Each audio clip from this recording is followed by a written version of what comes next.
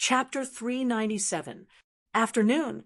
They left for the north after filling their stomachs. Only Su Fengnian, Lu Nerong, and Gong Sanyang knew that Xiao Chang, who was fighting alone, would definitely not show up. When they were going down the slope, Su Fengnian noticed Lu Nerong's complicated look, so he didn't bother to respond. In the past, when he gave a polite smile, his good intentions were treated as ill intentions. Why bother to be cold to someone? Thinking of this, Su Fengnian subconsciously glanced at Lu Nerong's but a few times. Her heroic spirit, cultivated from years of practicing martial arts, covered up the charm that a woman should have. But if you looked carefully, you would find that Lu Nerong's body was quite chewy, and her pair of long legs were especially tight and elastic. However, Su Fengnian just wanted to take advantage of the fact that no one was paying attention. In this desert, where there was no village or shop, any woman was a priceless treasure, let alone an outstanding woman like Lu Nerong. The sun was scorching, and the heat wave hit their faces. The members of the Fish Dragon gang were all sweating profusely. Lu Nerong rode on the horse, sweat dripping down her cheeks from time to time. Only Su Fengnian breathed in and out continuously. His precious big yellow haul, which was like a gift from heaven, made his whole body cool down. Wang Dashi, who was beside young Master Su, reduced the heat a lot. The young man didn't realize that he had taken advantage of young Master Su. He was only focused on silently reciting the formula of the fist technique. Young Master Su said that the clumsy bird flies first, and hard work makes up for it. Although Su Fengnian rode the horse leisurely, he didn't slack off at all. Other people practiced martial arts by racking their brains to take a shortcut to the realm, but His Royal Highness did the opposite. He specifically chose the most complicated meridian flow chart in the knife manual to regulate his breath. Other people preferred simplicity, and he preferred complexity. Only when the qi blocked and caused the chest to feel uncomfortable would he leisurely exhale a mouthful of stagnant qi. Inexplicably, the essence of the knife manual that Su Fengnian was practicing was actually a detailed description of Li Chuangong's sword Qi Rolling Dragon Wall, which was named Open Shoe Style on the manual. What a good sword Qi Rolling Dragon Wall! The qi in Su Fengnian's qi flowed wildly, as if thousands of sword qi were twisting his heart and lungs. Fortunately, His Royal Highness's face was as usual. Su Fengnian's qi didn't stop, but he narrowed his eyes and looked into the distance. A vigorous figure appeared out of thin air from a high slope. After jumping down, his feet stirred up a cloud of dust.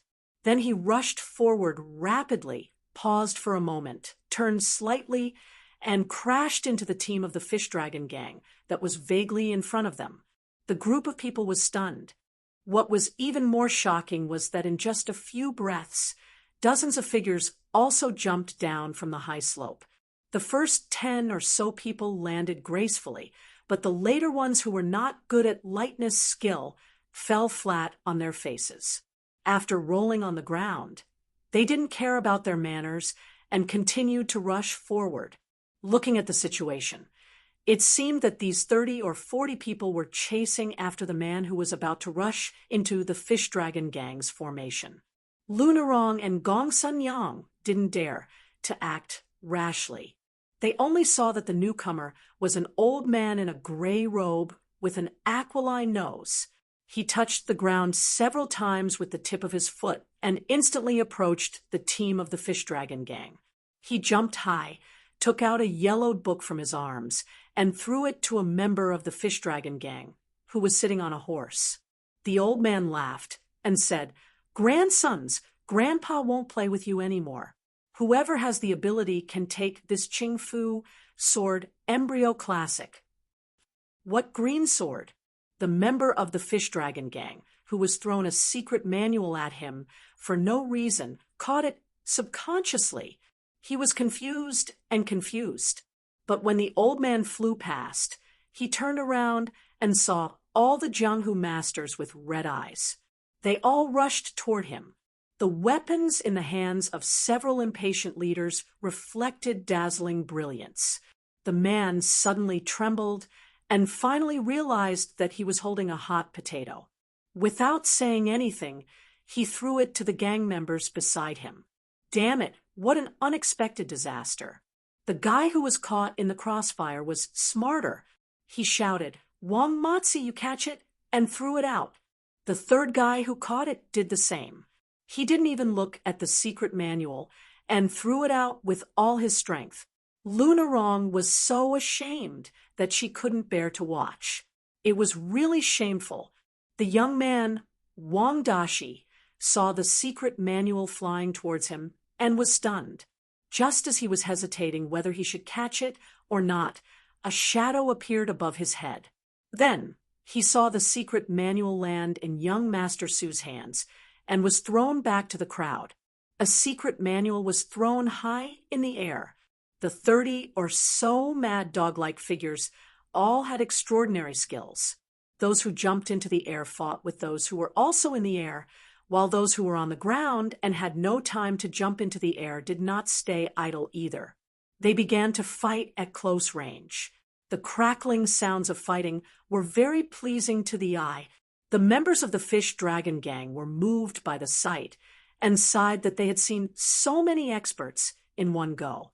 This trip to Northern Mang was really worth it. In a few moments, 3 or 4 people were lying on the ground motionless. They were all trying to kill. After the initial stage of fishing in troubled waters, a handsome swordsman in his 20s successfully grasped the martial arts secret manual that he had been dreaming of. Immediately, 6 of his allies who were also sword users retreated and formed a strange sword formation with the handsome young man to defend against the enemies. Su Fengnian narrowed his eyes. It turned out to be a rare chessboard sword formation. It could turn into a conical formation that could easily cut the opponent's body when attacking, and a Tianyuan formation that could be used to defend. It was very likely that this swordsman was from the chess and sword music school in Beimang. Su Fengnian wanted to remind these masters that the secret manual was probably fake, but he hesitated and gave up. He was about to signal Lunarong to move on and not get involved in this mess. The outstanding young swordsman in white took a closer look at the cover and really threw the secret manual on the ground. He said angrily, "It's fake. What kind of legend of the ram is this?" The old man with a hooked nose, who was as cunning as an old fox, had already escaped. The old man's lightness skill was better than everyone else's. With this delay, he could fly away. Lunarong watched the bustling scene and came to her senses. She wanted to leave this place, but the situation had already determined that the Fish Dragon Gang couldn't leave. Those heroes who had been chasing after the secret manual all stared at them with their eyes wide open. It was obvious that they wanted to vent their anger on the Fish Dragon Gang. The handsome young man from the chess and sword music school looked cold. He didn't take the lead to attack the Fish Dragon Gang. At least he had the bearing of a big sect. Lunarong was carefully thinking about her words. Unexpectedly, the man surnamed Su spoke first. "Heroes, every injustice has its perpetrator, and every debt has its debtor. We also suffered an undeserved disaster. There's no need to fight with each other, right?" Lunarong's heart was in a mess. She was afraid that these people would attack the Fish Dragon Gang together. The swordsman from the chess and sword music school smiled brightly. He held his long sword upside down, clasped his hands in front of his chest, and said generously, "That's true. Let's part ways here." A sharp-eyed guy who had stretched his neck to look at the book at the foot of the chess and sword music school recognized the cover. He said angrily, "It's really Legend of the Ram. This old thief is too insidious. Brother, let's continue to chase." The Fish Dragon Gang hurriedly took the initiative to separate from the front and back, making a path for them. Except for the few corpses who had lost their lives here, the remaining 30 or so people passed by in a line. The chess and sword music school was no exception. However, the young man with a green long sword stopped and asked Lunarong with a smile, "I'm Wang Weishue from the chess and sword music school. May I know your name, miss?" After hearing his words, a few boorish men in the front who didn't get along with him didn't stop and muttered, "He came to steal the secret manual, but didn't forget to hook up with the roadside weeds. What a bastard! When did the chess and sword music school have such a refined scum? A piece of *T spoils a pot of porridge. Public morals are degenerating day by day." The swordsman who called himself Wang Weishue turned a deaf ear to them. He just raised his head and looked at Lunarong with a smile. The other 6 disciples of the school ran forward with the others. Su Fengnian smiled. "That secret manual is real." Lunarong said indifferently due to etiquette, "Lunarong from Lingzhou." The swordsman saw the crowd go away from the corner of his eye. He stopped smiling and walked to the secret manual unhurriedly. He bent down to pick it up and put it in his arms. Before he left, he smiled at the shocked Lunarong and said, "Miss, you have beautiful legs. If I have the chance, I must touch them. Then I won't waste my life." Chapter 398. When Chao Chongqing and the emperor played chess, the eunuch bent down to hold the chess box. The empress saw the ribbon of the emperor's virtuous crown fall, so she reached out to help him fasten it. The emperor took pity on the 8 dippers of chess beside him. So when he saw this, he only smiled knowingly and was not angry at all. This beautiful story was passed down from falsehood. Later in the literary world, it was said that when Chao Chongqing was drunk, he directly called the eunuch by his name and shouted for him to take off his boots. This made the scholars endlessly daydream. But this was something that could only happen in the West Chu dynasty. Today's imperial court, as well as most people's Jianghu, were far less poetic and picturesque. The great literati singing the song of the great river east with an iron pipa was undoubtedly heroic, but the common people who made a living on the river day and night would inevitably spit a few mouthfuls of saliva into the river when the harvest was not good. The corpses in front of the fish dragon gang, who failed to snatch the secret manual and lost their lives, were just like the old saying, "When the hand raises the knife, the body will be carried away." Su Fengnian quietly dismounted from his horse and went to the corpses. He squatted down and rummaged through the corpses, as if he wanted to take advantage of the dead people's wealth. Lunarong was originally a little embarrassed by the behavior of her gang members, but when she saw that the man surnamed Su did not care about the morality of Jianghu, she turned her head away. As for the words of the swordsman from the chess and sword music school, other than the shame and anger that she had to show to her gang members, her heart had already become numb. Whether it was Zhou Ziru, who relied on his power to kill people, or this Beimang swordsman who relied on his astuteness to snatch the secret manual, weren't they all the same kind of people who looked elegant on the outside, but were actually the same kind of people? She held a grudge against the man surnamed Su, but she accepted his straightforwardness more. At the very least, he never pretended to be a bad person. The lecher from the chess, sword, and music house was not stupid. Once he was done with his mouth, he started to run away. However, he had only run 70 to 80 feet when he was intercepted by someone. It was the gray-robed old man with an aquiline nose who had taken the initiative to return to the danger zone. The old man had a ferocious appearance and dark purple lips. He laughed and said, "Wang Weishue, in this game of cat and mouse, you're the one who used your mind the most. In the end, you're too smart for your own good. After I kill you, I'll take the green stallion and frame these Liang barbarians." When Wang Weishue saw the old man with a hooked nose, he did not show any fear. He took out the secret manual from his chest and laughed. "Old immortal song, you must be joking." How is this cat and mouse? It is clearly a cat and tiger who overestimates its own strength. Before I left the chess and sword music school, my teachers told me to just borrow it from Old Immortal Song, and I will return it with both hands. I will not rob it, but if Old Immortal Song is unwilling to lend it to me, I will return it to its rightful owner. There is no need for Old Immortal Song to do anything. It is just that everyone in Jianghu says that Old Immortal Song will seek revenge for the smallest grievance. I, Wang Weishue, am still young, so I am not sure if I have offended Old Immortal Song.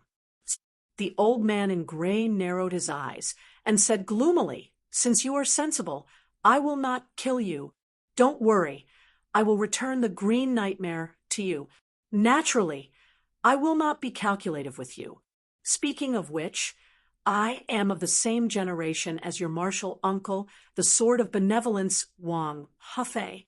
If I am not wrong, this green nightmare from the Wu family sword tomb is what your teacher with an interesting name wants. Boy, don't worry. After I understand the swordsmanship manual, I will naturally go to your chess and sword music school and exchange it with you. Don't waste my time. Give it to me."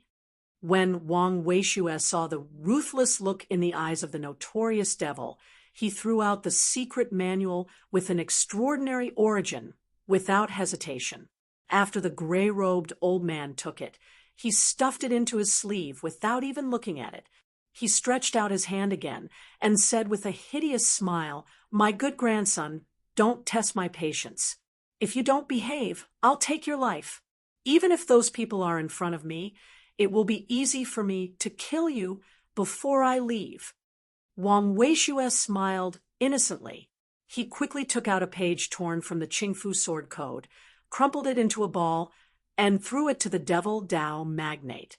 Wang Weishue praised, "Elder Song's foresight is amazing.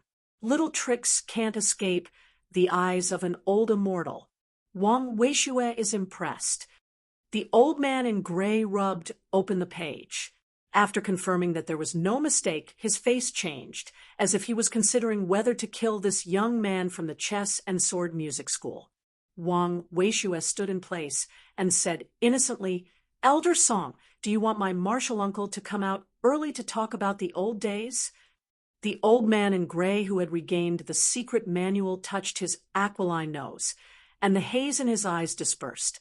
He laughed heartily and said, "Your grandson's temperament is quite different from the rotten wood of the chess, sword, and music school. It's a pity that he joined the wrong sect. If I saw him earlier, I might have taken him in and trained him well." Wang Weishue, who lost the secret manual, was even happier. He smiled and said, "What a pity, Elder Song. It seems that I am not so lucky." The old man turned and left. His body was like an eagle and disappeared in a few jumps. Su Fengnian searched for a long time. Except for a few hundred taels of silver notes and a few porcelain bottles, he did not find a single secret manual. It seemed that these Jianghu people also knew that fighting for secret manuals was a matter of life and death, so they did not dare to take the really valuable things with them. The old man in gray, who dared not to take the chess and sword music school, seriously, was obviously not a weak person. Judging by his lightness skill, he was firmly in the second class. If one did not have the ability to fight for such a person, one would not dare to join in the fun. Moreover, the most dangerous thing about fighting for secret manuals was to be on guard against attacks from all sides. When the spring and autumn period was still around, the martial arts world elected a leader who had both fame and strength. He led a large team of 400 or 500 people to fight against an old devil in the Finger Mystery realm. Killing the devil only cost about 100 lives. After that, ownerless treasures appeared, and many people died. The leader was even chopped into meat paste by his peers. After the tragedy, there was still another tragedy. The leader's manor was turned into ashes overnight. His parents, wife, children, and servants all died. From then on, no one was willing to be the leader of the martial arts world. Wang Weishua, the Yu House swordsman who was destined to return empty-handed, slapped himself in the face in front of everyone. He then walked to the fish dragon gang and said shamelessly, "Miss Lu, it is fate that we met. I want to go to Lucheng. Can you lend me a horse to accompany you? If you don't have a spare horse, we can share one." Lunarong was angry. Su Fengnian stood up and said with a smile, "You can borrow my horse." Wang Weishua smiled and said, "Do you think you are worthy?" Su Fengnian smiled and ignored this swordsman from a famous family. He said to Lunarong, "I will go after that old man and see if I can find a master." The fish dragon gang looked at each other. This Su guy's face and courage were not inferior to that bastard Wang Weishua's at all. Chapter 399. After Su Fengnian finished speaking, he slowly walked towards the direction that the gray-clothed old man had escaped to. Gong Sun Yang, who was sitting in the carriage, looked at the back of this person and sighed. He then saw the handsome student from the chess and sword music school get on the horse after some hesitation and stick to Lunarong's side. On the contrary, Gong Sun Yang's expression was calm. Su Fengnian passed a hillside that blocked his view. Just as he was about to rush forward, he saw the gray-clothed old man holding a small flying ant between his two fingers. The little thing appeared in the blink of an eye and disappeared in the blink of an eye. It was clearly a southern barbarian venomous insect. Seeing Su Fengnian's figure, the old man with a hooked nose crushed the small insect and sneered, "Kid, playing with two ant-venomous insects in front of your grandfather. What a joke." Another flying ant appeared in front of Su Fengnian's eyes. It fell to the ground and struggled for a while before dying. When he was tracking Xiao Chong, he also relied on this venomous insect from Shuxiu. At this moment, he looked at the gray-clothed old man and cupped his fist with a smile. "I've heard of the Wu family's sword tomb's green grass sword embryo nurturing secret technique. It's very mysterious, so I wanted to borrow it from you. It'll only take a cup of tea's time, and I'll return it after reading it. If there's any disrespect, please forgive me." After the gray-clothed old man crushed the venomous insect, he was still rubbing his fingers.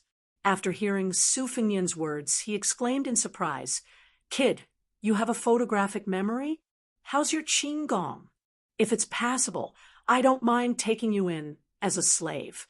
In the future, we can sneak into the forbidden areas of Jianghu and find suitable secret manuals for you to memorize. This will save this old man a lot of trouble." Su Fengnian smiled bitterly. "You want to take Wang Weishua as your disciple, but why am I a slave?" The old man was straightforward. A green scorpion the size of a fingernail pierced through his skin and crawled out from the back of his hand. It raised a pair of small pincers and made a hissing sound. He sneered, "That kid's father is in charge of the military and political power of Beimang's Aquarius state. You only know a little bit of witchcraft. You're too far away from orthodox witchcraft. Tell me, who do you think you are?" Su Fengnian lowered his head and saw thousands of scorpions swarming over. He said helplessly, "But Senior Scorpion Goo is only an unorthodox method. It's far from being as imposing as the jade pipa of the 6 great Goo kings." The Tidewater scorpions trapped Su Fengnian in the middle. The gray-robed old man, who had been exposed, was not angry. He stopped the scorpions from moving forward and exclaimed again. This time, he was really surprised. "You know about the jade pipa, a great creation immortal item? Normally, the juniors who have some skill in playing with goo would not know about the 6 great Goo kings. This old man has underestimated you. I thought you were just an ordinary rich kid. I didn't expect you to be so knowledgeable. Tell me, what's your family background?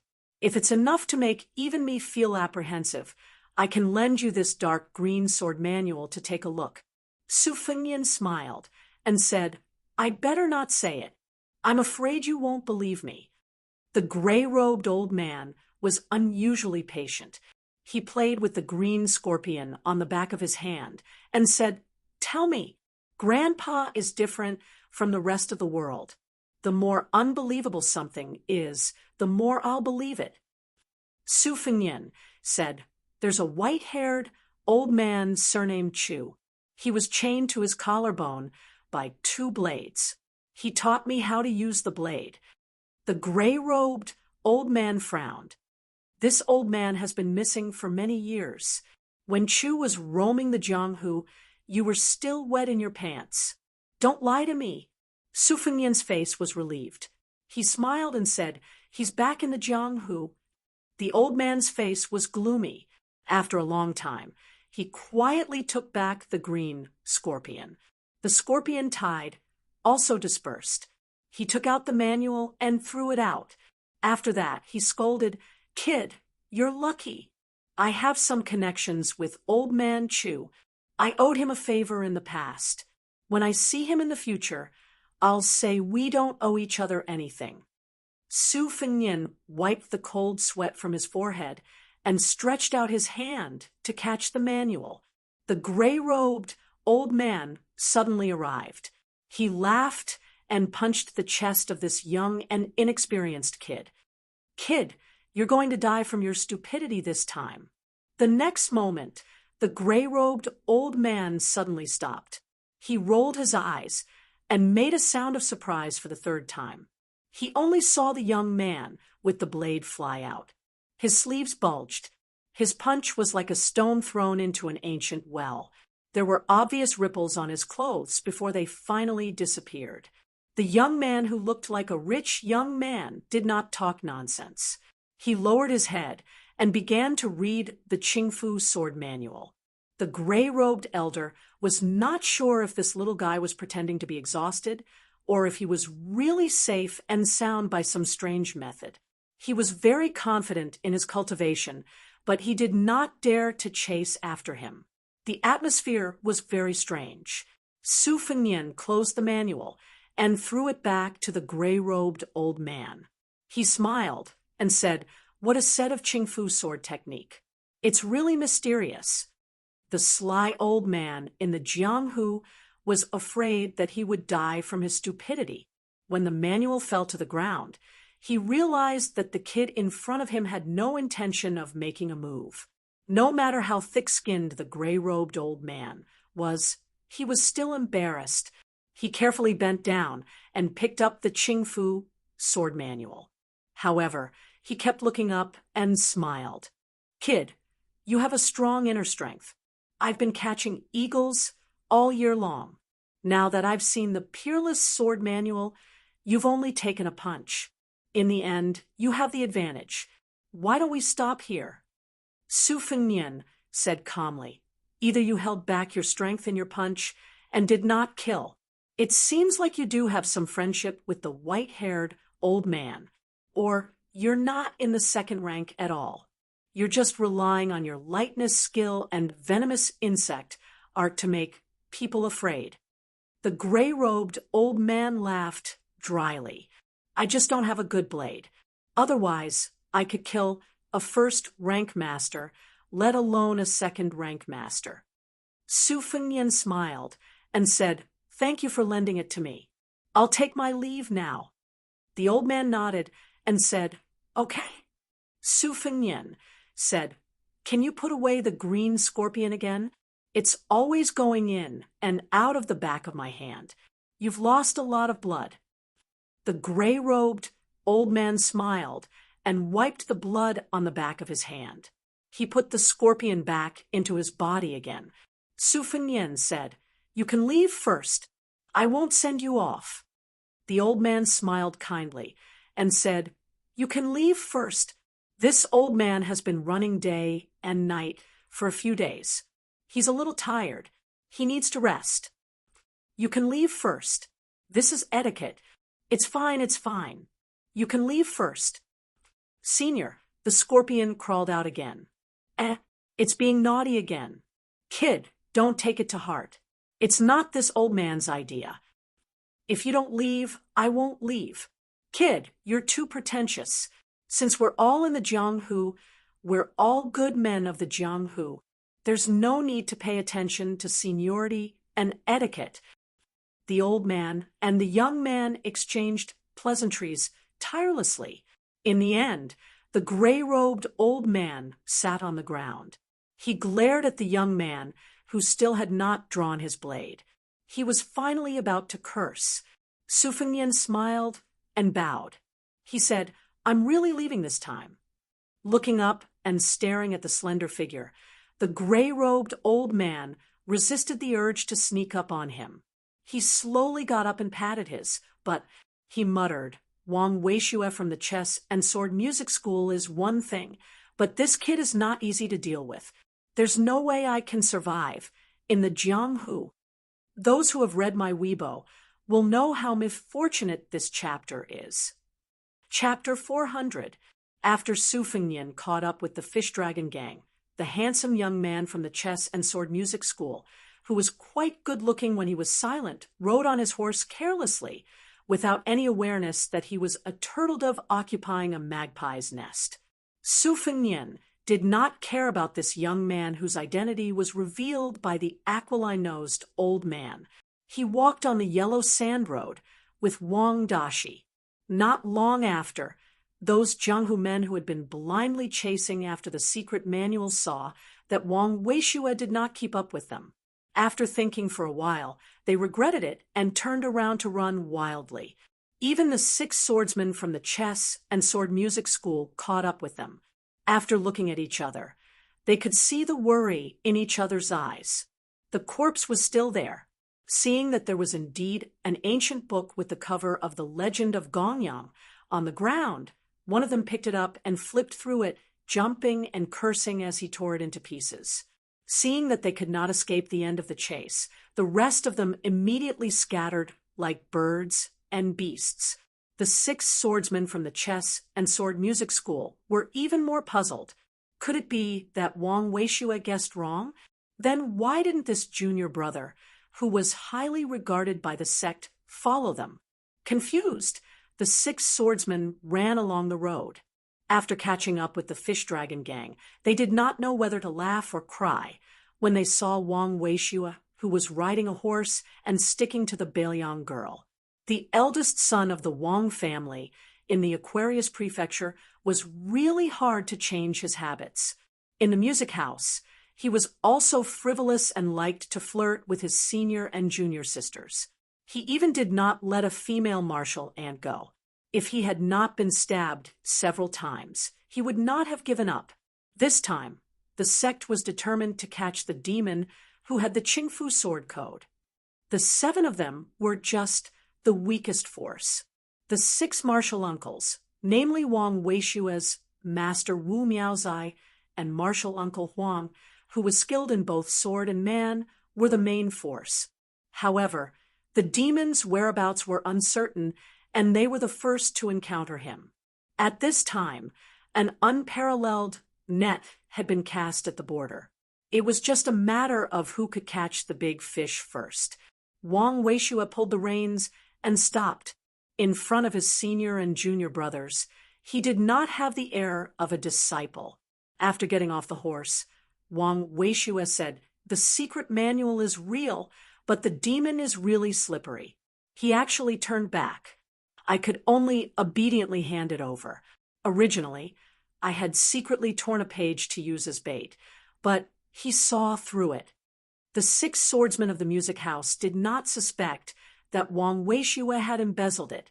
It was not that they were so open-minded, but they all knew Wang Weishue's identity. He entered the chess and sword music school, not because he was greedy for the peerless martial arts.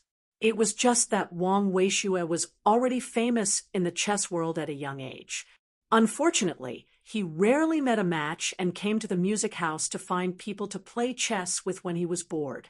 When it came to swordsmanship, he was always inexperienced. Even his master felt sorry for his talent in swordsmanship. In the distance, firecrackers sounded in the air. It was not uncommon to use firecrackers to send messages. However, the chess and sword music school's firecrackers were definitely unique in Beimeng. There was no need for his senior and junior brothers to remind him. Wang Weishua led the horse to Lunarong and said with a smile, "Can I borrow some dry food and water from Miss Lu?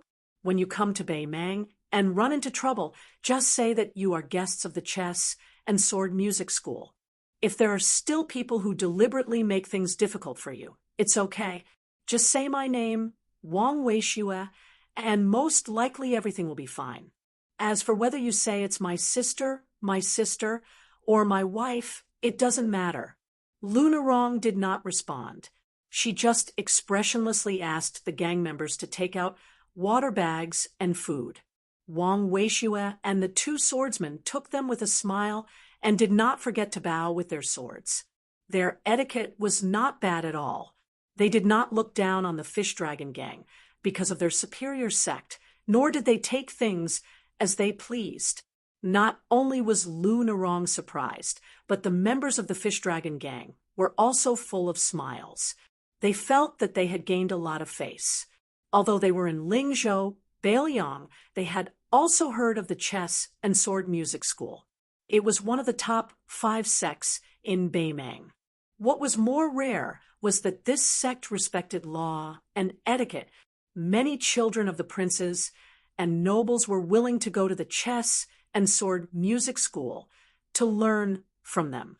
Compared to them, the Fish Dragon gang was not even a match for them. Wang Weishua led the horse to Su Fengnian, who was next to the young Wang Dashi. He loosened the reins and took off the priceless jade pendant from his waist. He said with a smile, "I have never been stingy. I borrowed your horse to ride for a while. This snake wall is a reward for you. Don't pawn it or wear it casually. The shop can't afford the price, and it is easy for people to be greedy at the sight of money. Do you know what it means when an ordinary man has a jade pendant?"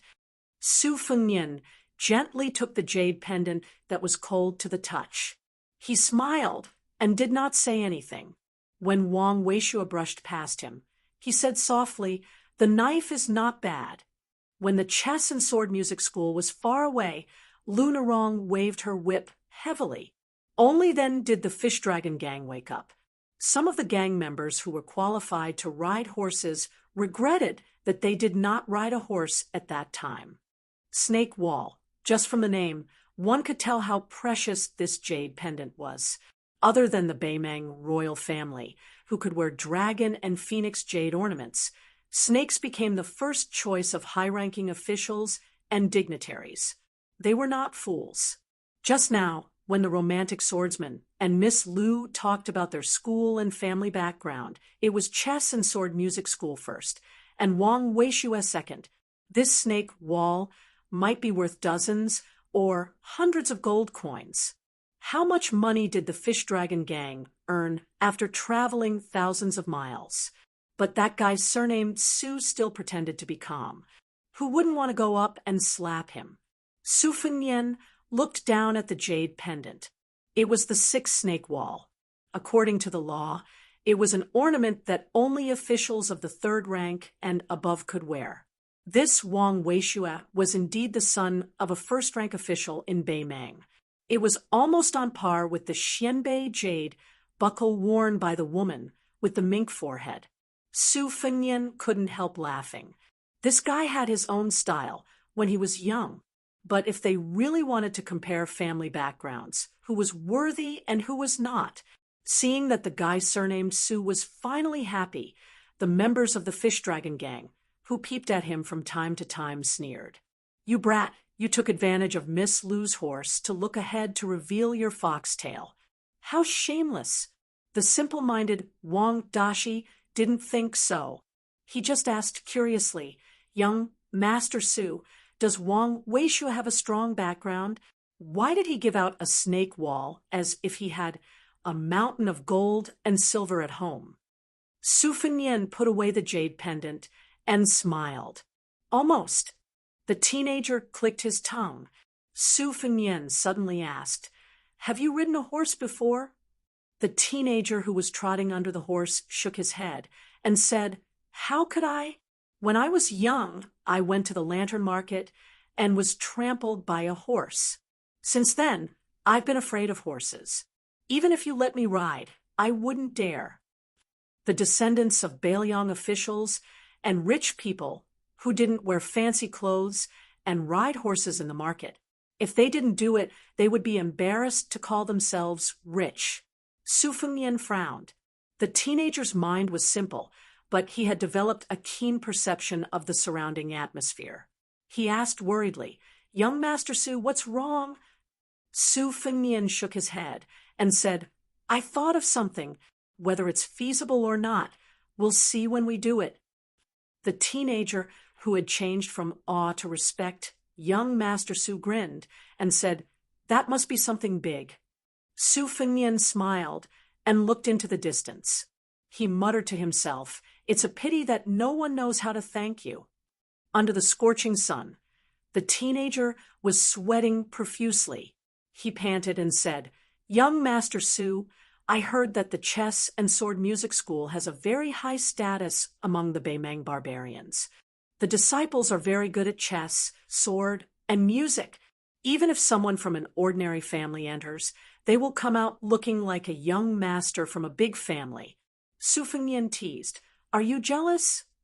The teenager quickly waved his hand and said, "No matter how good it is, it's still a school of the Baemang barbarians. I won't enter even if you beg me."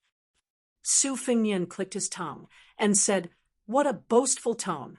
The teenager, who was out of breath, said bitterly, "Young Master Su, I can't talk anymore. If I do, I won't be able to run anymore." Su Fengnian nodded. He began to use his memory to search for information about Wang Weishue and the chess and sword music school. The number of provinces in Baemang was far less than that of the Liang dynasty, which had unified the spring and autumn period. There were only 8 provinces. The names of the provinces that had been passed down for hundreds of years had all been changed by the Empress of Baemang. They were Gu Sai Long Yudong Jinshi River, Jin Chan Yu Toad, Baoping Juzi. Wang Weishue's old man should be the governor of Baoping province. He was an important official with real power in Baemang, who completely controlled the province. Baemang had never divided the governor's authority, unlike the current Liang dynasty, where the governor and administrator kept each other in check. Therefore, if one became the governor of Baemang without any authority, one would only be laughed at. However, this kind of situation rarely happened. Those who could become the overlord of a province were all officials with great talent and bold vision. The Empress of Baemang had never denied her trust in these 8 officials. She spoke bluntly, far more than those children in the palace who were not familiar with her. Currently, of the 8 governors of Baemang, only one was from the royal family, and it was from Juzi, which was ranked at the bottom. Baoping province was the only land in Baemang with fertile land that did not lose out to Jiangnan in terms of military provisions. Although its territory was not large, the governor's authority in Baoping province was exceptionally heavy. The teenager, Wang Dashi, said that Wang Weishue's family was sitting on a mountain of gold. He really hit the nail on the head. Therefore, Snake Climbing Wall, which was worth hundreds of gold, was a drop in the ocean for the governor of Baoping province. Baemang's Jianghu was similar to its small number of provinces. It was far from the Liang dynasty, where hundreds of schools contended with each other. The connections and resources were mostly monopolized by the 30 or so big sections. The rest of the gangs were just struggling at death's door, stretching their necks to ask for some leftovers. Chapter 401. It was not easy for the chess and sword music school to be one of the top 3 schools among these behemoths. There were many talented people in the U House, and every head of the U House was a brilliant genius.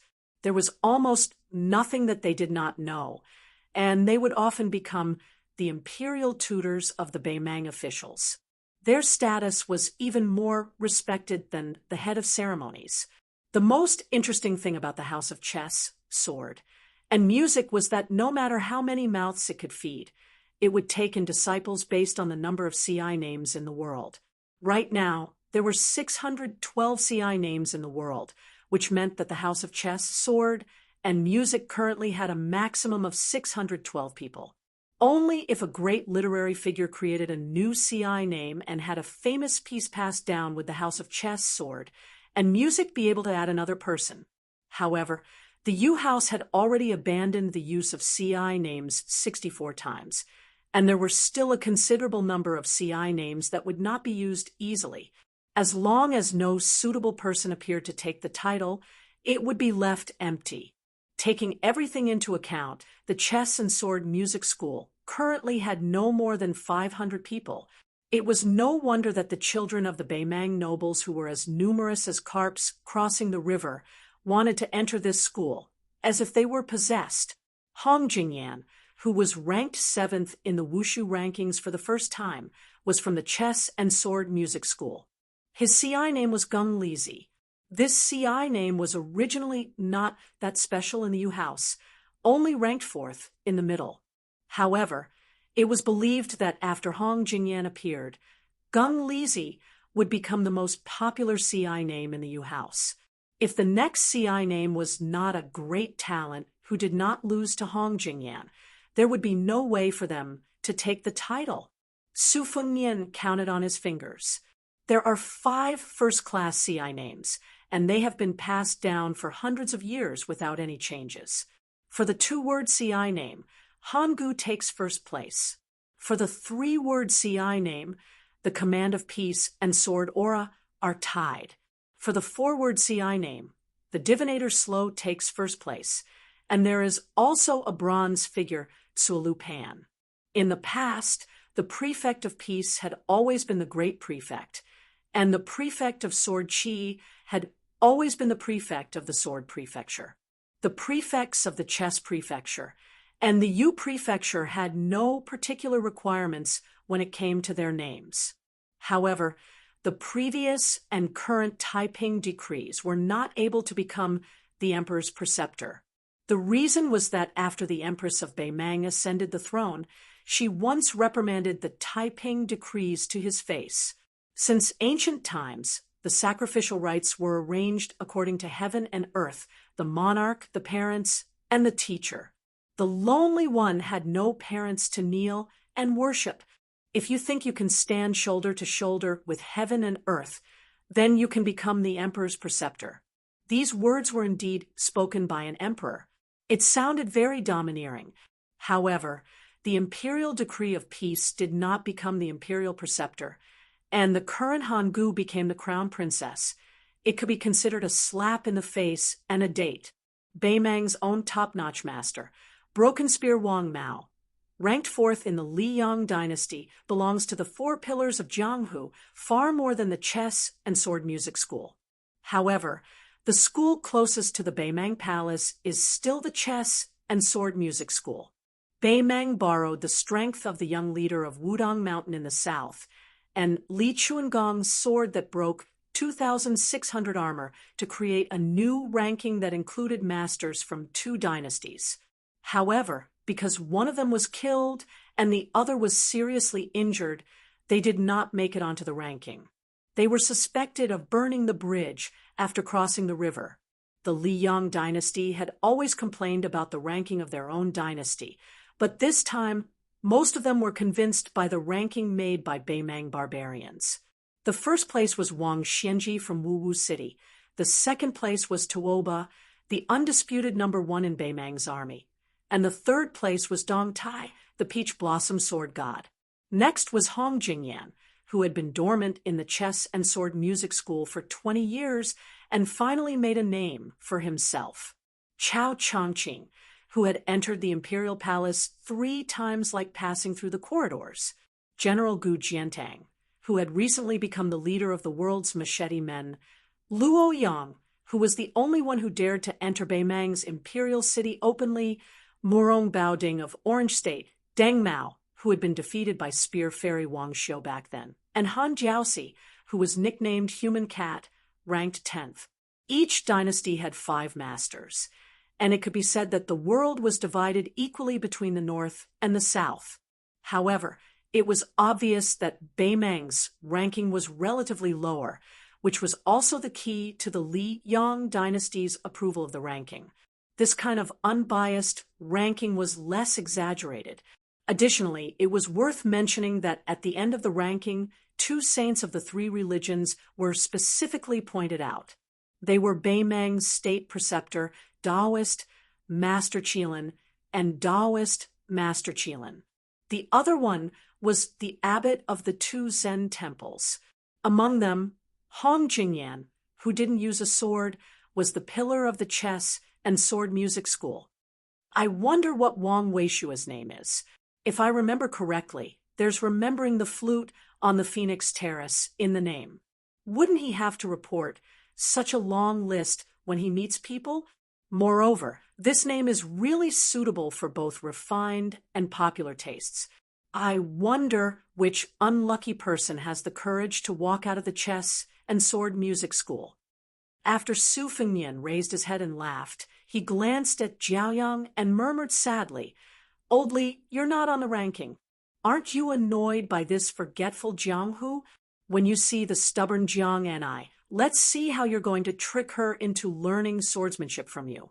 As for the bull riding guy, you bastard, why don't you stay a little longer? Martial arts is the best in the world.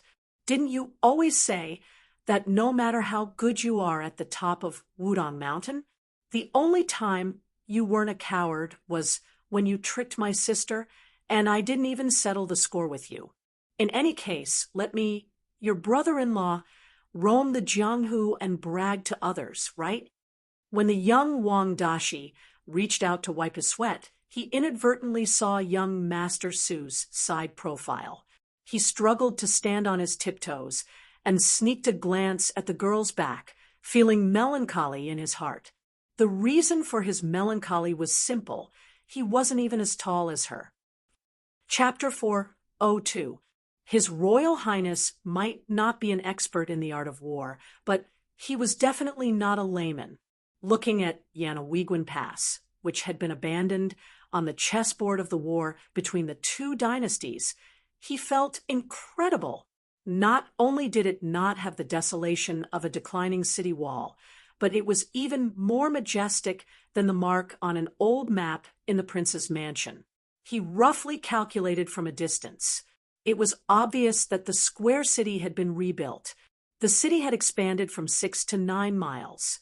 The city walls were made of rammed earth and bricks. There were battlements outside the city, and there were countless horse-stopping walls covered with bricks. Even the commanding platform had been erected. It looked like a miniature fishing platform. Su Fengnian, who did not intend to enter the city, immediately recommended himself after looking at the city wall of Yanahuiguan Pass from afar. He followed Lu Nerong, Gong Sanyang, and the 3 young men from the Fish Dragon gang into the city. Since there were no city guards, there was no need for any guide.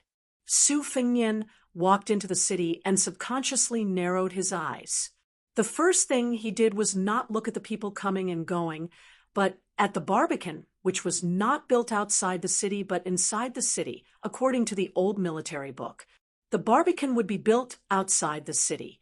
Moreover, the inner Barbican of Yanahuiguan Pass had holes dug in the city wall for soldiers to hide. Su Fengnian had heard Li Yishan and Su Xiao talk about military affairs at the strategic level. They occasionally mentioned the improvement of the Barbican, so there was the idea of setting up the Barbican to hide soldiers. However, the inner Barbican was mostly used as a defensive posture for big cities. Yanahuiguan Pass, which was sandwiched between the two dynasties, could withstand the ravages of thousands of iron cavalry, even if it had to defend desperately, without anyone to rely on in the barren desert, isolated, and without help. Yanahuiguan was a piece of chicken rib that could not be tasted good no matter how much seasoning was added. To actually spend so much money and effort, what was the intention of the mastermind behind this? Su Fengnian suddenly had an impulse to pull out this nail. Gong Sanyang, who had been exiled in Beimang when he was a teenager, showed a strong sense of nostalgia.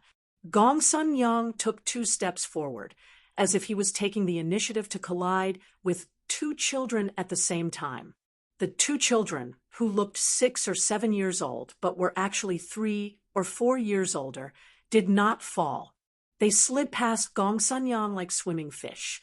Seeing Lu Narong's surprise, Gong Sun Yang chuckled and said, "It's just a few taels of silver." This is called paying respect to a stake in the mountains at the border. It's a common thing. If you don't pay, these children have a lot of local gangsters behind them, which is tantamount to slapping them in the face. You can't avoid being blackmailed by a large group of people, but you can't pay too much. Few fools carry too much money when they go out. Once you become a fat sheep to be slaughtered, it will be more troublesome. Following the direction of Gong Sun Yang's hidden gaze, Lu Narong really saw a middle-aged man with a ruffian aura at the corner of the street. He took the money bag from a child and weighed it in his hand. When he met Lu Narong's eyes, the face of the man with the hideous tattoos on his arm didn't change at all. Instead, he impatiently gestured for her to get lost. Lu Narong did not know whether to laugh or cry. She whispered to Gong Sun Yang, "In Yanhuiguan Pass, are all thieves so bold?" Gong Sun Yang, who was limping, smiled and said, "Here, officials and soldiers are all rats crossing the street. Thieves and bandits are the bosses." Gong Sun Yang hesitated and said, "Miss, we can't stay here for long. Last time at Tuma Pass, the old man thought he was going to die. He did not want the horn bow that had accompanied him for most of his life to be drawn, so he broke the bowstring himself. The bowstring is specially made, and the material can only be found at the border. The shop is not easy to find." Lu Narong nodded and said, "It's not a problem. Uncle Gongsun can go find the string. Let's arrange to meet at the city gate in 2 hours. Is that okay?" Gong Sun Yang thought for a moment and said, "Miss, remember not to enter the shops with little business. Most of these shops have big backers to be able to take root in Yanhuiguan Pass. They make a lot of money and are not easy to deal with. Also, buying things in a place like Yanhuiguan was naturally a lot more expensive than buying things in other places. This money should not be distressed. The more you haggled, the more those shrewd merchants would sell things at a higher price. They would not feel any pain even if they shouted the price to the heavens.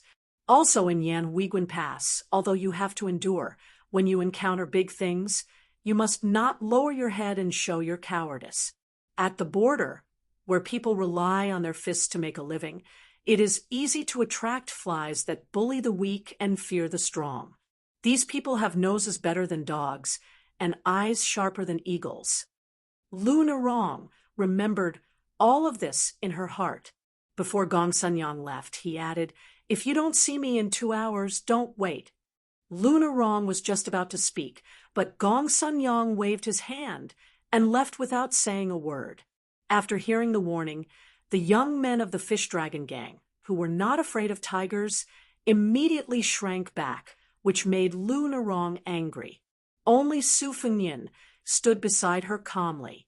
He had the potential to attract flies, which had attracted the interest of the woman with the mink forehead, and also the ability to frighten some snakes and rats. After all, a young master who dared to enter Yanhuiguan Pass was not a weak scholar. He would only come to the border to study if he had nothing better to do. Previously, there was a great literary master who was famous for his frontier poems and only took his page to visit the border. In less than half a month, someone took his broken finger to ask for a huge ransom from his family. Fortunately, his family was rich, and he handed over the money. The border kidnappers were quite trustworthy. Moreover, the literary master had a relationship with the border army, so he went back alive. As for the page boy, it was said that he was dismembered by the impatient kidnappers who waited for the ransom. At the real border, the folk customs were extremely simple and plain. As Lunarong, Su Fengnian, and the others walked, a woman wearing skimpy clothes walked towards them. Her clothes were thin, and her breasts were swaying. The woman was petite, and she was half a head shorter than Lunarong. However, when a burly man bumped into her chest, she quickly kicked him in the groin. She lifted her leg and retracted it in one breath. She didn't even look at the man, who was 3 times her weight, but was rolling on the ground. She probably despised him for being noisy, so she turned around and kicked the hairy man in the chest. Her embroidered shoe directly stepped into the pitiful man's chest. The woman's expression didn't change as she lifted her foot up, and blood dripped down endlessly. Some cheered loudly, some ridiculed, but there was no one who spoke up for justice when they saw a murder case. When the woman saw Su Fengnian, she smiled charmingly. When the two brushed past each other, she slapped Su Fengnian's butt loudly. The 3 people from the fish dragons behind Su Fengnian were stunned. Lunarong turned her head and looked at the woman, who didn't forget to look back at Su Fengnian. Then she looked at the man surnamed Su, who was walking straight ahead. As if sensing Lunarong's resentment, Su Fengnian said helplessly, "What? Do you want me to shout molestation? When the time comes, you'll be the only heroine on the whole street. It'll be fun." Lunarong turned her head, and the corners of her mouth curled up. Chapter 4:03. The 3 members of the Fish Dragon gang couldn't understand why Su always took all the good things for himself. When they were at Falling Horse Pass, the plump beauty with the mink fur coat almost wanted to snatch this pretty boy. When they entered the city, they got a snake wall for no reason. Now, they had only been in the city for a short while, and he was being teased by a woman whose breasts could suffocate a man to death. Comparisons were odious. The 3 of them rolled their eyes and glared daggers at Su. After a while, they were no longer frightened by the notoriety of Yanhui Pass. Lunarong, who was afraid that the 3 of them would be exposed, felt relieved. Following Gong Sun Yang's instructions, she went to a few popular shops and bought some dry food and water. The price of water here was as expensive as oil. If it wasn't for Gong Sun Yang's reminder, Lunarong really wanted to turn around and leave when she saw the shopkeeper squatting by the well with a ladle. When she heard the man's obscene words, saying that he would give her a ladle of water if she just touched his hand, she almost pulled out her sword and stabbed him. She could only stay a few steps away and let Su deal with these hooligans. Lunarong stroked her rapidly heaving chest and subconsciously looked down. She didn't feel it before, but compared to the shameless woman just now, it seemed that her breasts were really not big. While she was in a trance, someone patted her shoulder. Lunarong, who seemed to have seen through her shameful thoughts, blushed but pretended to be ferocious and looked very awkward. She saw Su standing in front of her with a gourd ladle filled with well water. Lunarong frowned. Su smiled and said, "Don't worry, this is my treat. I lied to the man who sold the well water that you are my sister. I promised to introduce you to him later. This ladle of water was originally sold to strangers for 3 taels of silver, but now it's only half a string of money. Anyway, I'm borrowing your favor, so there's no need to feel guilty about drinking it, right?" Lunarong hesitated for a moment and squeezed out a smile. "Forget it. I'll just put it in the water bag." Su Fengnian looked at the young woman, whose lips were so dry that they were bleeding. He was angry and amused at the same time. "I said it was for you to drink. I took advantage of your favor because I was a rascal. Why are you learning from me? Do you want to drink it?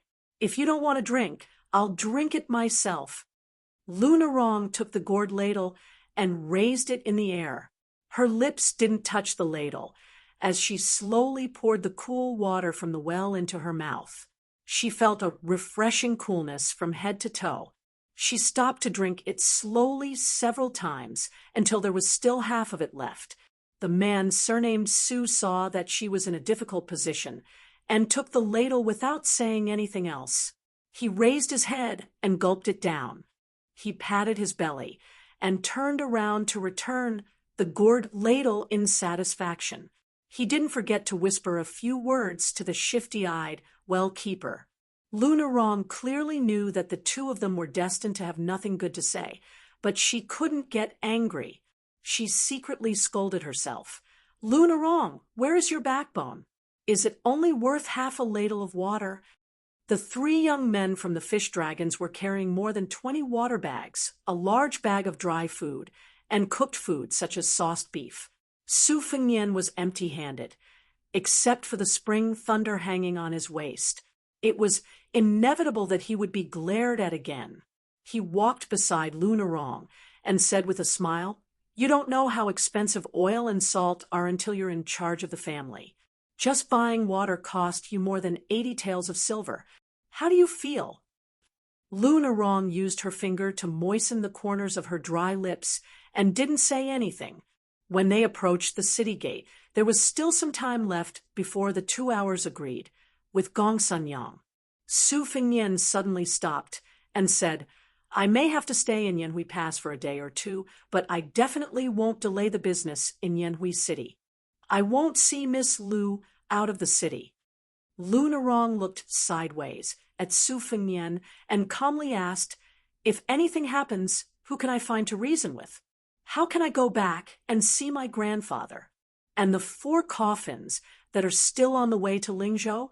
Will I be qualified to go to the morning hall to burn incense?" Su Fengnian frowned slightly and was thinking about what to say. Lunarong let out a long breath and said softly, "I've vented my anger. Young Master Su is magnanimous, so don't lower yourself to my level. You just have to be careful." Su Fengnian wanted to say something, but stopped. In the end, he just waved his hand and turned to walk back into the city.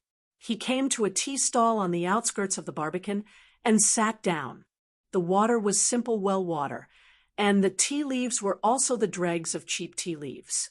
It was not an exaggeration for a familiar face in Yanhui Pass to pay for water, especially for the residents who had taken root. Drinking well water did not cost much, but a bowl of tea would cost half a dozen coins. In the end, it did not matter if the tea was good or bad. To be able to travel thousands of li from Jiangnan or Shishu to Yanhui Pass on the Tea Horse Ancient Road, even if it was tea dregs that could not be placed in a banquet in the south of the Liang dynasty, it was not cheap. Su Fengnian originally had around 300 taels of silver on him. Later, he took advantage of the burning house and plundered around 200 taels of silver in banknotes. He could still afford to drink a few bowls of tea. He quietly waited for the boiling tea to warm up and took a sip, looking at the Barbican that did not fit into the military system of the 2 dynasties. Su Fengnian's brows were gloomy. Along the way, he even squatted in a corner for half a day. He noticed that the drainage troughs made of bricks on the inner walls were meticulously built. They were built like this, and they were maintained like this. Slowly retracting his gaze, Su Fengnian prepared to walk around the city 2 more times later. Besides, after arriving at this quiet Yanhuiguan Pass, where the frost-heavy drum was, if he continued to head north, he would truly arrive at Beimeng. The owner of the tavern was a middle-aged man. Looking at Su Fengnian's appearance, he did not seem to be lacking in money, so he shamelessly mentioned how authentic his braised beef was. Su Fengnian agreed with a smile. As the sun set in the west, wild geese from the south flew overhead. A plate of steaming roast meat was placed on the table. Su Fengnian picked up a piece with his chopsticks. Unsurprisingly, it was wild beef from the local area. Of course, it was not as delicious as yellow beef. However, the tavern owner, who was selling tea and cooking ladles, was somewhat quick-witted. He took a type of vegetable that was known as everlasting spring and marinated it in the roast meat. It was better than any other spices. This large plate of roast beef looked extraordinary, and its taste was also mouth-watering. Su Fengnian simply asked the tavern owner to replace the tea with wine, and then asked him to go to the stall next door that sold pancakes to buy 2 large pieces. This meal was very comfortable. Su Fengnian raised his head and saw a travel-worn old scholar. He was short and carried a large bamboo bookcase that was seriously disproportionate to his body size. His figure could be considered vigorous. When he smelled the aroma of the wine, pancakes, and beef, his appetite was aroused. He sat down heavily, took off the bookcase, and casually placed it at his feet. He rubbed his shoulders and waved to the tavern owner, saying, "Please give me the same meal as this young master." The tavern owner's ability to judge people was already practiced to the point of perfection.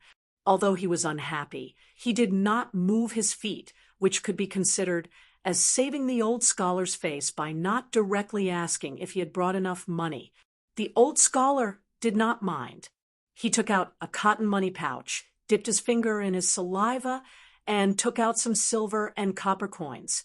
He divided them into 2 piles and pushed one pile toward the tavern owner. The latter made mistakes when judging people, but when it came to money, his eyes were sharp and golden. He wiped the money on the table and put the silver and copper coins into his sleeves. His face was full of smiles, and he hurriedly took out some wine and shouted for the stall next door to bring 2 pancakes over, saying that he owed the tavern owner money first. Then he busied himself with the braised beef. Not long after, he brought the same dish of everlasting spring beef to the old scholar. The white-haired old scholar patted the dust on his sleeves, raising a lot of dust. He held the pancake in one hand and the chopsticks in the other. The bowl of wine was placed in front of him so that he could drink it if he lowered his head. He ate the pancake with the wine and meat. He was already very busy, but the old scholar was still unwilling to stop. He said that the beef nourished qi and blood and was beneficial to the qi disc. He also said that the everlasting spring beef could clear the eyes and remove annoyances, detoxify, and clear away heat. He chattered nonstop, but the pedantic old scholar ate very slowly. The customers at the nearby tables were already envious of the old man eating heartily. They could not stand his chatter, so they threw their money and left. This made the tavern owner, who could not wait for the customers to leave, very happy. No matter how much Su Fengnian chewed and swallowed, he still put down his chopsticks after he finished eating. He asked the owner of the tea house, "Is there a shop in the city that makes bows? It's best if it's an old shop." Yan Huiguan was only so big, and the owner of the tea house had lived here for 5 or 6 years. He could walk down with his eyes closed. He rewarded himself with half a bowl of wine and replied with a smile, "There is. Why not? It's just 2 streets away. The old man's surname is Zhang, and the bow is long. He casually takes out a bow embryo from his shop and can make people jealous. It has been passed down from generation to generation, and the craftsmanship has been passed down for more than 10 generations. I heard that he used to be the royal craftsman of Dongyue and Shishu. Old Zhang came to our Yan Huiguan early. His daughter-in-law is a local, and his grandson was born here. Can young master draw a bow? But I'll say the ugly words first. Old Zhang has a strange temper. There's a 2-stone bow hanging in front of the shop. If you can't draw it properly, you won't be allowed to enter. If young master's arm strength is average, don't go and ask for humiliation." Su Fengnian said, "Oh, a 2-stone bow. I can't draw it properly." Su Fengnian regretfully asked, "Is there a shop where I can buy a bow embryo without drawing it? I can't afford a bow that's too good."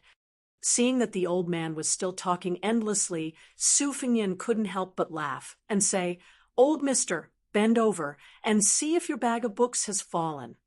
The old scholar didn't respond to this teasing and was still immersed in his own world. Su Fengnian paid the exact same amount of money and got up to leave. Just now, when he saw that the scholar had split the money in half, Su Fengnian had been calculating what price the owner would call out while eating. After calculating a pot of coarse and strong swallowtail wine, a plate of everlasting spring braised pork, and even the premium price of the bowl of tea dregs after walking on the Tea-Horse Ancient Road were all included. In addition to Yan Weiguan's efforts to rip off unfamiliar faces, he found that the old man was not only a chatterbox who liked to drop his bag of books, but also an old scholar who was good at calculating. Chapter 404. The tea house owner was chewing on a piece of broken silver. When he saw the teeth marks on the silver, a smile bloomed on his face. In the past, when he sold tea, the profit was as thin as paper. Most of the time, he sold to neighbors who knew him well, so he couldn't bear to be ruthless. Today, he had earned a lot of silver from 2 plates of meat and 2 pots of wine. When he went back home in the evening, he would claim credit for it with his wife. Perhaps his wife, who looked coarse but had a huge but would do some work. He would ask her to sit on top of him obediently and grind the 2 plump pieces of meat on the millstone. Usually, when he had sex, this woman would just lie there with her arms and legs spread out. He finally felt some pleasure, but suddenly heard her thunder-like snoring, which was extremely depressing. It was said that blessings never come in pairs. Today, God opened his eyes. A young master with a saber with a mixed accent had just left, and before the old Confucian scholar had left, a large group of men and women with noble auras had arrived. There were 7 or 8 of them. One of them, a woman with a sword, was so beautiful that the tea house owner's eyes almost popped out. The tea house owner could be considered a remnant of the Southern Tang dynasty. His whole family had fled to this stepmother's Yan Weiguan. His father had long passed away with hatred, so he had long forgotten about the family's sacrifice. Most of the time when he burned incense, he absent-mindedly said a few trivial words to bless his business, and was too lazy to mention anything about the spring and autumn period or Southern Tang dynasty. It had been many years since he had thought about the lotus pond under the humid climate in the south. When the sky was clear after the rain, there was a green lotus standing tall and graceful. The woman in front of him really made people feel ashamed of their inferiority, so he couldn't even have any evil thoughts about her. In Yan Weiguan, there were all kinds of people coming and going. It was the first time for him to see such a stunning beauty. The tea house owner, who was in a good mood, shouted enthusiastically. When he heard that an elegant middle-aged swordsman in yellow only asked for 8 bowls of tea, he didn't mind. She was a feast for the eyes. If he could get a closer look at the woman, who was about 24 or 25 years old, he didn't mind at all. Traveling beyond the Great Wall, no matter how good the foundation of a beauty was, her charm would be reduced by half by the yellow sand and the scorching sun. How could she be as moist as the one in front of him, who could make him feel refreshed just by looking at her? His master, Wu Miaozai, was the yellow-clothed swordsman who had asked to buy the tea. Wang Weishua had a wide range of friends in the sect and was already familiar with the people in the room.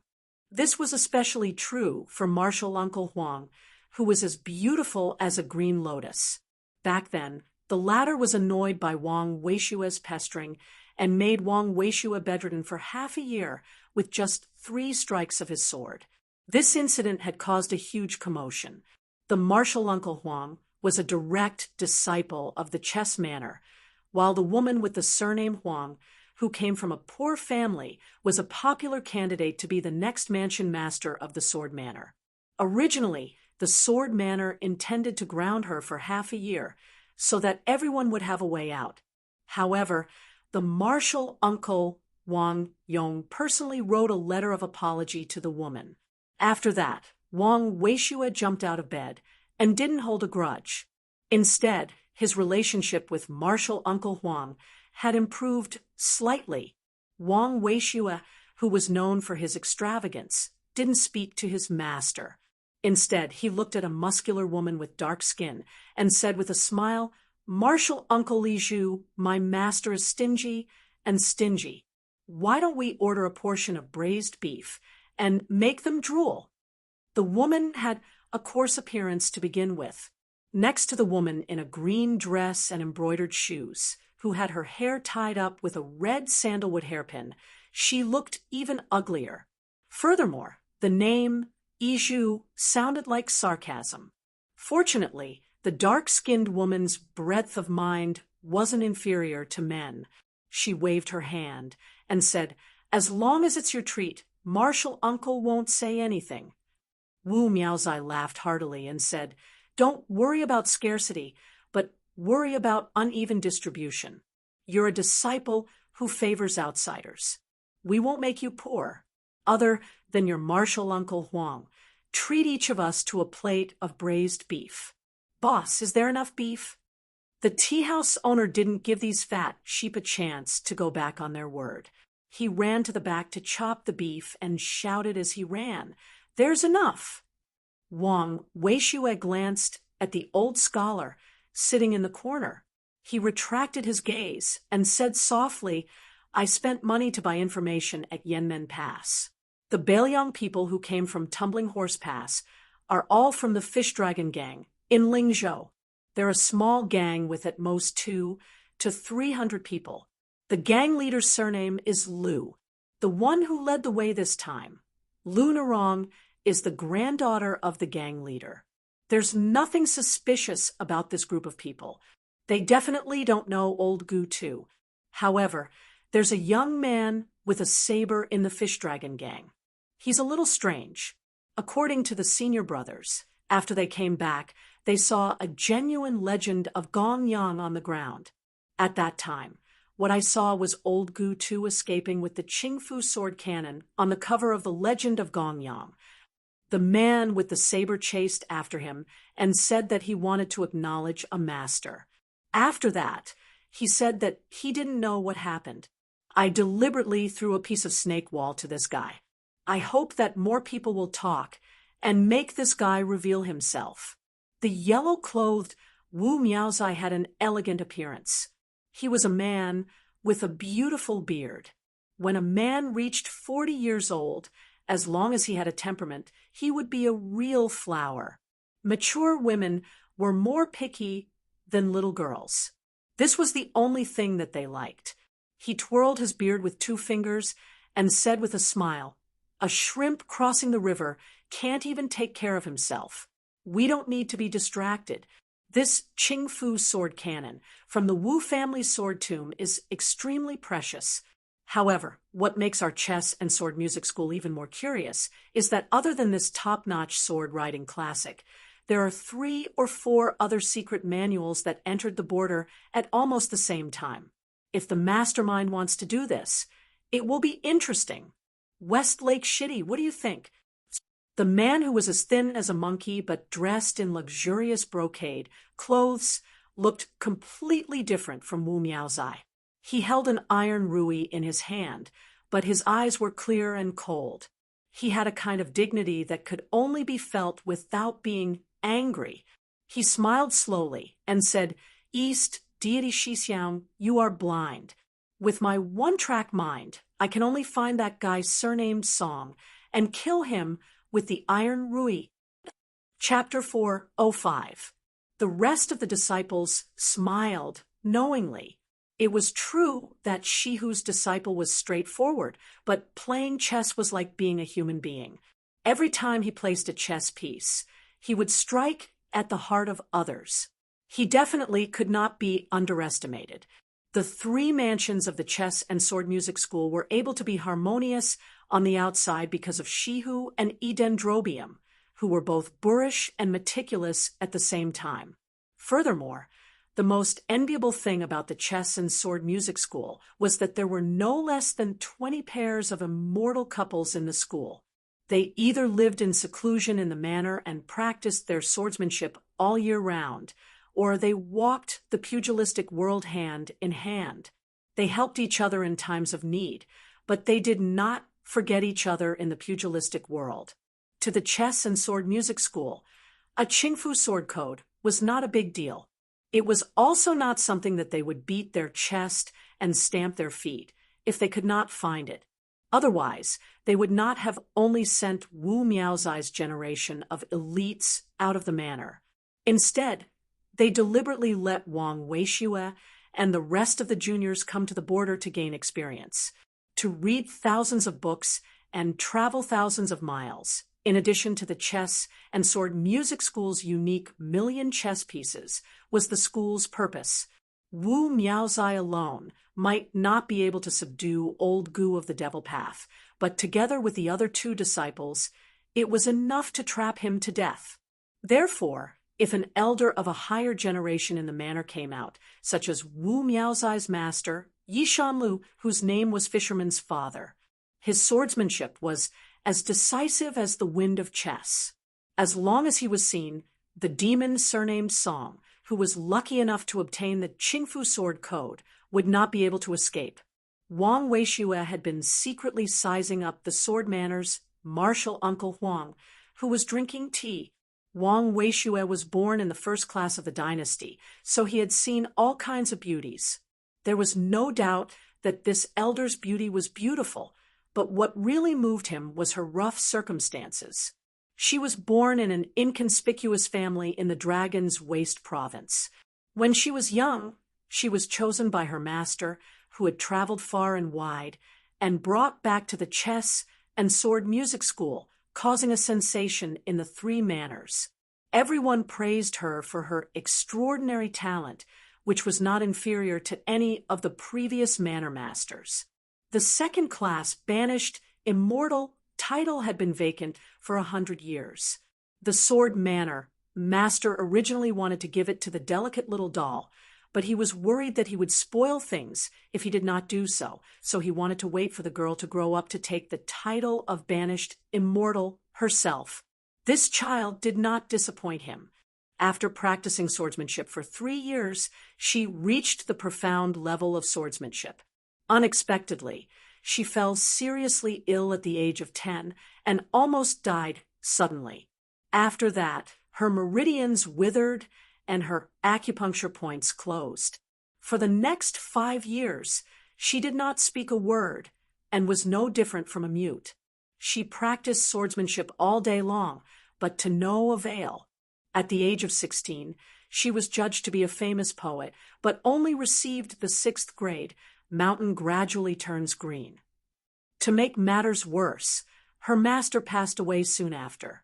If that were the case, this girl, named Huang Baozhuang, would have remained a nobody for the rest of her life after her epiphany. However, at the age of 18, she entered the Green Mountain behind the sect by herself. By the time she left the Green Mountain, she had already enlightened 212 acupores. She then practiced the sword, and her realm improved by leaps and bounds. The 3 prefectures were shaken, and she was regarded as a genius who had the potential to become the next sword chi master. Even Hong Jingyan, who was already the #1 player in the chess and sword music school, often played chess with her. Wang Weishue said infatuatedly, "What a good mountain gradually turns green." Wu Miaozai kicked this lecherous disciple of his under the table, and the latter immediately returned to his normal state and smiled mischievously. After Hong Jingyan, Huang Baozhuang, who had once again received the full support of the chess and sword music school, finished her tea. She stood up and gently bowed to her senior brothers and sisters before silently leaving. Everyone was used to it, and after returning the greeting, they continued chatting. Only Wang Weishue wanted to follow, but was pulled back to his seat by his master, Wu Miaozai. His Royal Highness stood on the city wall and overlooked the entire city. At this time, Yanhui Pass was quiet and serene, like an old woman dozing off in her twilight years. However, His Royal Highness was sure that this old woman had nothing to do with kindness. Once she began to struggle, she would be abnormally ferocious. Su Fengnian was the only one on the city wall. He slowly walked to the platform on the east wall where there was a stone tablet. After squatting down to take a closer look, he saw that it was the masterpiece of Beimang's calligraphy master, Yu Liang, called Records of the Buddhist Shrine. The writing was obscure and mixed with too many Buddhist terms, so most people would not be able to recognize it. However, Yu Liang's writing was exceedingly refined, and his writing was top-notch. Among the 4 great calligraphy masters in the world, Beimang's Yu Liang, who was the armor advisor, was on the list. Even the literary circle of the Liang dynasty sincerely praised that Yu Longzhua's writing is filled with the spirit of gold and stone. The Beimang Empress was also quite fond of this official of calligraphy. She once joked to a close official, "Yu Liang is learned and skilled. He seeks favor with his calligraphy and expresses his gratitude with his writing. He is like a little bird that relies on its owner and is wholeheartedly close to me. I will naturally take pity on Yu Liang." Su Fengnian sat cross-legged and read Records of the Buddhist Shrine, word by word. After reading it, he laughed involuntarily and said, Master Yu, it must be uncomfortable to be described as a little bird that relies on its owner by a 50-year-old woman, right?" Then Su Fengnian turned his head and asked with a smile, "Miss, do you like to hear me read Records of the Buddhist Shrine?" Behind His Royal Highness was Shan Jiaqing Huang Baozhuang, who had inadvertently arrived at the city wall. An ancient sword, green waist, hung from her waist. It was one of the 3 famous swords that had been collected by the sword residents for 400 years. It was rumored that the sword's pattern was like 9 green snakes that swam in the water like living creatures. In the chess and sword music school, Huang Baozhuang, whose face was as cold as frost, revealed a trace of shyness. Su Fengnian was inevitably surprised.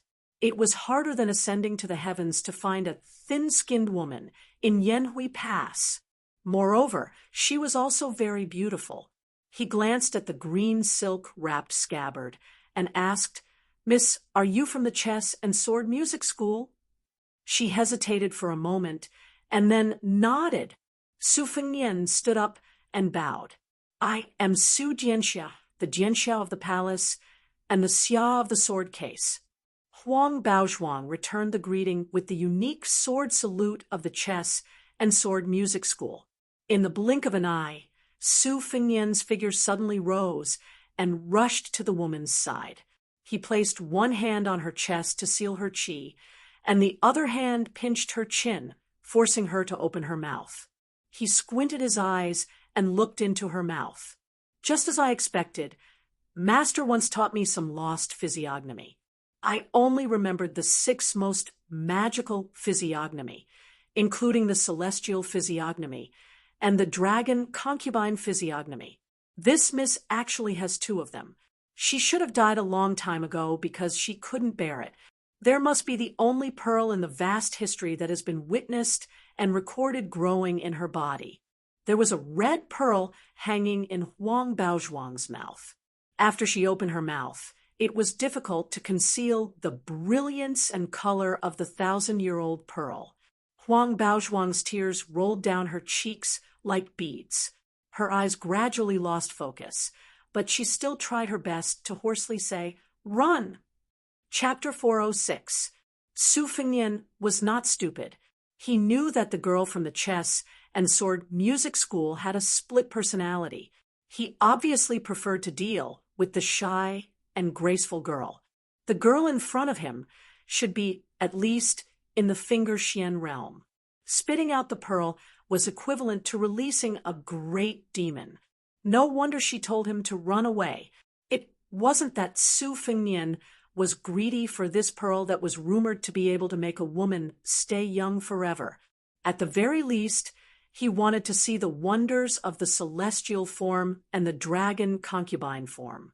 However, he never expected that a pearl would cause so much trouble. Killing people across realms was very satisfying, but it was proven that Su Fengnian could not do it at the moment. She said playfully, promising not to kill doesn't mean you can live happily, but you do have some skills. You can withstand a flick of the finger. You should have drawn your sword and killed him from the beginning. You wouldn't be in such a sorry state. Why did you hesitate? It's stupid to have tender feelings for the fairer sex. You've practiced your sword to the point of being deliberate. This is the same as Li Chungang, who sealed his sword after reaching the Finger Xian realm. Yes, you have the embryonic form of Li Chuangong's sword Qi Rolling Dragon Wall in the Western Shu Imperial Palace. What's your relationship with this old man? Tell me. If I'm happy, I'll teach you some good things that are not inferior to the two-sleeved green snake. Su Fengnian held the spring thunder superfluously. The girl stood on the city wall with her hands behind her back. Her red and purple eyes were very scary. She smiled condescendingly and said, "Oh, it seems that this old man really has a place in your heart. You're even willing to risk your life to protect him? What's so great about him? He just entered the Vajra realm at the age of 16, and the Finger Xian realm at the age of 19. That's about the same as me. Besides, he only reached the celestial phenomenon realm at the age of 24, which is later than me. What a joke. I think it's only your Liang dynasty that doesn't have a true master. Oh, Wang Xianji is one." Su Fengnian, who had been silent all this time, finally opened his mouth. He spat out the blood that had already surged to his throat. It was not that he wanted to be a mute, but he really could not speak. He could only make a few words with his mouth. She stretched out a finger, and the pearl twirled around it. She smiled and said, "Oh, you mean go and F*** your mother." After she finished speaking, Su Fengnian's sleeves fluttered. After he closed his mouth again, the blood flowing from the corner of his mouth became even thicker. She curled her lips and sneered. "It's only because you don't know who I am that you have so much backbone." She jumped down from the city wall and stretched. She held the pearl and gently rubbed it against her cheek. She sighed reluctantly and said, "Let's go back." Li Zhu went back into her mouth, and the light in her eyes gradually dimmed. The woman with the green sword stood there in a daze. When she finally saw Su Fengnian sitting on the ground, she ran to His Royal Highness with teary eyes. She pressed her lips together and gestured in the air with her fingers. Su Fengnian, who didn't dare to slack off, understood what she was trying to say. "Don't kill me. I'm sorry. If I open my mouth or die, she will come out and kill a lot of people." Su Fengnian was secretly glad that he didn't kill her when she came back to her senses. Her words to provoke him were indeed premeditated. He was afraid that she deliberately gave him a chance to kill the other her. This terrifying demoness was quite scheming. This relatively ordinary female swordsman from the chess and sword music school was just as close to the Vajra realm as he was. When it came to close combat, Su Fengnian was 90% sure that he could kill her. Otherwise, he wouldn't have been able to subdue her in an instant. She was clearly a fledgling who had no experience in the martial world and fighting. Most of the direct disciples of the top sex were like this. They advanced step by step on the path of martial arts. They seemed to be far ahead, but once they met a martial artist of the same realm who had climbed through the ranks in the martial world, only death would await them. Moreover, with her rare situation, the chess and sword music school was magnanimous enough not to chain her up like a ferocious beast. Su Fengnian smiled bitterly as he vomited blood. It was as sad as it could be. It made Huang Baozhuang, who grew up in the chess and sword music school and didn't have much experience in the world, feel so guilty that she completely forgot that this man with a saber was asking for it. There were two distinct extremes. One of them had caused a terrible disaster in her last appearance, while the other of them only knew how to immerse themselves in sword practice and keep a straight face in the chess and sword music school, which was the stupidest way to deal with everyone. She would do whatever her master said. After her master passed away, she was at a loss like a blind person, only daring to hide and cry secretly. At this moment, she had forgotten to be reserved and shy. She reached out her trembling hands to help this strange man wipe away the blood, but no matter how hard she tried, she couldn't wipe it clean. Su Fengnian gently raised his hand to stop her. She was more of a hindrance than a help and said helplessly, "It's okay. You'll get used to vomiting. You won't die."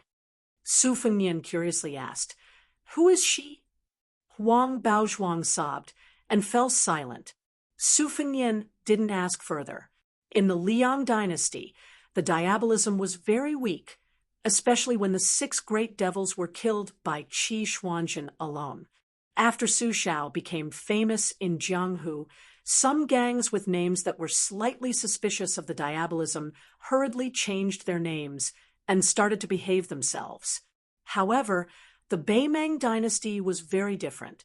Except for supporting a few big sects to monopolize Jianghu, the Beimang royal court had always ignored the so-called diabolism sections. Therefore, those big evil sects that openly ate people's hearts and livers and used yin to nourish yang could still thrive. The Beimang royal court had always adhered to the principle that people in Jianghu should solve Jianghu matters with their own hands. This time, in the Beimang martial arts ranking, in addition to the top 10 in the world, there were also 10 diabolism giants. Any one of them would be famous in Jianghu 10 times in the Liang dynasty. Among them, Luo Yang, who ranked first, fought in the Eastern Brocade, Tangerine, and Dragon Waste prefectures with only her hands.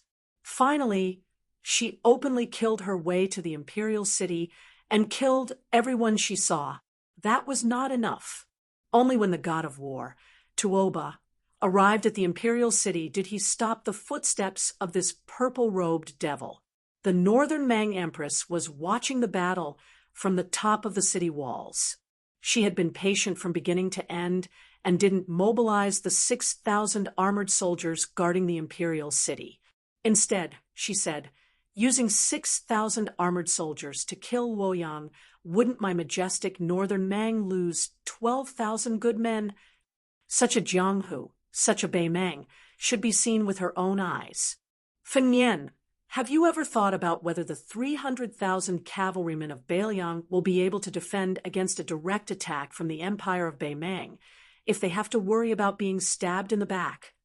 That night, Su Shao asked this question as they were nearing the end of their secret conversation. Su Fengnian moved back and leaned against the wall to stop the bleeding. He raised his arm and wiped his mouth with his sleeve. He smiled bitterly and said, "I was impulsive at that time and was disrespectful to you. Please forgive me." Huang Baozhuang shook her head and pointed at Su Fengnian's face. She continued to gesture and said, "Your mask is broken." Previously, when he was squatting at the foot of the wall at Yanhui Pass, he had put on a mask that Shu Xiu had meticulously made. After the battle with her, Su Fengnian carefully tore it off bit by bit. With Huang Baozhuang's help, his original face was gradually revealed, and it was slightly pale. Su Fengnian stretched out a hand. Huang Baozhuang thought that he wanted her to support him, so she also stretched out her hand and was pulled into his embrace. Huang Baozhuang was at a loss, and her delicate body stiffened. Su Fengnian laughed softly and said, "I know what you want to say. You don't like me. I didn't say that I liked you. I just vomited so much blood. In any case, I have to earn back my capital. I don't do business where I lose money." The exhausted His Royal Highness closed his eyes. He remembered Su Shao saying that when he was young, he was beaten half to death when he met his wife for the first time. Chapter 407. At a young age, Huang Baozhuang had been brought by her master to the immortal abode in Beimang's heart. Her slender shoulders had been burdened with too many burdens early on. Later on, apart from practicing her sword and playing chess. She had nothing else to do. The chess and sword music school placed too much importance on her and did not allow anyone to privately write down their thoughts on this piece of fine writing paper. As she grew from a young child to a young lady, she had almost only interacted with her master and the two manor heads. Countless times, she had stood on her tiptoes on the towering pavilions, overlooking the distant sounds of laughter that had nothing to do with her. She was filled with curiosity and longing. After Huang Baozhuang turned 10, she began to realize that there was another version of herself. At the age of 16, she was born on Mount Qingshan. This version of her was so strong that the chess and sword music school had no choice but to have a grandmaster keep an eye on her at all times. She slid to wherever she could, as if she were stepping on a watermelon rind. After she turned 20, her master was no longer alive, other than the Grandmaster Bronze Man. Only senior martial brother Hong would come to play chess with her from time to time. Both of them were terrible chess players. After the manor head of the chess manor saw their games, he was no longer willing to watch the game from the sidelines. Huang Baozhuang knew that apart from her existence and her sword practice, she had no other good points. She was terrible at chess and was illiterate. She had always envied her senior martial brothers and sisters in the sect for having the ability to read and write poems. Before they entered Yanmen Pass, senior martial brother Wu Miaozai of the East Deity Sect had made a bet with senior martial brother Shihu of the West Deity Sect to see who would be able to read records of the Buddhist shrine word for word. As a result, when she ascended the city wall and saw his back, she heard him recite it so easily. Her master, the two manor heads, the Grand Master Bronze Man, and senior martial brother Hong. Including her, there were a total of 6 people. However, if His Royal Highness knew that he was only ranked third from the bottom in terms of number of people, he would definitely feel that this kind of erudition was too insincere. Seeing that there was no one around, Su Fengnian took out a stack of thin masks from his bosom. He carefully peeled off one of the masks and pasted it on his face. Huang Baozhuang didn't hide her astonishment at all. Even though it looked like he was just slapping a mask on his face, it was actually a meticulous work that wasn't inferior to embroidery. Su Fengnian's essence, qi, and spirit were severely damaged. He was afraid that he would reveal any flaws. Just as he was about to tell her to check if there was anything wrong, she had already reached out her hand and slowly and gently smoothed out some of the tiny imperfections on his face. There were a total of 6 masks. His Royal Highness didn't know the specifics because Shu Xiu had been burning the midnight oil for more than 20 years. His Royal Highness didn't know the specifics either. In any case, during that period of time, Aunt Shu, whose breasts were like spring bamboo shoots, would caress his face whenever she had the time. Every time she caressed his face, it would take a long time for several incense sticks to burn. Only God knew if she had any thoughts of taking advantage of him. There were a few times when His Royal Highness could clearly feel her 2 cherry tips standing straight up on his chest or arm. His heart was in a complete mess. She was indeed a mature woman. When spring arrived, she was like a cat that couldn't stand loneliness. Su Fengnian saw that Huang Baozhuang's eyes were full of interest and amazement when she was helping him. He smiled and explained, "This mask was made by a master of disguise who came from the southern Xinjiang witchcraft sect." She said that there were 5 levels to the art of disguise: pawn, ventilation, rooting, enchanting, and reincarnation. Pawn is the crudest form of disguise. It can only fool ordinary people with poor eyesight. Ventilation is considered to have reached a higher level. If one can take root, it won't be easy to see through. Enchanting, not only one's appearance will change, even one's demeanor will change after putting on the mask. As for reincarnation, she said that she had only heard of it. You should know that the face is born from the heart. Putting on this kind of mask is equivalent to changing a part of one's root bone. It may even cause unpredictable changes to one's fate. She helped me make 6 masks, 1 for pawn and 1 for enchanting, and 4 for rooting. The one in your hand is a pawn. The one that was damaged just now was a rooting. You people from the chess and sword music school should be able to understand the deeper meaning of this saying. Su Fengnian stood up. Huang Baozhuang hurriedly stood up and took a few steps back. Su Fengnian knew that they shouldn't stay here for long. Before leaving, he whispered, "You and I will treat it as if nothing happened today. Don't tell anyone about it." Unexpectedly, Huang Baozhuang shook her head. Su Fengnian asked in surprise, "You want to report it to the chess and sword music school?" She nodded her head. Su Fengnian frowned. He was in a dilemma. If the woman in front of him was only a direct disciple of the chess and sword music school, killing her would be the safest thing to do, regardless of whether it was right or not. However, she had a mysterious background. Killing her was equivalent to releasing an invincible devil, if not heaven or earth. It was no different from suicide. However, kidnapping her was really not a wise decision. She was destined to be an important chess piece of the chess, sword, and music house. Her importance was probably only second to Hong Jingyan. Taking her away was equivalent to stabbing the chess, sword, and music house in the ass.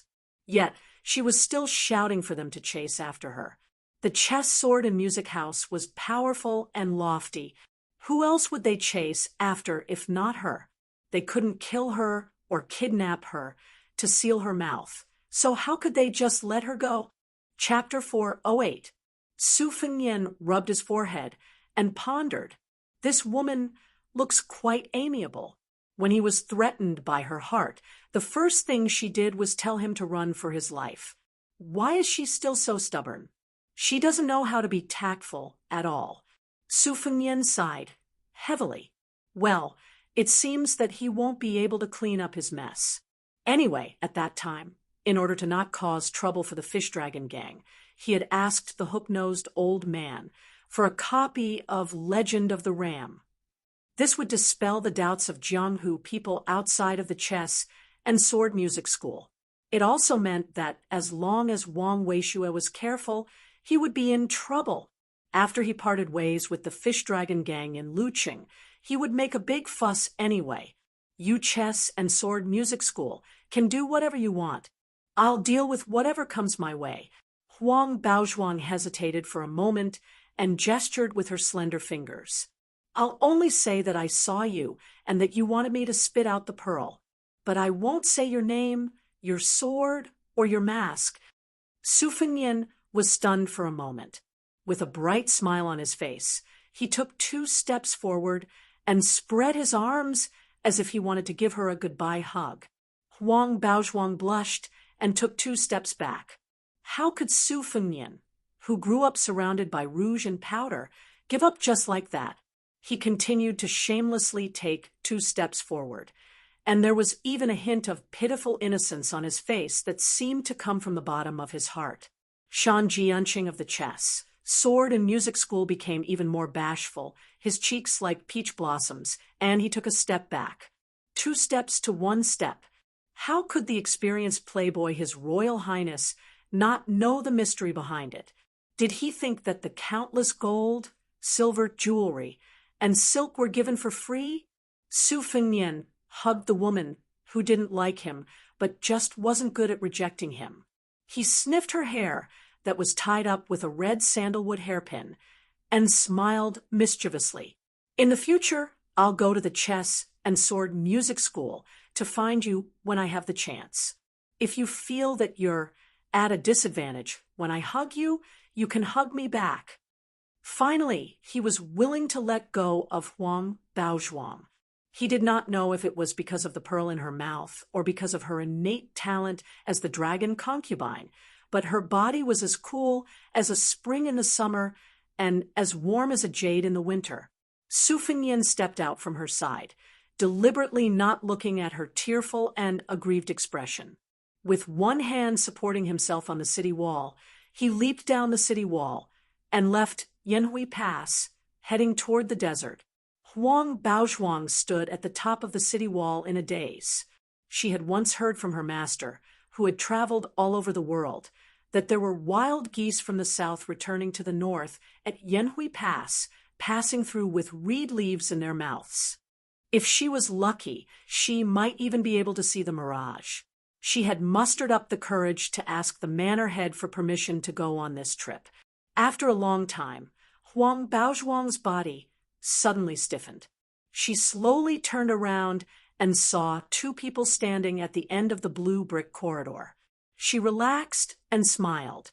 In Huang Baozhuang's vision, there were two men standing side by side. One of them was unbelievably tall and sturdy. He was almost as tall as Huang Baozhuang and Su Fengnian. This giant's skin was a rare golden copper color. The giant man, who looked like an immortal from the heavens, had a wooden expression. Beside him stood a man who looked even sharper than him. He looked to be in his early 30s and held a string of heads that looked like candied haws. Some of the heads had dried blood, and their faces looked dry. Some of the heads still had blood dripping down, but they were still vivid and lifelike. Old Gusong's head was among them. He must have been extremely terrified before his death because the facial features on his head were twisted. If His Royal Highness was still at the top of the city wall, he would definitely mistake this person for the young Wang Xianji from Marshall, the Arch City. They didn't look alike, but they were two alike. The man who looked to be in his 30s handed the huge string of candied haws to the bronze man beside him. He walked towards Huang Baozhuang and smiled. Only Huang Baozhuang would think that he was smiling. Any ordinary person who had some worldly wisdom would feel a chill all over their body when they saw this man's smile. This was because his eyes didn't have pupils and only had a strange silvery white color. He took out the Qingfu Sword Codex and stared at Huang Baozhuang for a moment before he slowly said, "I went to the Beiliang border city with the bronze man to return a gift to that Chen Jibao, who killed our Beimang royal family. On the way back, I picked up a few secret manuals. This Qingfu Sword Codex should be given to you. I won't hand it over to the prefecture lord." After this man handed over the Qingfu Sword Codex, he didn't say anything else. He rose from the ground and pierced into the sky like a feather arrow. The entire top of the city wall shook with his step. Huang Baozhuang saw this senior martial brother step on the back of a large goose that was at the front of the line and flew towards the north. She held the Qingfu Sword Codex with pure reverence in her eyes. This senior martial brother was Hong Jingyan. He once pointed to his eyes while playing chess and said that in the entire world he only saw two people. One was Wang Xianji, and the other was Tuoba, Huang Baozhuang's bronze man grandmaster's left shoulder tilted downwards.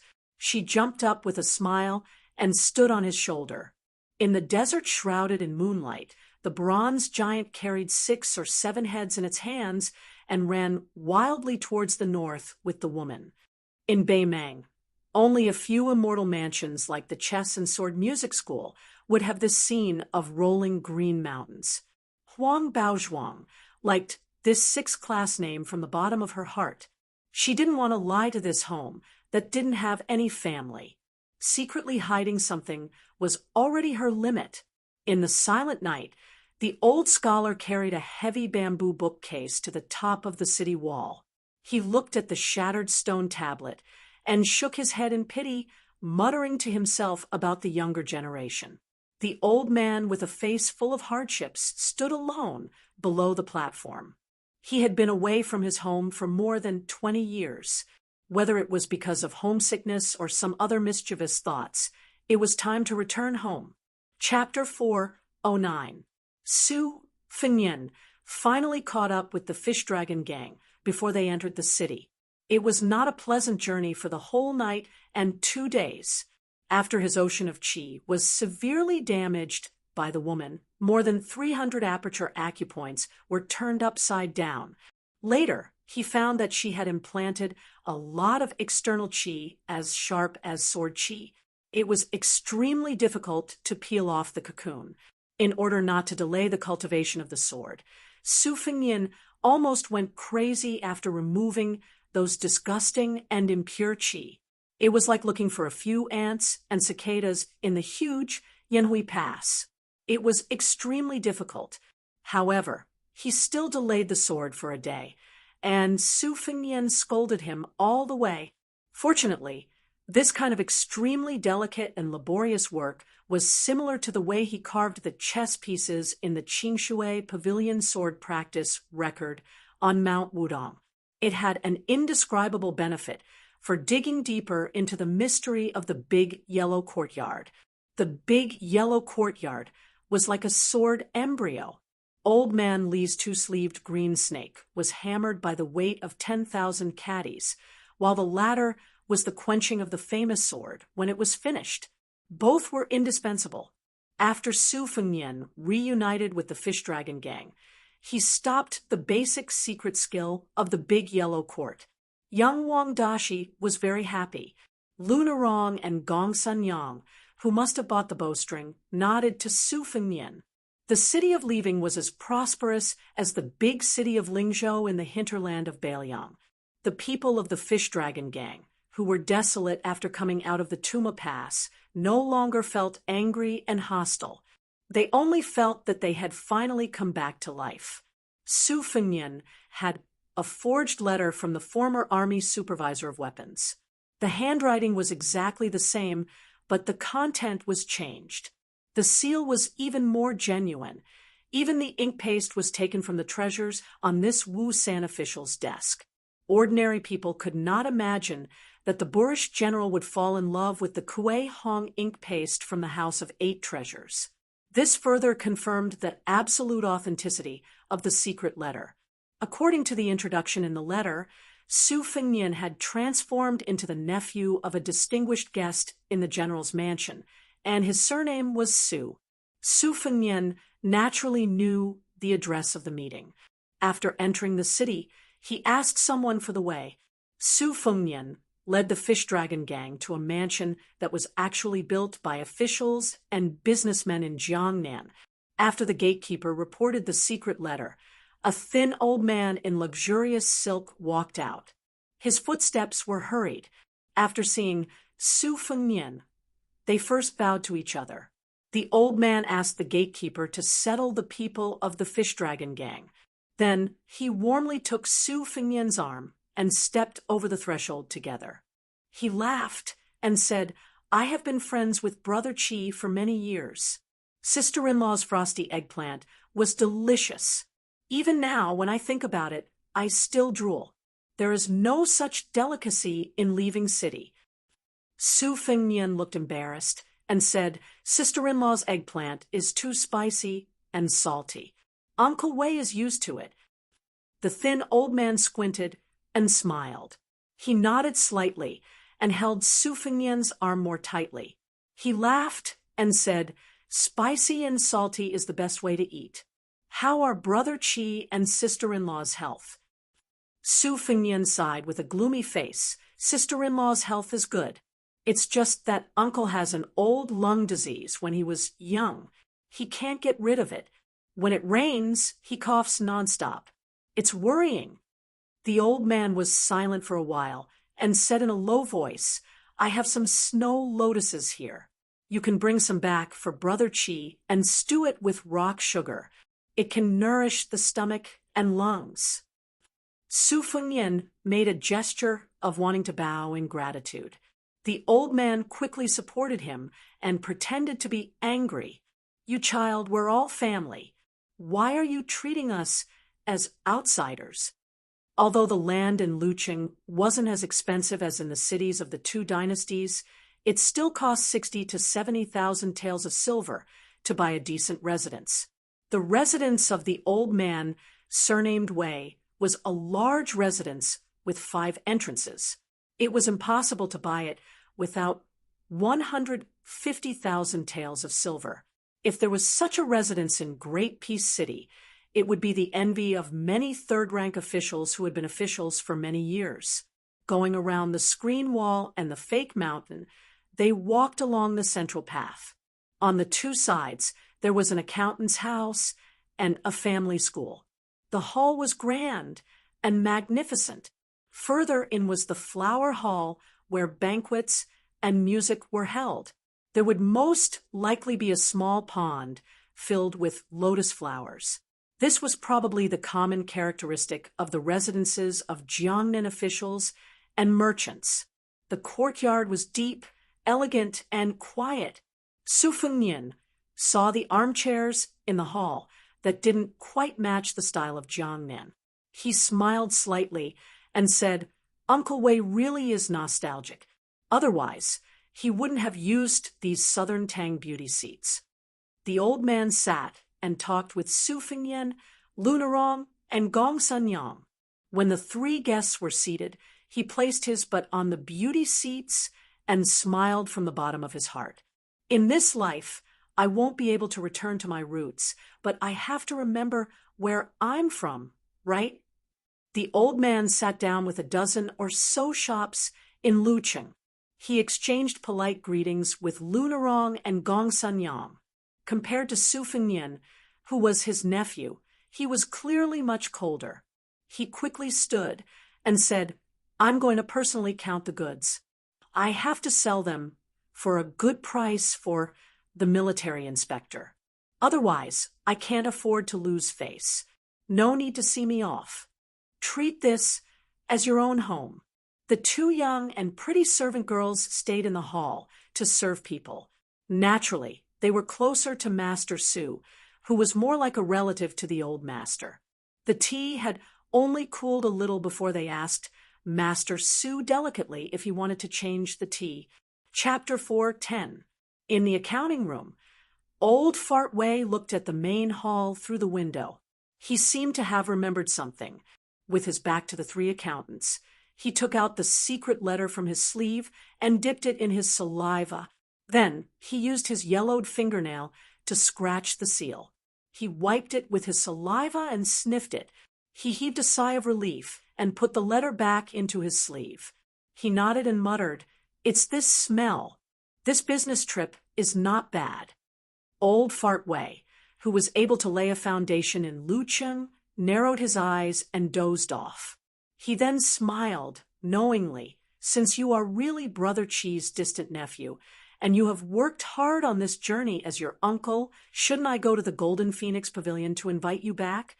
It's just that I don't know what this nephew likes. If it's something bland, it would save me a lot of money and trouble. Chiu Shui and Chun, the two maids in the main hall, would be good. This old uncle is already so old. I have the heart, but not the strength to eat." Before entering the city, Lunarong had reminded the gang members to be careful when living under someone else's roof. Actually, she was overthinking. Along the way to the north, the Fish Dragon gang was no longer as complacent as when they first left Lingzhou. This trip to Beimang, they had seen the arrogance and treachery of the military family's disciples. They had also personally experienced the cruel methods of the soldiers. They had also seen the scene of the Jianghu people snatching the secret manuals. They had already been polished to the point that they did not have any temper to speak of, especially the three strong young men who had followed Miss Lu into Yanhui Pass. They spoke of the lady's shining white thighs, her heavy twin peaks, and how she had stomped a big hole in the strong men.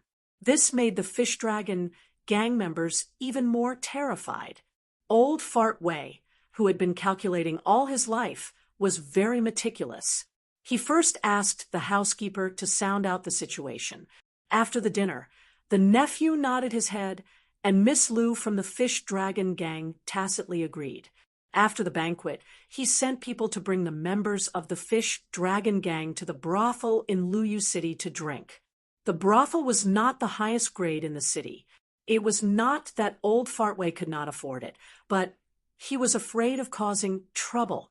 The brothel was the most unreasonable place in the city. Old Fart Wei had a lot of assets, but in the northern Mang, silver could make the devil turn the millstone. The premise was that you had to let the silver pass through the hands of the rich and powerful first. It was fine to do business with these people, but if you were jealous of them in the brothel, they would fall out faster than flipping a book. Old Fart Wei did not want to get into trouble, just because of his relationship with the weapons supervisor house. The Wei residents intentionally or unintentionally arranged for Lu Narong and Su Fengyin to stay in the room at the back of the flower hall, separated from the rest of the fish dragon gang. Su Fengyin's bath and change of clothes were taken care of by 2 delicate and pretty maids. His Royal Highness did not blush with shame, but the 2 maids who had never done such things before were extremely embarrassed. After changing into a fresh set of clothes, Su Fengyin walked out of the room and knocked on the door next door. Lu Narong opened the door and remained silent. She sat by the window and looked at the pool. The cool breeze brushed past her face. Compared to the previous trip to the desert, it was like being in a fairyland. Su Fengyin picked up a pear and took a bite. He asked, "Are you still angry about the fish dragon gang going to the brothel?" Lu Narong glared fiercely at this bastard who said that going to the brothel was as normal as eating. Su Fengyin smiled and said, "Fortunately, I am not a member of the fish dragon gang. Otherwise, I would be angered to death by you, the future gang leader. It was not easy for me to survive until I reached Lu City. My eyes are burning with anger.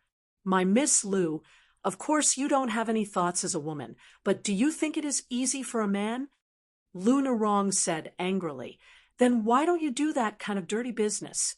Su Fengyin suddenly felt sad, and his face was full of desolation. Lu Narong was confused. After looking at each other for a while, she seemed to have discovered an earth-shattering secret. For the first time, she showed a sympathetic look and asked in a low voice, "You can't do it?"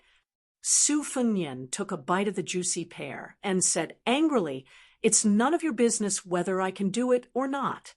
Lu Narong's expression was very strange, as if she had confirmed that fact. She very considerately changed the topic and asked, "When we reach Lu City, there shouldn't be any problems, right?" Su Fengyin nodded and said, "Generally speaking, with Wei Feng's ability, this transaction is considered a success. When you return to Lingzhou, he will secretly take care of you." Lu Narong said angrily, "Since he has this ability, why didn't he help earlier?" Su Fengyin calmly asked back, "Is he your father or are you his daughter-in-law? Why do you need to spend money and favors to help? Don't tell me that this deal has anything to do with Wei Feng. For an old fox like him, who doesn't lack money. If the fish dragon gang doesn't have the ability to send it to Luqing, then they can forget about getting close to him in the future. After all, he is a prominent figure in Luqing. Do you really think that an off-duty weapons supervisor in Lingzhou is a big shot?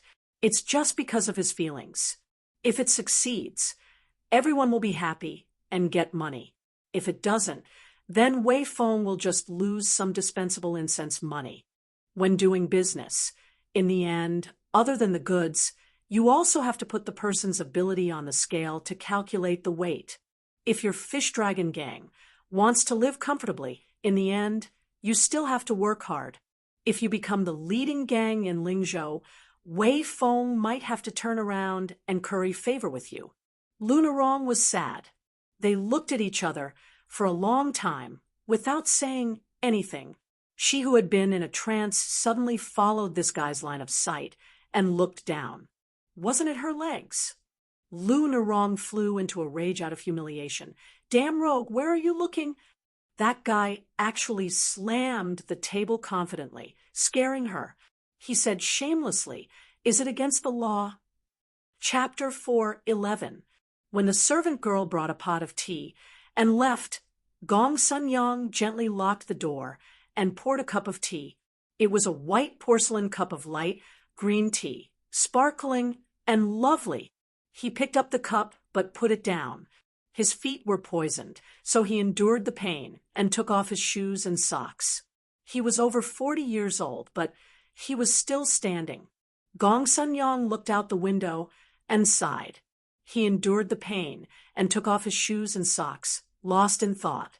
In his youth, wherever the iron hooves of the Sioux royal banner passed, not even a blade of grass would grow.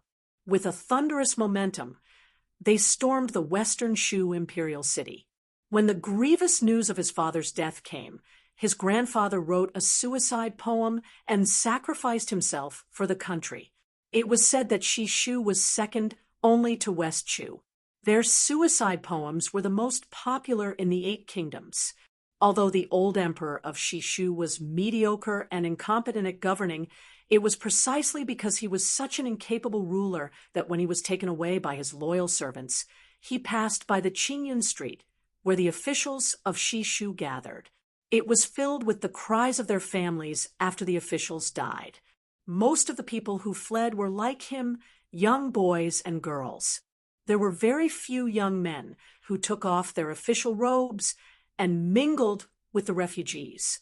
Who would have thought that those men who stayed at home, drank all the wine, hung themselves, and slit their throats with swords would have been cursing the emperor in court just a day ago?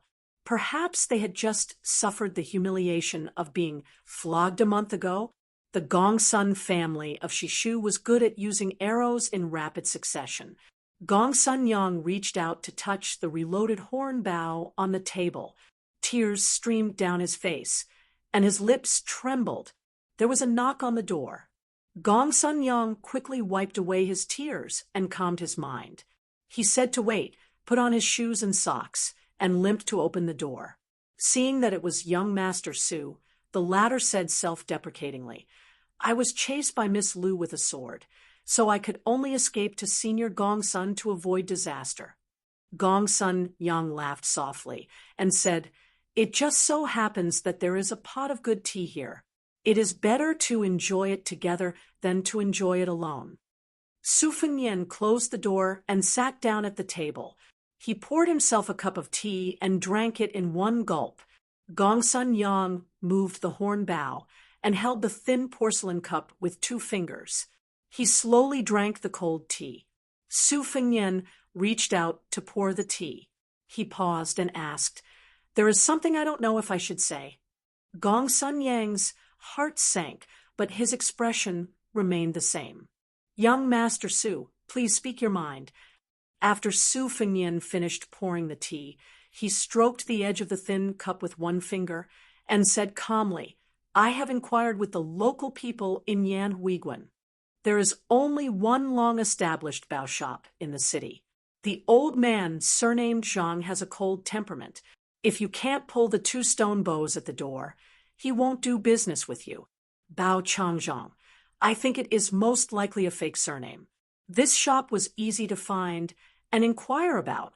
With the strength of Elder Gongsuan's arms, he shouldn't have been stopped at the door. Then, I accidentally learned from Miss Lu that Senior Gongsun only arrived at the city gate after 2 hours. With Senior's feelings for the fish dragons, he wouldn't deliberately leave Miss Lu and the 3 members of the fish dragons in a dangerous place like Yanhui Pass. Then I guess that Senior didn't have much money with him, so he spent more than half an hour bargaining there. But on second thought, it seemed unlikely. With Senior's experience in Jianghu, and he is also a master of continuous arrows, he should know the market price of string silk. So I asked myself, is it because Senior Gongsun and that old man Zhang are old friends? Is it because they are catching up? But I was curious. How close was their relationship that the future leader of the fish dragons had to wait for half an hour at the city gate? Senior Gongsun, can you tell me? Gong Sun-yong hesitated for a moment. Su Fengnian smiled and said, "Senior, don't worry. Take your time. I just came to drink tea and chat. I can afford to wait." Gong Sun-yong put down the teacup and asked slowly, did the military supervisor of weapons and young Master Su set a trap for the fish dragons? Su Fengnian sneered. "Gong Sun-yong, You are you, and the fish dragons are the fish dragons. At this time, you still want to confuse the public? There is no doubt that the fish dragons have a clean background. Lunarong and even Xiao Chang were kept in the dark by you. This deal was facilitated by you. What I want to know now is what information you gave to Old Man Zhang. Was it the military defense map of Bailiang, or was it the distribution of the Bailiang army? I think it was a combination of both. That's why you stayed in the Bao shop for so long. What kind of big pie did the Northern Mang paint for you? Is it to recover Western Shu in the future? Or is it to destroy the Bailiang cavalry? Or is it to support the Gongsun family of Western Shu? Gongsun Yang's expression was complicated. He said, "Since young Master Su still dares to attend the meeting alone, I think it's not wrong. Young Master Su hides his strength and is at least at the second stage. Gongsun Yang just wants to know how much money young Master Su can earn with the head on my shoulder and the Bao Sha opinion we pass. How much can he earn?" Chapter 412. Su Fengnian glanced at Gongsun Yang's hands, which were resting on the edge of the table, and said with a smile, "I can even kill Xiao Chang. Killing you, Gongsun Yang, who has fallen back to third rank, won't be difficult. Besides, how far are we from each other? Even if you manage to raise your horn bow and quiver and pull away enough distance for a string of arrows, do you really think you can escape from the Wei estate? Will Wei Feng let Bei Meng know that a son of a Bailiang general has come to the city at that time, not to mention Wei Feng?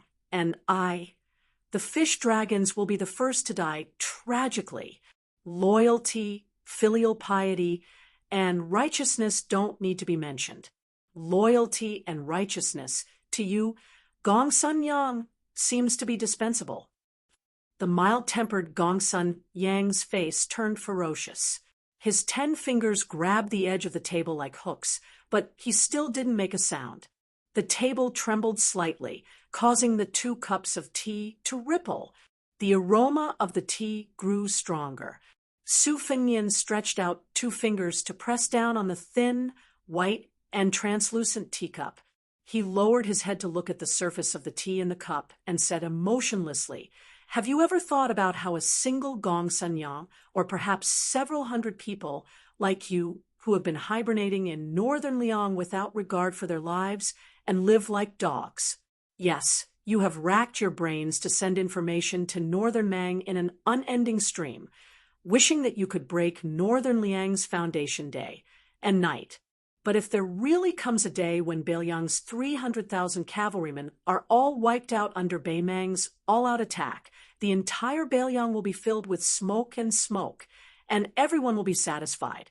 But when the north gate is opened, how many people will die in the old Western Shu, the old Southern Tang, the old Eastern Yu, and the old West Shu?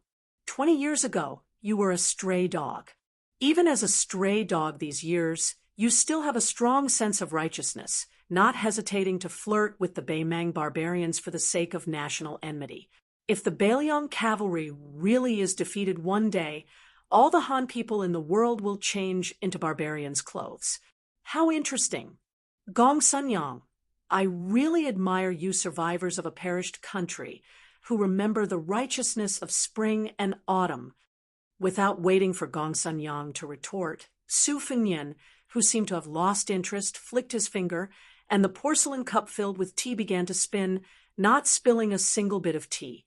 Looking at the teacup, Su Fengnian said self-deprecatingly, "It's quite boring to say such empty words." Gongsun Yang said, "As long as young Master Su can promise not to drag the fish dragons into the fire, Gongsun Yang is willing to surrender." Gongsun Yang's Gongsun Yang, Gongsun Yang's Gongsun Yang. Senior Gongsun, please don't test me.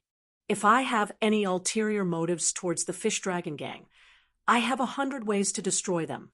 I will help you pick up the word that you lost. I'll give you the word loyalty as well. How about that? Gongsun Yang's cloudy eyes gradually became clear. He leaned back and leaned heavily on the back of the chair. He looked like a short-sighted old farmer who didn't know where to put his life after carrying a burden for so many years. Now, he could finally take a break. Gong Sun Yang smiled. Now, I know that there are benefits to being alone. I'm sorry to old gang leader Lu, and I Rong is a good girl. I hope young Master Su can treat her well. I'll have to rely on young Master Su to take care of her when she returns to Lingzhou. As for how to explain it to her, I'm sure with young Master Su's wisdom, it won't be too difficult. Su Fengnian shook his head. You don't need me to explain anything. As soon as he finished speaking, Lu Nerong, who had accidentally come to Gong Sun Yang's place to discuss business, finally couldn't hold it in anymore. She suddenly pushed open the door. As tough as she was, she bit her lips and shook her head. Uncle Gong Sun, don't die. She was dejected and powerless. Let's go back to Lingzhou together, okay? Gong Sun Yang rubbed his eyes and didn't look at Lu and I Rong. He said softly, It's a pity that I don't have any wine. Young Master Su, it shouldn't be a problem to drink a cup of tea, right? Just as he reached out his hand, he stopped. He, who was about to die, muttered to himself, It's better to go down and drink to my heart's content.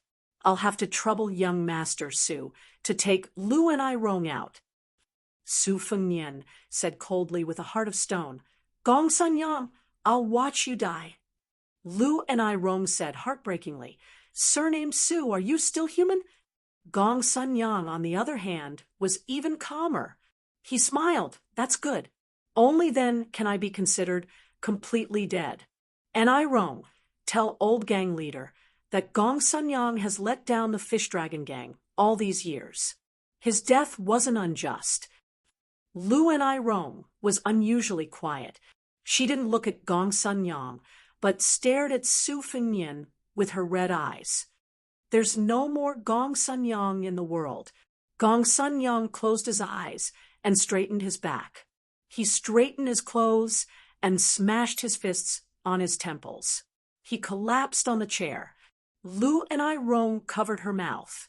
Blood seeped through the gaps between her fingers. Su Fengnian turned his head and said, Don't be in a hurry to cut ties with me. Don't think about leaving without the goods. If that's really the case, Gong Sun Yang's death will be in vain. As for what you hate me for, you can come up with a plan after returning to Bailiang. After leaving the Tumbling Horse Pass, I can kill Xiao Chong. In Bailiang, I can force Gong Sun Yang to die. Lu and I Rong, don't join in the fun now. Lu and I Rong released her palm. Her mouth was full of blood. She said coldly, Tell me your real name. Su Fengnian thought for a while and pointed at the spring thunder saber. If I can return to Bailiang alive, you'll know who I am. Lu and I Rong said firmly, Xiao Chong didn't betray the fish dragon gang. You killed him. Su Fengnian looked at her for a while. He didn't say anything, but he still nodded. Good. When I get to Lingzhou, I'll burn incense and worship Buddha. I'll ask Bodhisattva to bless you to return to Bailiang alive. Lu and I Rong turned around resolutely. Su Fengnian sat on the chair indifferently. He stared at the 2 cups of tea that neither of them had time to drink. He wanted to tease her by saying, What a beautiful pair of legs. They're gone just like that. But when he saw the blood flowing from the corner of the old man's mouth, he didn't say anything. He just leaned over and gently wiped it with his sleeve. Chapter 4:13. The owner of the house, Wei Fengchu, flew into a rage when he heard about the death. Qiu Shui, the maid who came to deliver the news secretly, was so scared that she kept quiet out of fear. However, after years of nourishing his body, Wei Fengchu was no longer like an ordinary merchant, but more like a scholar. He immediately suppressed his shock and anger and let Qiu Shui lead the way. This second-class maid was afraid of delaying the master's business, so she walked quickly. At first, Wei Fengchu didn't say anything and followed her into the courtyard. Walking in the narrow and dark corridors on both sides, Wei Fengchu coughed. The maid, who was carefully trained and sold to the Wei mansion at a high price, quickly slowed down. She looked back and saw that the master was deep in thought. She obediently walked forward with small steps. Wei Fengchu, who had experienced countless storms in the business world, took this time to weigh the pros and cons. According to Qiu Shui, young Master Su went to the house of the old man with the horn bow, and not long after, this murder happened. It seemed that he had a conflict with the woman named Luna Rong from the Fish Dragon Gang. Wei Fengchu rubbed his temples and rubbed his temples. Wei Feng rubbed his temples.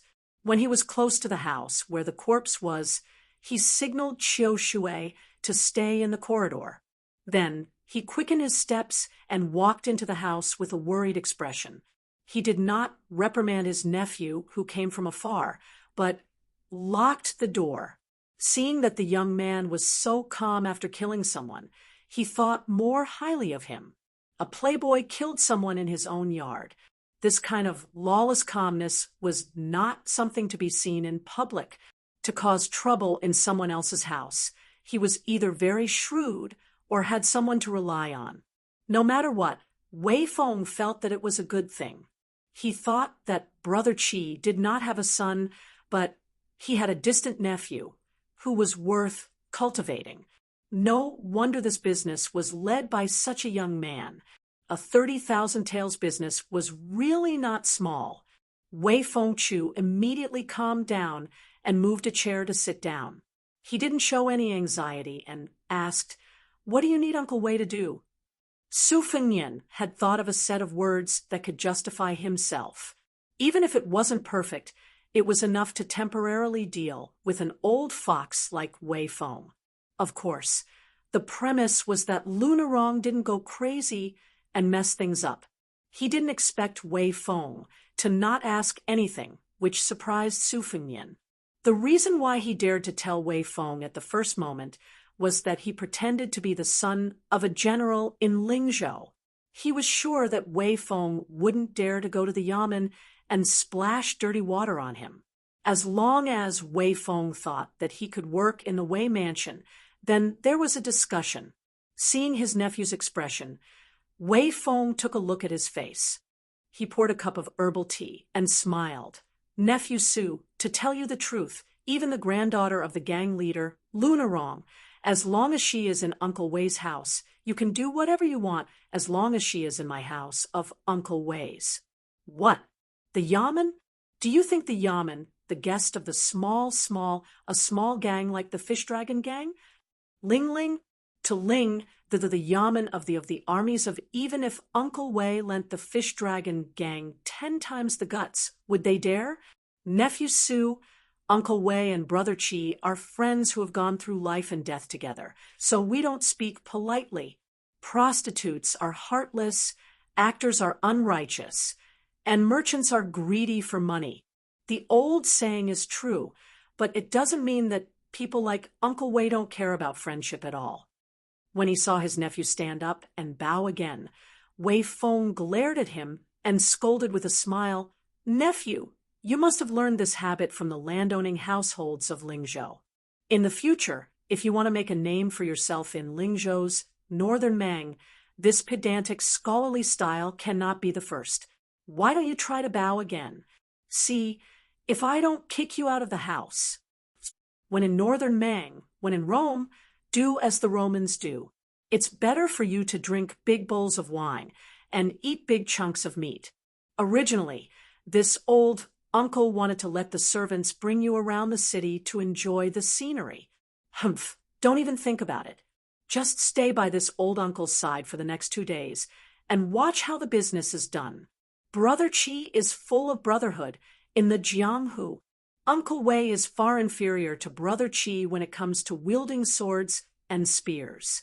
However, you don't have any other skills, but you know the ways of the world that can be exchanged for real money."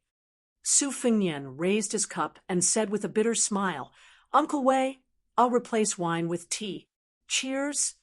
Wei Feng said with relief, That's not bad. After drinking the tea, he got up and poured a cup for Wei Feng. After sitting down, Su Fengnian said slowly, Uncle Wei, I still have to tell you about this matter today. Otherwise it won't be good. The eldest son of the general has always coveted the fish dragon gang, and Luna wrong. He wants to take her as his concubine. Originally, the fish dragon gang's strength was not among the best in Lingzhou, so it was impossible for them to win this business. However, since the eldest son is selfish, he can't be judged by common sense. The deputy leader of the Beimang gang, Xiao Chong, has a son called Xiao Ling, who is Lunarong's childhood sweetheart. There is news that when Xiao Chong returns to Lingzhou to wash his hands, he will take the opportunity to propose marriage between Xiao Ling and Lunarong. How could the eldest son let the father and son of the Xiao family get what they want? Therefore, after leaving Tuma Pass, I have some martial arts skills. According to the eldest son's instructions, I was lucky enough to kill Xiao Chong and frame a few horse gangs. I didn't expect that the guest Gong Sanyang would notice the clues and threaten to tell Lunarong and the fish dragon gang. Therefore, I had no choice but to fall out with them. I roughly set up a trap and only told Lunarong that Gong Sanyang is a remnant of the spring and autumn period who secretly colluded with the Beimang. This way, I barely managed to calm the simple-minded Lunarong. Uncle Wei, are there any flaws in this plan? If I ruin the eldest son's plan, even if I bring money back, I won't be able to make a name for myself in the general's residence. Presumably, Uncle Wei also knows that although the second son is born of a concubine, he is quick-witted and has made some achievements in Lingzhou's scholarly circles. Therefore, the mother and son are quite favored. The second son has deliberately tried to rope them in again and again, which has already made the eldest son dissatisfied. This trip to Beimang is both an opportunity and a crisis for me. If I succeed, everything will be fine. If not, I'm afraid I won't even have a foothold. Wei Feng's eyes revealed a trace of the elder's appreciation of the younger generation. He smiled and nodded, stroking his beard. Even though he was sitting next to a dead person, he still said slowly, Nephew, you are able to plan step by step on small matters and have good foresight on big matters. Not bad, not bad. You are a promising talent. Su Fengnian lowered his voice and blushed. Before I left, I wanted to shamelessly ask for a letter from my uncle so that he could put in a good word for me to Uncle Wei. However, when Auntie started at the dinner table, she was scolded by Uncle Wei. He said that a man who wants to start a family has to do everything himself. Asking for charity is not a damn skill. Fortunately, Auntie slapped the bowl and said that she would cook tomorrow, so Uncle Wei didn't continue to scold me. Wei Feng laughed and pointed his finger at Su Fengnian. This was the first time the old fox laughed so comfortably. Then he sighed and said, It is indeed Brother Qi and Auntie's temper. When Uncle Wei was young and down, he freeloaded for 3 years. Although Auntie occasionally complained, it was because she was angry that I didn't strive for it and lamented my misfortune. She hoped that I would have a bright future, not because she was stingy with those bowls of rice that didn't come easily. She also had bad intentions and looked down on me. Uncle Wei didn't have the realm to repay a drop of water with a gushing spring. However, no matter how heartless Wei Feng was, he didn't dare to forget the kindness of living for 3 years. These years, Uncle Wei could be considered to have built up a large family business, but Brother Qi and Auntie never sent a letter to him. They were afraid that if they had something to ask of him, it would reduce their friendship. Brother Qi and Auntie were kind, but how could they not be cruel? They were already half a foot into the ground. Who knows when they would fall asleep and never wake up again? Why should they care about these things? Now that your nephew is in Uncle Wei's house, good, good. No letter from home is better than 1,000 words. Su Fengnian whispered, Uncle Wei, Find a good place to bury this guest of the fish dragon gang. Is there any trouble? Chapter 4:14. Wei Feng waved his sleeves and said, "It's not worth mentioning. However, Uncle Wei will speak frankly. Compared to the relationship with the weapons supervisor, you have to value your relationship with Brother Chi more. Therefore, it's okay if your relationship with Lunarong is stiff for a while, but you can't ignore her forever. In the future, if she enters the general's manor as a concubine and is favored, you have to know that a woman's ability is greater than anything else. If you're not careful, you'll be smashing your own foot with a rock. There are too many examples of this, so you have to be careful. To Uncle Wei, you're superior in both appearance and intelligence. You might as well go all the way and use some methods to capture Lunarong's heart. If she's like a fish in water in the general's manor, you'll have another backer. Wealth comes from danger. As long as you don't sully her body, I believe that with your prudence, it won't be difficult to pull chestnuts out of the fire. Since ancient times, those who achieve great things must have a few close female friends by their side." Su Fengnian was surprised. Wei Feng smiled and said, "If you can flirt with Lunarong, who still hates you today, before you leave the city, Uncle Wei promises to give you 8,000 taels of silver. Treat it as your expenses for managing your connections inside and outside the general's manor." Su Fengnian shamelessly bargained. "Uncle Wei, I'm a scoundrel who only cares about money. How about we round it up to 10,000 taels of silver?" Wei Feng was not angry, but happy. He laughed heartily. What an exorbitant demand. Uncle Wei likes it, so I'll agree. Su Fengnian smiled brightly. Wei Feng stood up and smiled playfully. The two maids in the manor are very clean and pure. There's a saying in Beimang, to rear horses. These horses are not ordinary horses. Most of them are carefully selected from the Liang dynasty's Jiangnan. They're young girls who are bought at a high price. They're taught how to play the zither, go calligraphy, painting, poetry, tea, and wine. After a few years, only 3 or 4 of the 10 beauties will mature. This pair of maids can be considered outstanding. If they're placed outside the manor, they'll be worth 50 gold. Your nephew likes it, so I'll give it to you. There's not much use in keeping it in the Wei manor.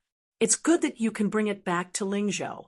You can get on good terms with those scholars who pretend to be cultured.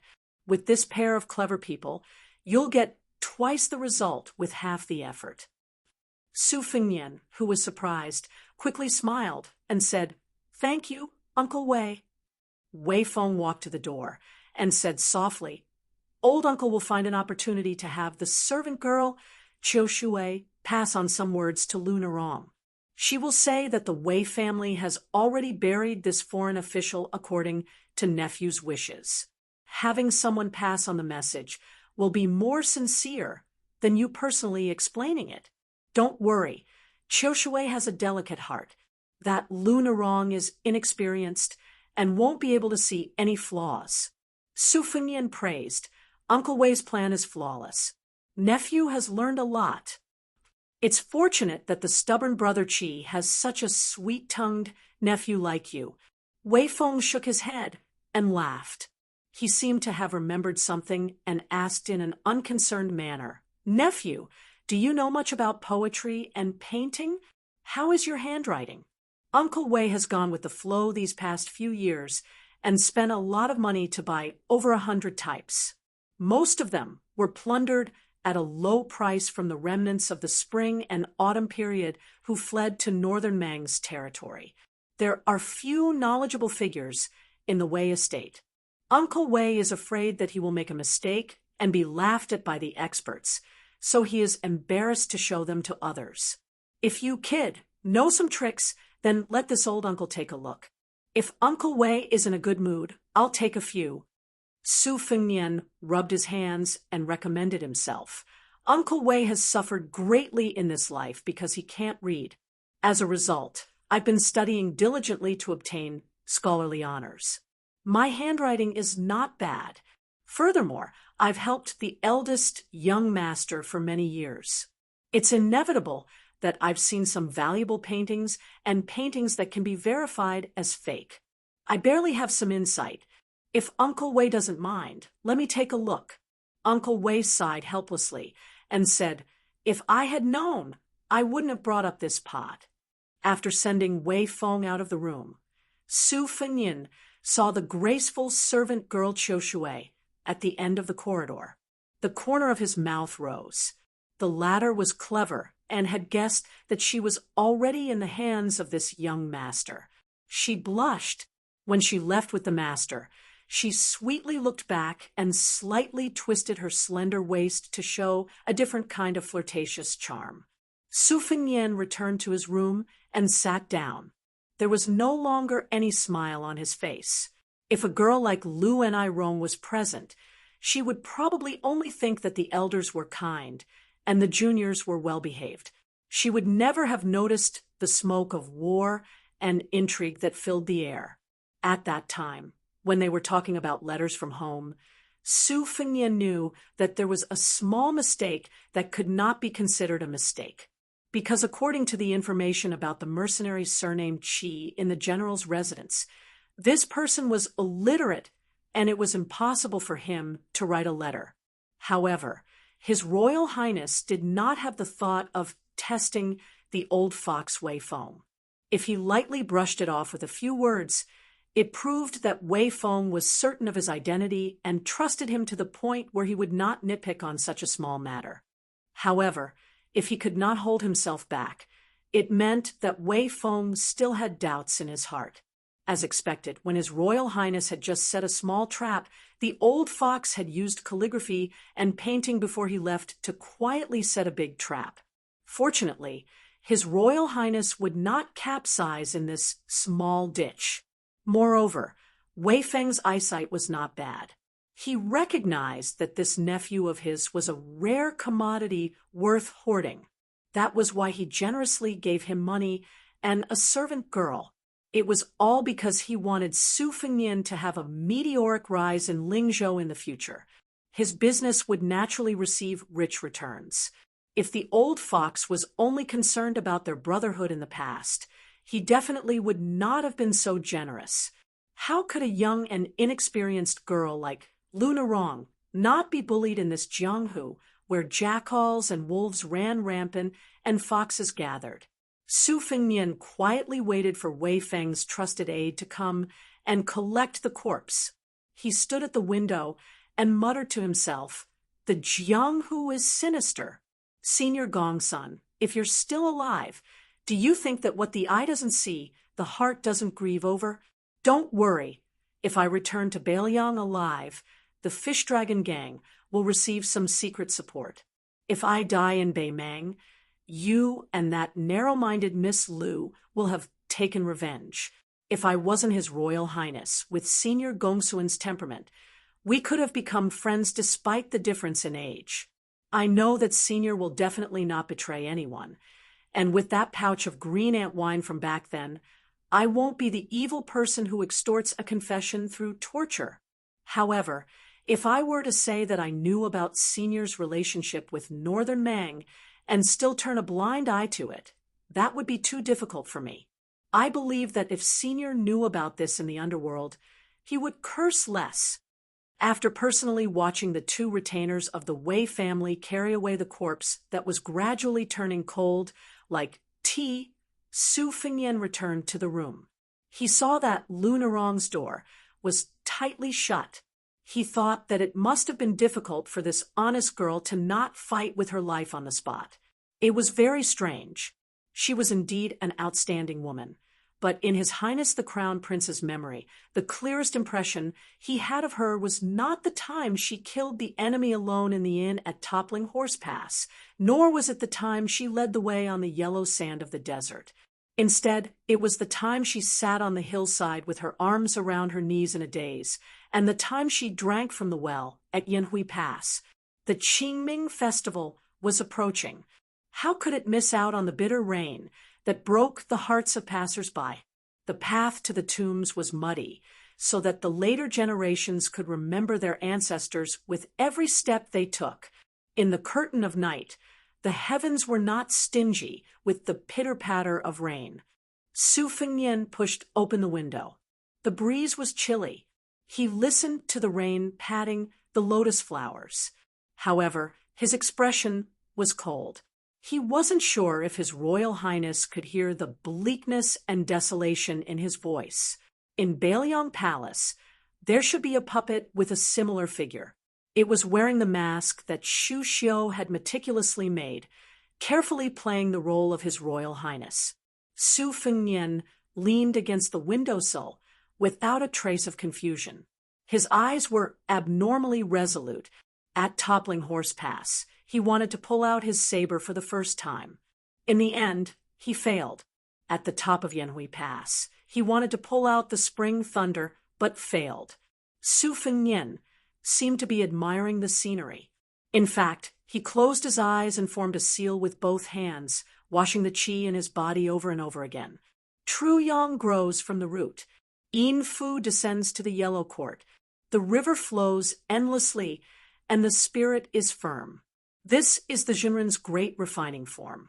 Su Fengnian stood still like this for a full 2 hours. He slowly exhaled a breath of qi that was like a sword according to the sword qi rolling dragon wall. With a bang, it stirred a lotus flower in the pond and turned it into fine powder in an instant. However, in the boundless curtain of night and rain, who would notice such a shocking detail? Su Fengnian said, as if relieved of a heavy burden. So this is the great yellow quartz, so-called embroidery of the universe by the mouth, setting Chang and ablaze. Chapter 4:15. His Royal Highness only had 7 unopened acupoints left. After diligently removing the mixed qi that Huang Baozhuang had implanted into his body, he opened a new deep song acupoint. Combined with the sword qi that had been nurturing in his body during this period of time, he was able to form sword qi and destroy a lotus. After bathing and changing clothes during the day, he asked the 2 maidservants about it and found out that this lotus was a rare drought hibiscus. Not only could it not grow in water with a great difference in temperature, but it also hated moisture and liked dryness. If the lotus root was soaked in water for too long, it would rot and die. The water storage in the pond was very particular. If it was properly cultivated, it would bloom a few months earlier than normal lotus, and its flowering period was also very long. A single lotus was very valuable, so it was nicknamed the 10 golden lotuses and the fierce woman lotus. Generally, a wealthy family could only grow 1 or 2 lotuses in a vat. They did not have the money nor the energy to take care of 100 lotuses, which was enough to show the depth of the Wei family's wealth. After exhaling a mouthful of sword qi to cut the green lotus, Su Fengnian felt his entire body relax. The circulation of qi was no longer stagnant. The wonders of the big yellow court were endless. The most obvious and straightforward thing was that it had exceptional hearing and vision. Su Fengnian seemed to be following the incantation and closing his eyes to concentrate, but he was actually listening to the slow blooming of a budding lotus. During this process, the sword qi rolled along the dragon wall and flowed violently along his meridians. It was the complete opposite of the bashful unfolding of the flower bud in the pond. Unfortunately, His Highness could only hold on for 2 hours before he could no longer withstand the burst of majestic qi in his body. Presumably, after opening 6 acupores, he could wait for a whole night for a lotus to fully bloom. Su Fengnian stretched and mocked himself. A good man should be able to endure. Su Fengnian sat back in front of the table and weighed his current wealth. Those flying swords would only be priceless after they were cultivated, but they were destined to be a pile of scrap metal in a short period of time. Although the process of drinking blood to become a fetus was very difficult, He did not have the old man with the sheepskin fur coat to temper him. Relying on this stupid method to cultivate the swords was also a kind of training. It was very difficult to find a good thing in the world where you could gain some benefits by suffering some hardships. Once he mastered the nurturing sword, entering the mysterious finger would not be as unreachable as it was now. The 5 pieces of facial skin made by Shu Xiu were very useful. As for the silk armor that he wore, it was invulnerable to water and fire and invulnerable to swords and spears. It was all nonsense. If he really encountered a level 1 master, he wouldn't be able to survive. However, it was still useful to deal with sneak attacks from ordinary swords and sabers. Of the 6 pages in the saber manual, the most useful one was undoubtedly the latest page with detailed analysis of the rolling dragon wall of sword aura. Not only had it inadvertently helped him to break through 1 acupoint, but during this period of time, he had been diligently and tirelessly following the path of complexity rather than simplicity. Only then did he realize that in the beginning, the obscurity and stagnation were very difficult to bear. But once he got used to it, it was, as the old saying goes, first bitter, then sweet. The essence of the 12 moves in the stacked thunder armor of the thorny whale, which he had extracted from thousands of secret manuals, had to be repeatedly verified with the divine intent in his mind every day, quietly waiting for the day when he could accumulate enough knowledge and use it. Back then, he had chosen to sneak into the fish dragon gang and rush to Beimang, choosing to use the city as a foothold. Firstly, there were fewer wars in the north of Yuzhou, so there was more space in Jianghu. Secondly, the city magistrate of Beiliang, Tao Qianji, was a person who was bound to die. Not only was he familiar with the art of war and strategy, but his martial prowess was also outstanding, and he had a profound understanding of the military and politics of Beiliang. He was originally the commandant general of Gusai State in the south of Beimang, but because of the extremely unlucky royal family member who was killed by Qin Jibao's surprise troops during a military parade, he was implicated and demoted to the city magistrate of Gusai State. In fact, his official position seemed to have been demoted by 1 rank, but he was actually in charge of the military and politics of Beimang State at the border. It could be considered a blessing in disguise, as he had escaped the confinement of the army.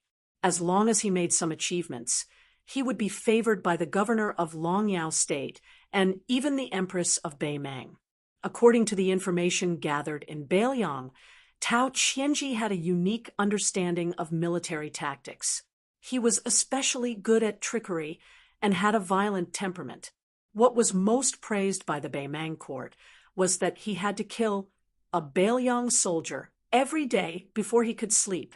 He had come to Liyue City from Gusai province without bringing a single family member, a single cent of silver, or a single treasure. He had only brought 6 prison wagons with him, imprisoning more than 40 captured Beiliang soldiers on the battlefield. After a month, they were all killed. However, Tao Qingmu was very close to many of his fellow generals in the Beimang border army. There would always be new prisoners sent to Liyue City for him to behead with his own hands every day. It could be said that Tao Qianji was a young official in the Beimang court who was favored by various forces. He had both military skills and a good reputation among the people. Sooner or later, he would be like a carp jumping through the dragon's gate and become an indispensable cornerstone of the Beimang court. According to the Beimang's Lu City Lord, he had 60 armored bodyguards. Tao Qianji himself should have the strength of a second-rank fighter. Su Fengnian weighed the strengths of both sides and smiled sinisterly. Assassinations between the 2 dynasties were very frequent, but most of them were done by suicide soldiers, so the chances of success weren't high. Beimang had once spent a lot of money to create an assassin team. They asked for 2 to 3 experts from the top sects in the dynasty, as well as more than 100 elite soldiers from the army. A total of 130 people were divided into 3 groups to infiltrate Baelyang, avoiding the main force and attacking the weak. Their targets were all the mid-level military and political officials of Baelyang. However, they didn't expect that the 3 adopted sons, Chen Zhibao, Yuan Zuozong, and Chu Lushan, would confidently split into 3 groups and kill them all. This caused the Baemang court to shake. The empress even entered a large-scale purge, and many heads were lost. However, in reality, she only found out a few pawns of the Baemang court that had been hibernating in the Baemang court for many years. The funny thing was that in the end, when they found out that it was the right minister of the Baemang, they found out that one of the spies was a two-faced person. The Baemang didn't refuse any business in Baelyang. Relying on the golden name of the right minister, they wantonly sold military secrets, causing the originally powerful right minister to resign and live in seclusion in the mountains. The enmity between Liang Mang and Liang Mang was not something that could be explained in a few words. It was like a chopping board. Today, it was smeared with your blood, and tomorrow, it would be added with my blood. Layer by layer, it had long solidified into a disgusting blood monument. A gentle knock sounded on the door. Su Fengnian knew that one of Qiu Shuichuan's servants had arrived. He said, "Come in." It was Qiu Shuichuan, who was relatively small and delicate. Her skin was white, and she had a slightly round and inconspicuous oval face. For such a small girl, if you used a little bit of force on the bed, you would be worried that you would rub her body. She was worthy of being a little girl worth 50 taels of gold.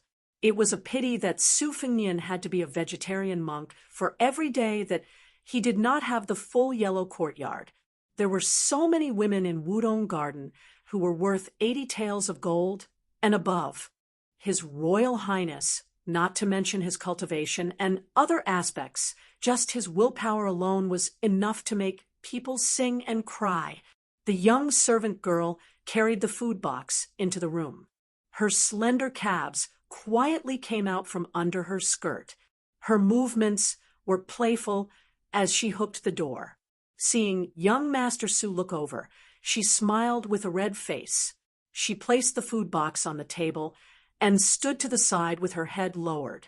She timidly said, "Sister Qiu Shuichun asked me to warm the bed tonight. I wonder when young master will be resting." She did not have the face to say the words "serve in bed." She looked at her toes, and her ears were completely red. In reality, during the cold of spring, it was a very common duty for servant girls in large families to warm the bed and warm the quilt. During the hot summer, no matter how tired the servant girls were from fanning themselves, according to the rules, they were not allowed to doze off for an entire night. She and Qiu Shuichun were both jaspers who had been carefully trained and were very familiar with serving their masters. However, they rarely had the opportunity to show their faces in the Wei manner. Seeing this handsome young master, who was highly regarded by the master, their love was far from that of love. It was the natural shyness and timidity of women that was real. Su Fengnian opened the food box and picked up a piece of date cake that melted in his mouth. He raised his head to look at the servant girl. Her face and figure were only 70 taels of gold, but she had a pair of beautiful eyebrows. Her eyebrows were charming, and she had a hidden charm at a young age.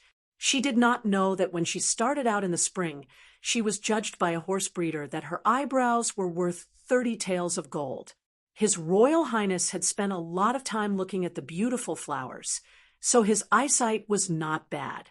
Su Fengnian reached out to pick up a piece of cake and handed it to the girl.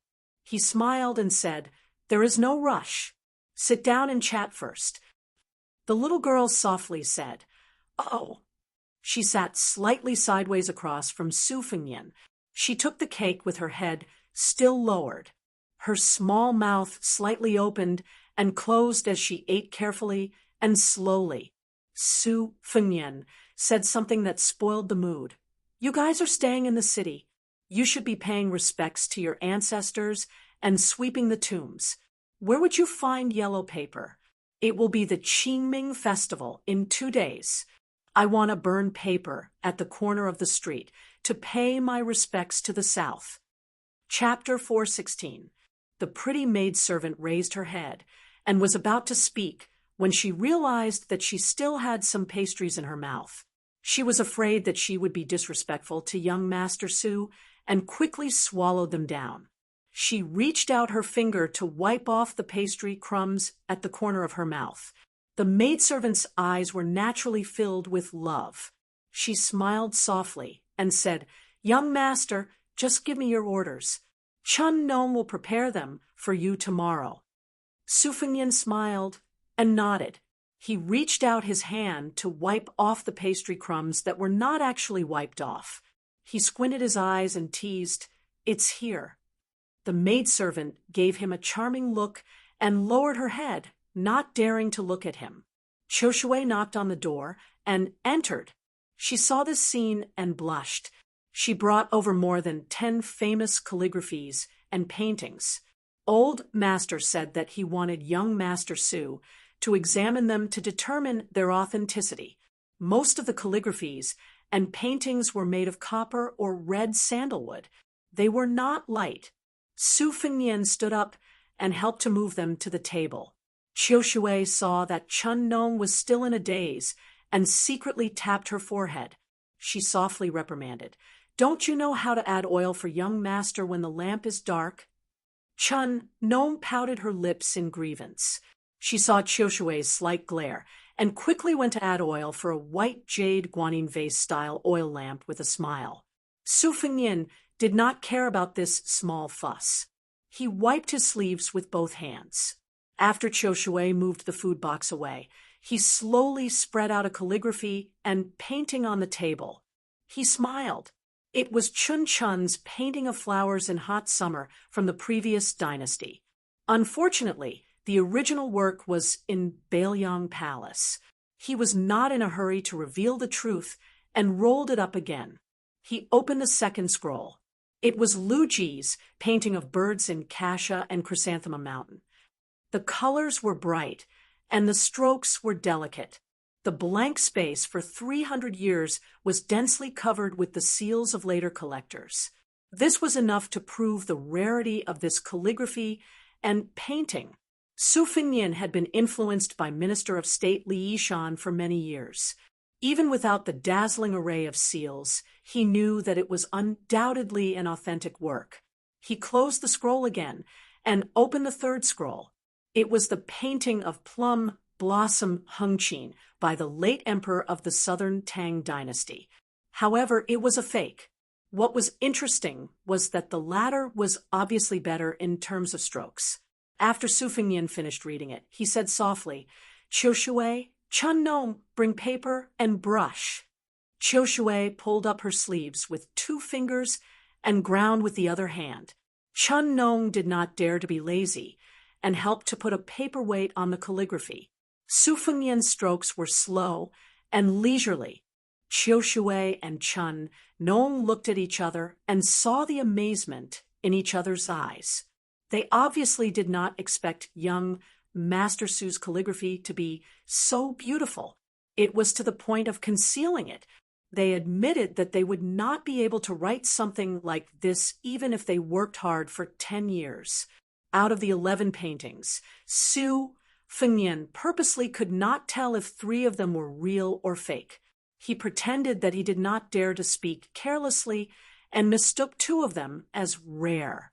The remaining 6 were all accurate. The last 8 had detailed reasons as to why they were real and fake, as well as their relative valuations. Among them, the valuations and the real situation were both wrong and right. Since the old fox Wei Feng wanted to test him, His Royal Highness could not be too honest. As for the small, regular script of more than 100 words, of course he would cover it up. This kind of trick would not be exposed, no matter what. After the ink was slightly dry, Qiu Shui could not bear to let go of the small, regular script in her hands. She carefully put it into her clothes and bent down to pick up the heavy calligraphy. She was about to go back to her master to hand in the work.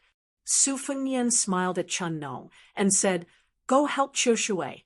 She doesn't need to warm the bed today." Chun Nong was half relieved and half disappointed. She opened her eyes wide and looked puzzled. Su Fengnian gently patted her cheek and said, "We'll talk about it after the Qingming festival."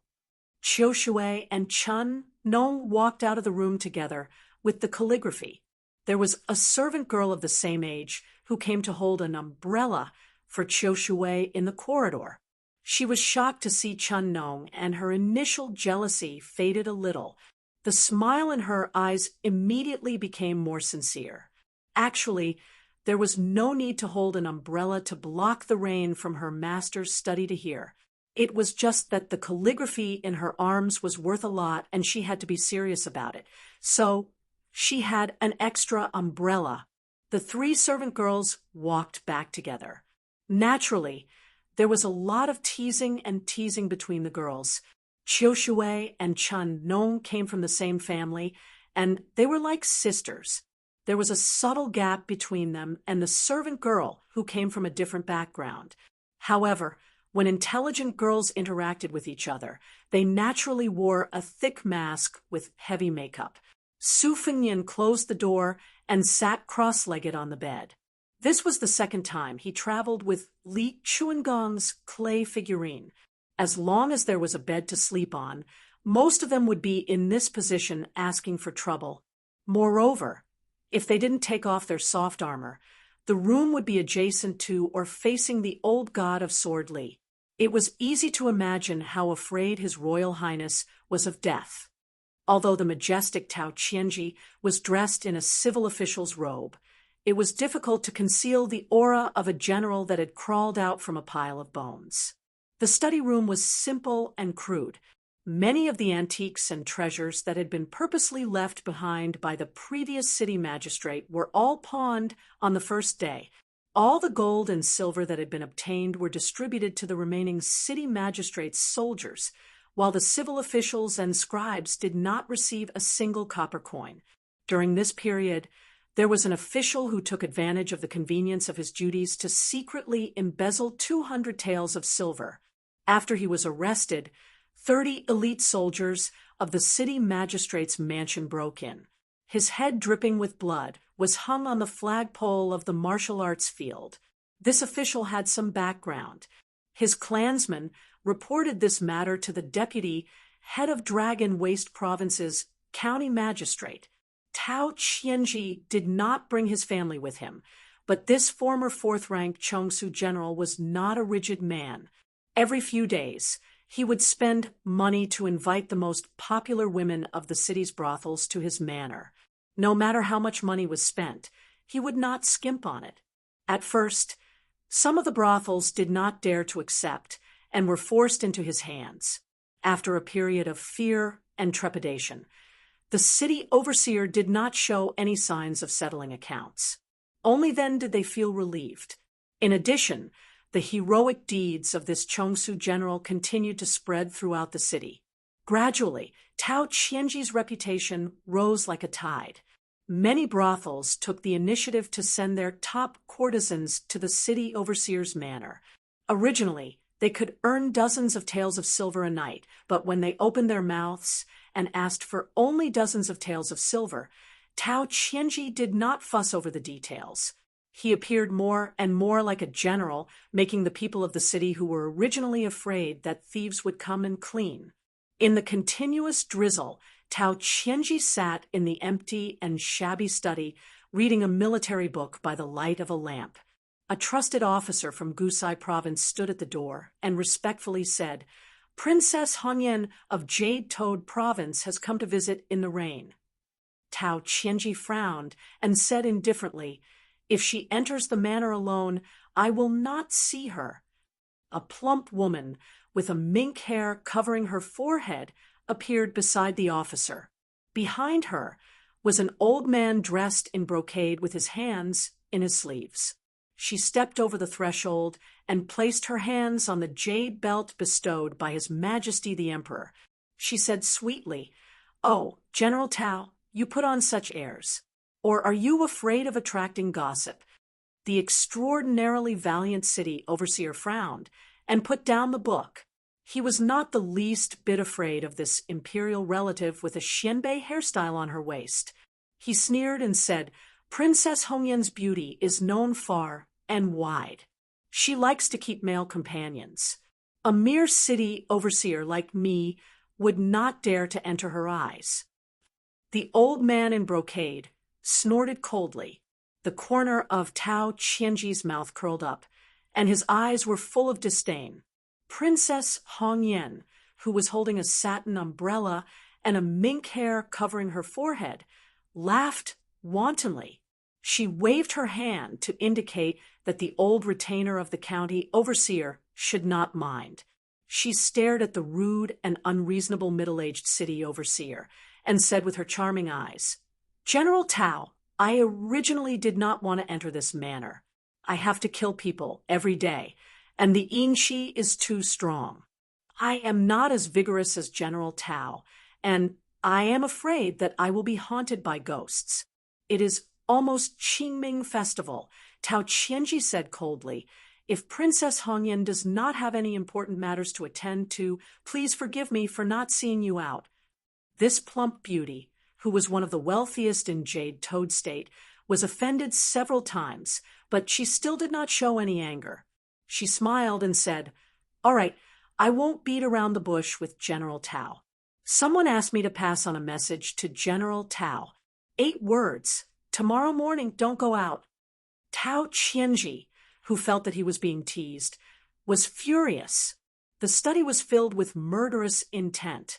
The brocade-clothed old man's sleeves billowed like waves.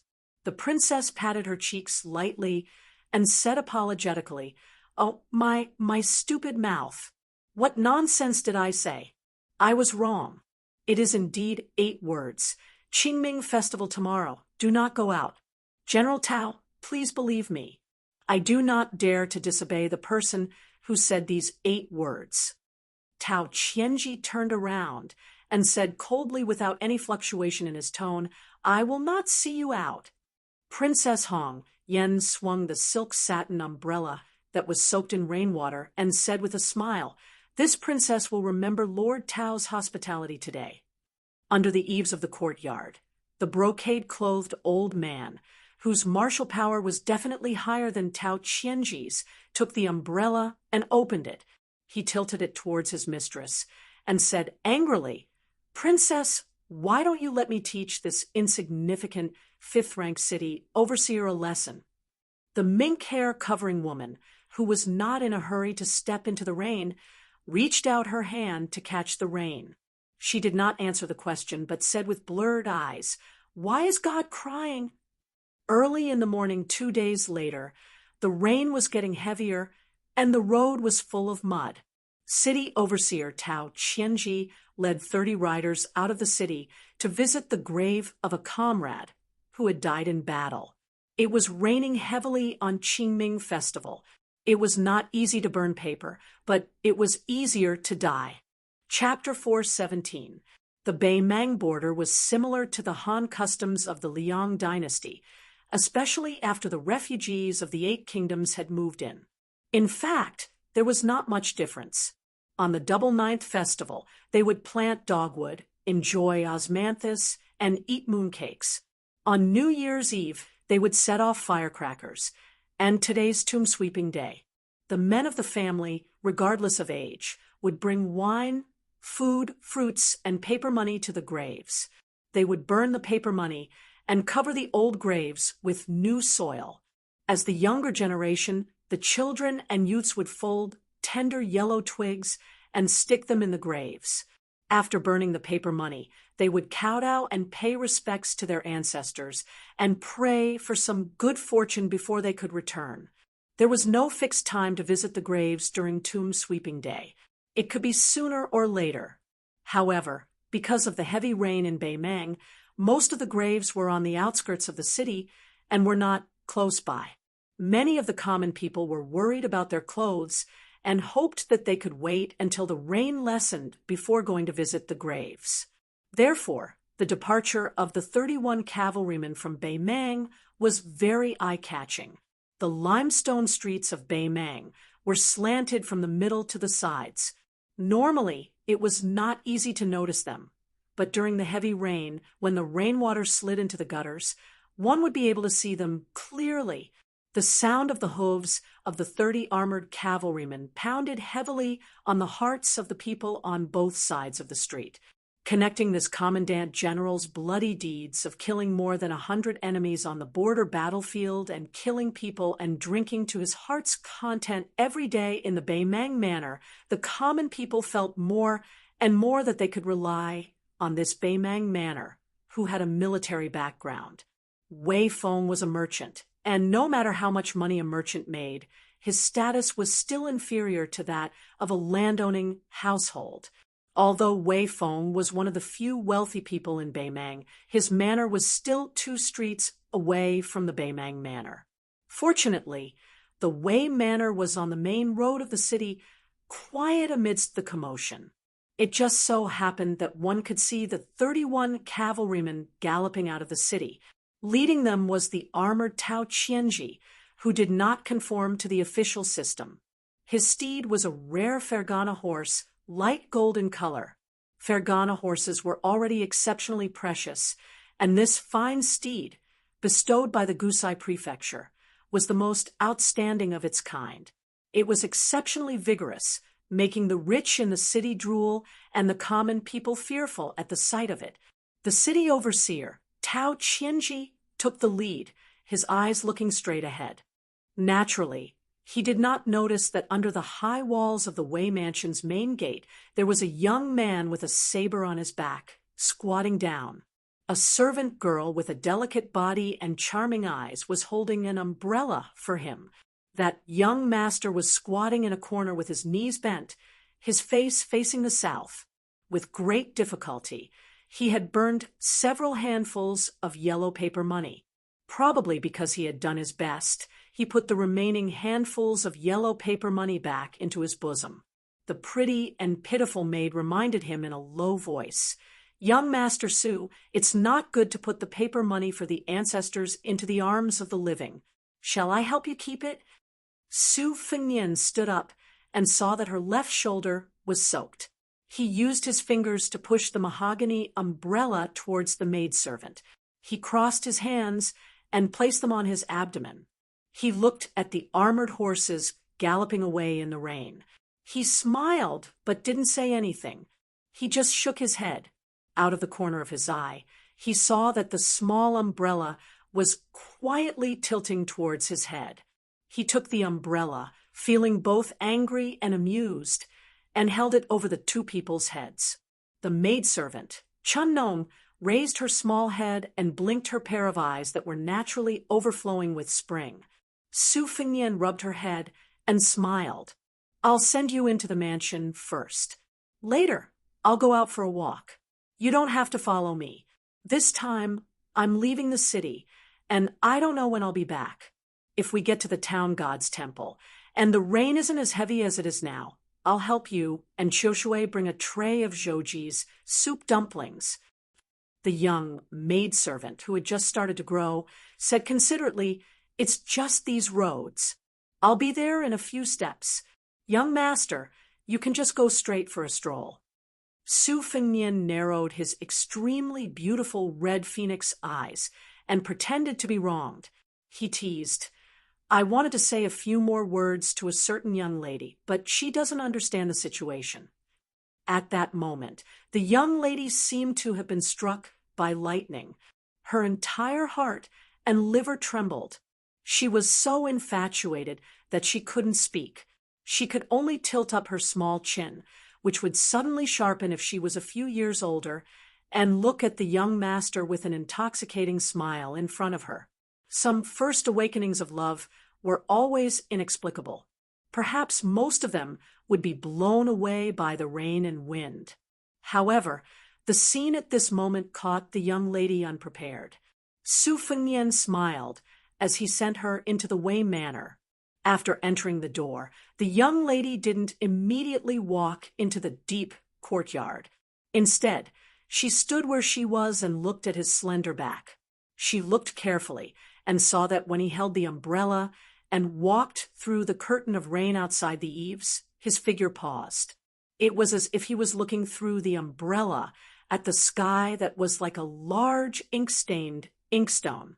Su Fengnian held the umbrella and walked slowly on the street. His shoes and socks had long been soaked when he burned the paper.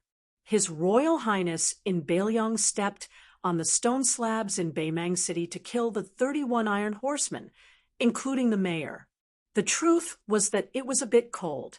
It was similar to the damned weather that made people shrink their necks and curse.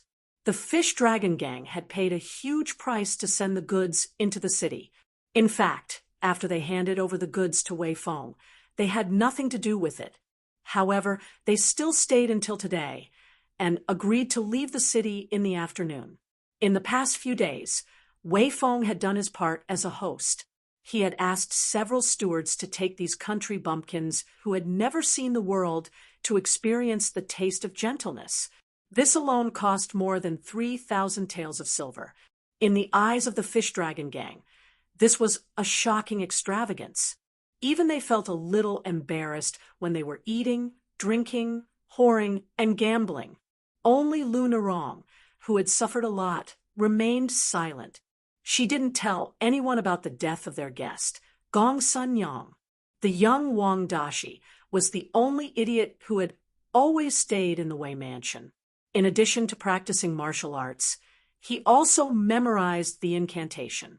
The day before yesterday, young Master Su taught him a sword move.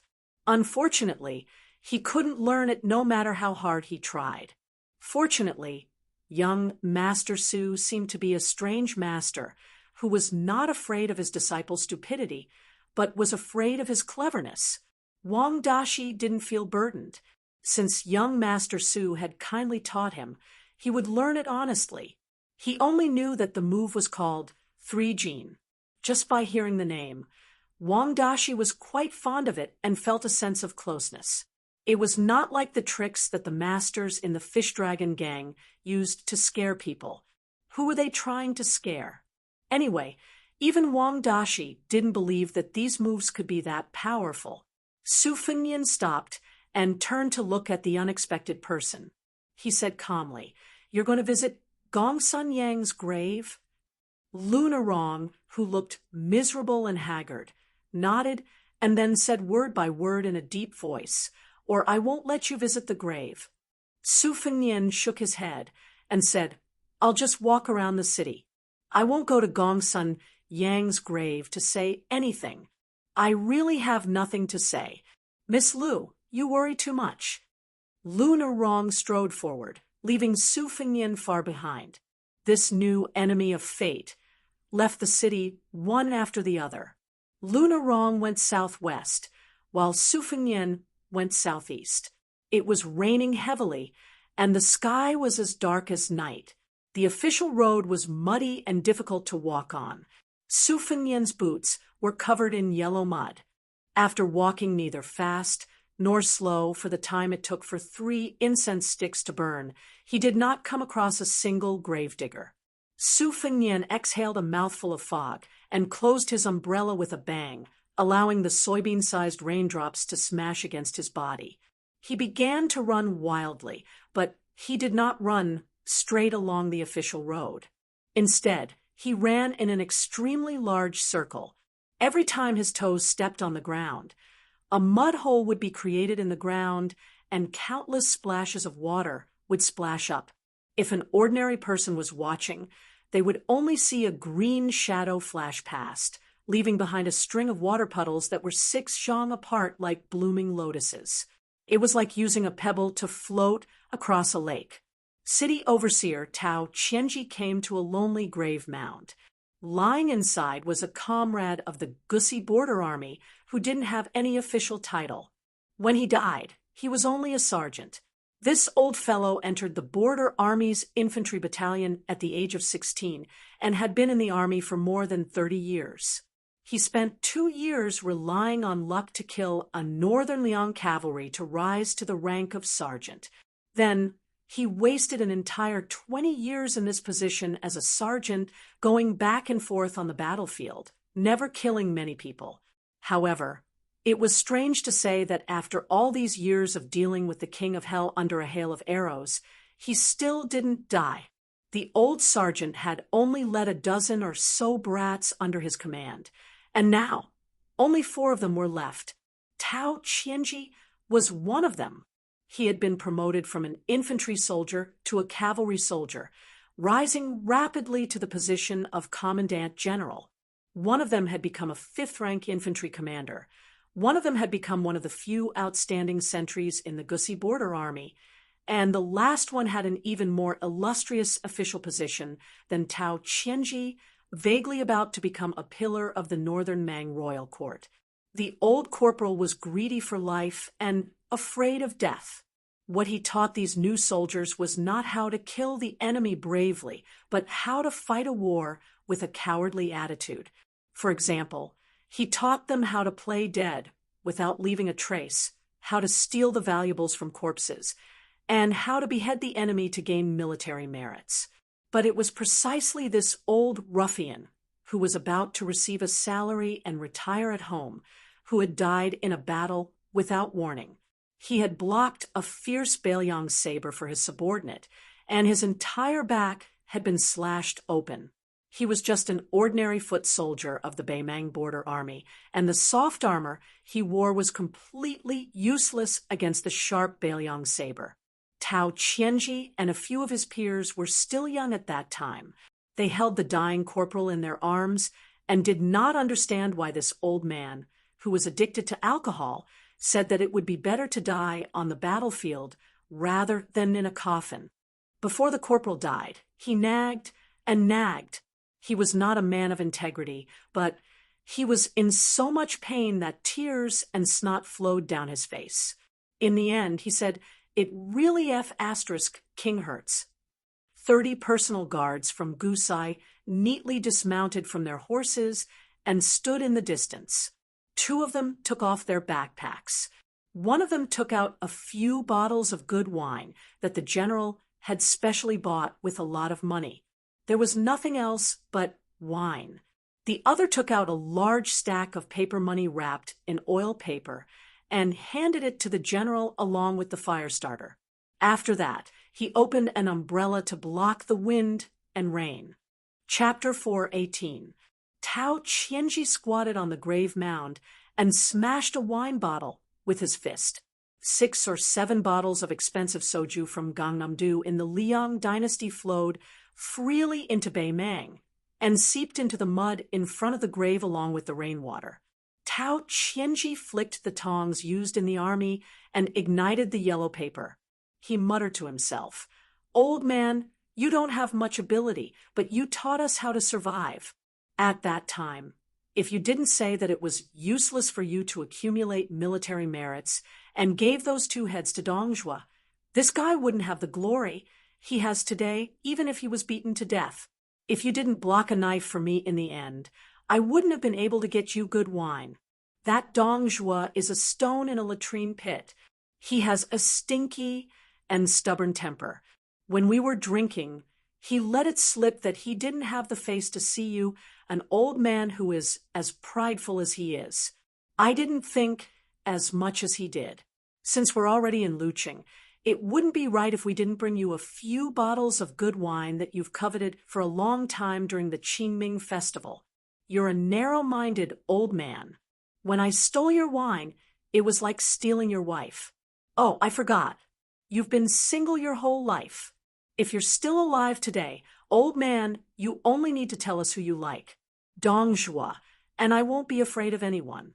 We'll help you snatch it."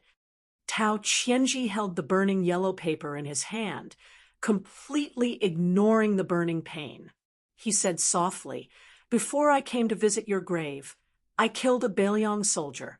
I chopped off his limbs with my own hands with a Bailiang knife. I know you're a coward, and I'm afraid you won't be able to sleep well, so I didn't bring him to your grave to disturb you. Old man, let me tell you. In fact, the Baelion cavalry only thought we were invincible when we were young. It was mainly because we were scared by you. Every time before we went to the battlefield, we would see you trembling and your legs shaking just by hearing the hooves of the horses. Even Dongjua and I were scared to death.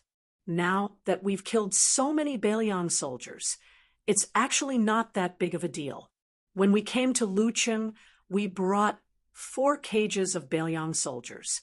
Many of them were begging for mercy like dogs. Some of them were worse than dogs when they drew their swords against their fellow soldiers in order to survive. After the yellow paper was burned, Tao Qianji clapped his hands to disperse the ashes. He slowly got up and said, "I won't keep you from drinking." The 31 cavalries silently mounted. Tao Qianji of Tao Qianji.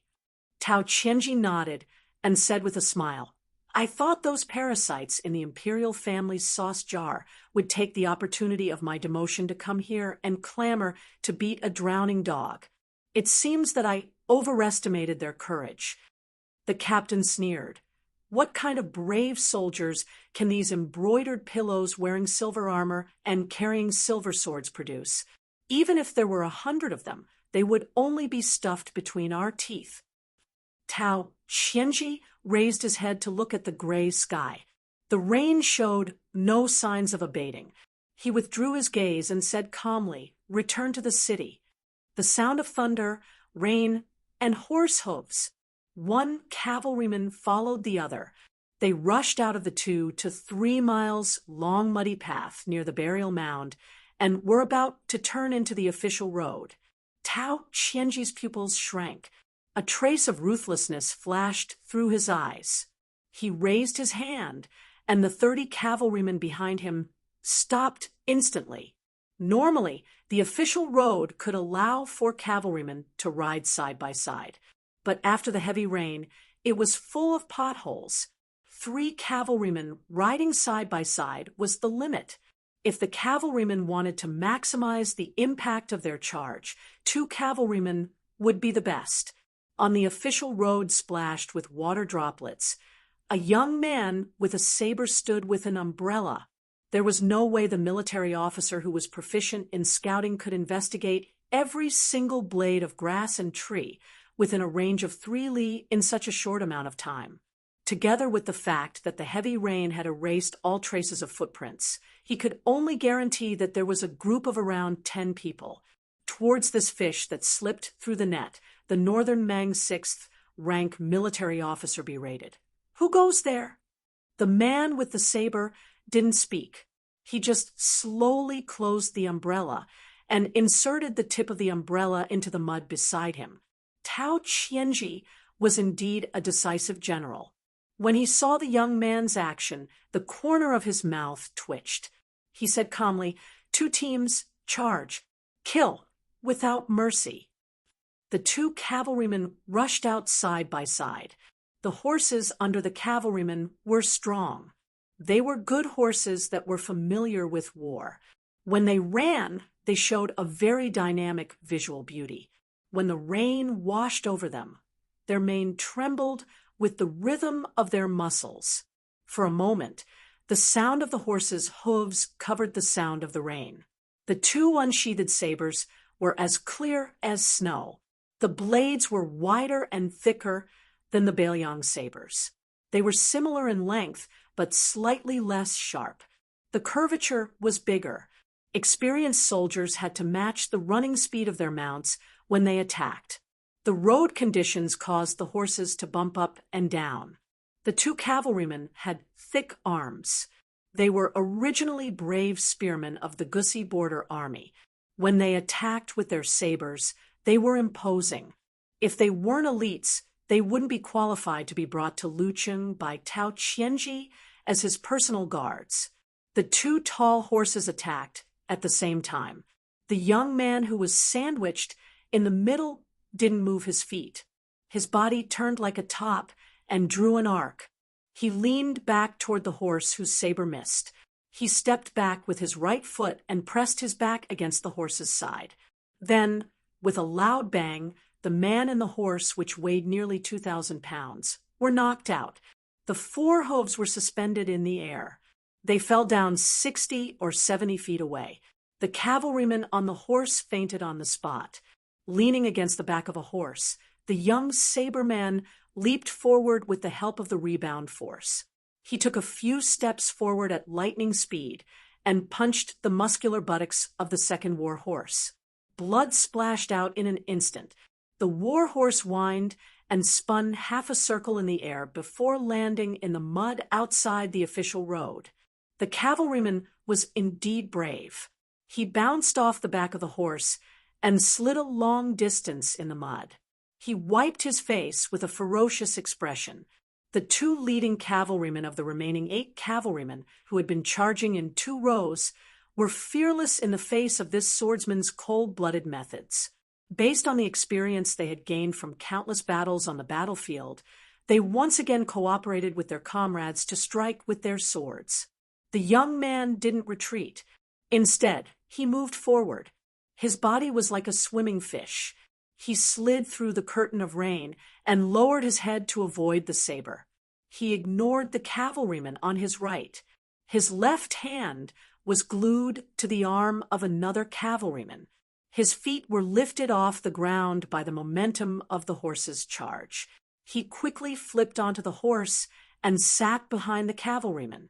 He pressed his hands on the cavalryman's head and twisted it in a crisscross manner. The crooked arm snake stuck to the chest of the corpse. With a twist, the corpse that weighed 140 or 50 pounds was thrown backward. It hit the head of the cavalryman, who was chasing behind him.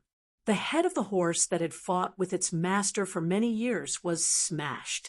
Its front hooves were bent, and it crashed into the mud.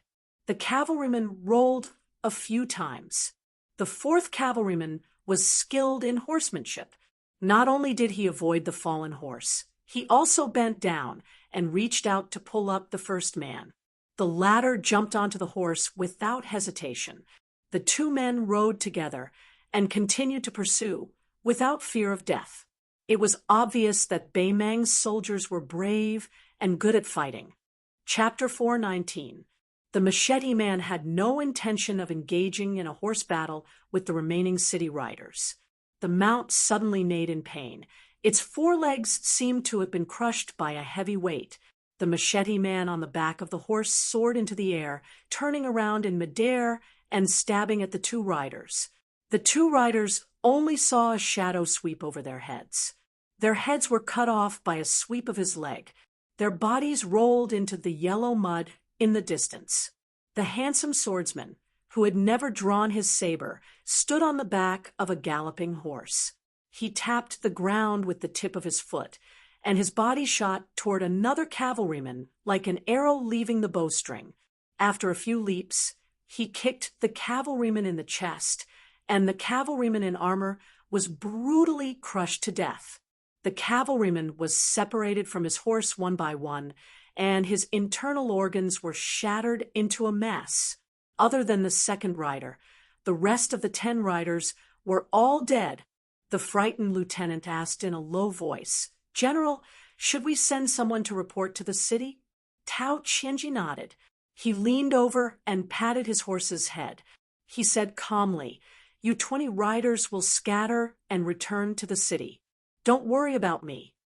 The lieutenant's eyes turned red. He called out in a hoarse voice, "General!" Tao Qianji smiled. "How can I die so easily? I also don't want to die here." After Tao Qianji finished speaking, he coldly said, "Listen, return to the city." After a brief hesitation, the 20 riders left with hatred in their hearts. The young machete man didn't stop them.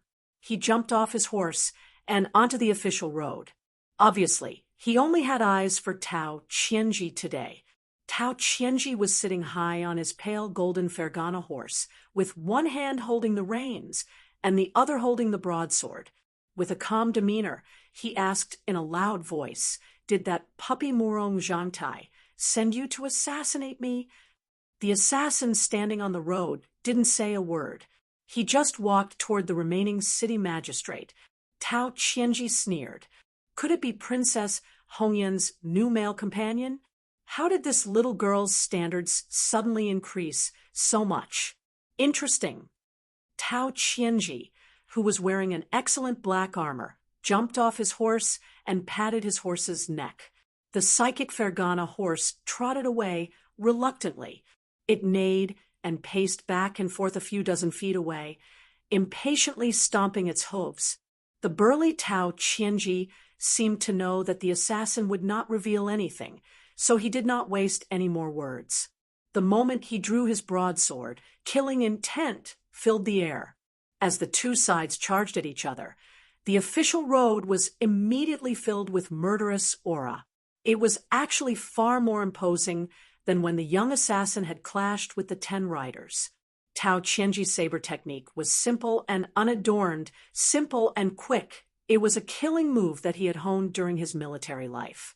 There was absolutely no sloppiness in his movements.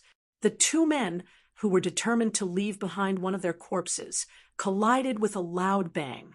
The Mang saber hacked down on the short saber's scabbard. Obviously, the Mang saber did not have the extravagant hope of killing the enemy in one strike because it had accumulated 70 to 80% of its strength.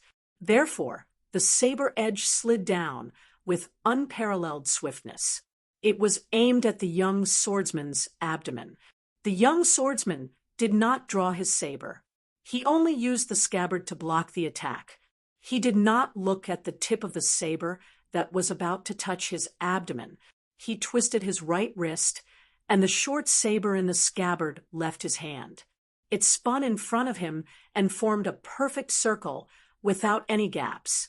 When the raindrops that covered the sky and earth hit the circle, they were rebounded. Tao Qianji narrowed his eyes. The tip of his saber did not shrink back. He suddenly exerted force, trying to pierce through the circle that was no thicker than the scabbard. The tip of the Mang saber rubbed against the simple scabbard, producing an ear-piercing sound of metal and stone colliding. Tao Qianji's chi flowed like a spring, layer upon layer.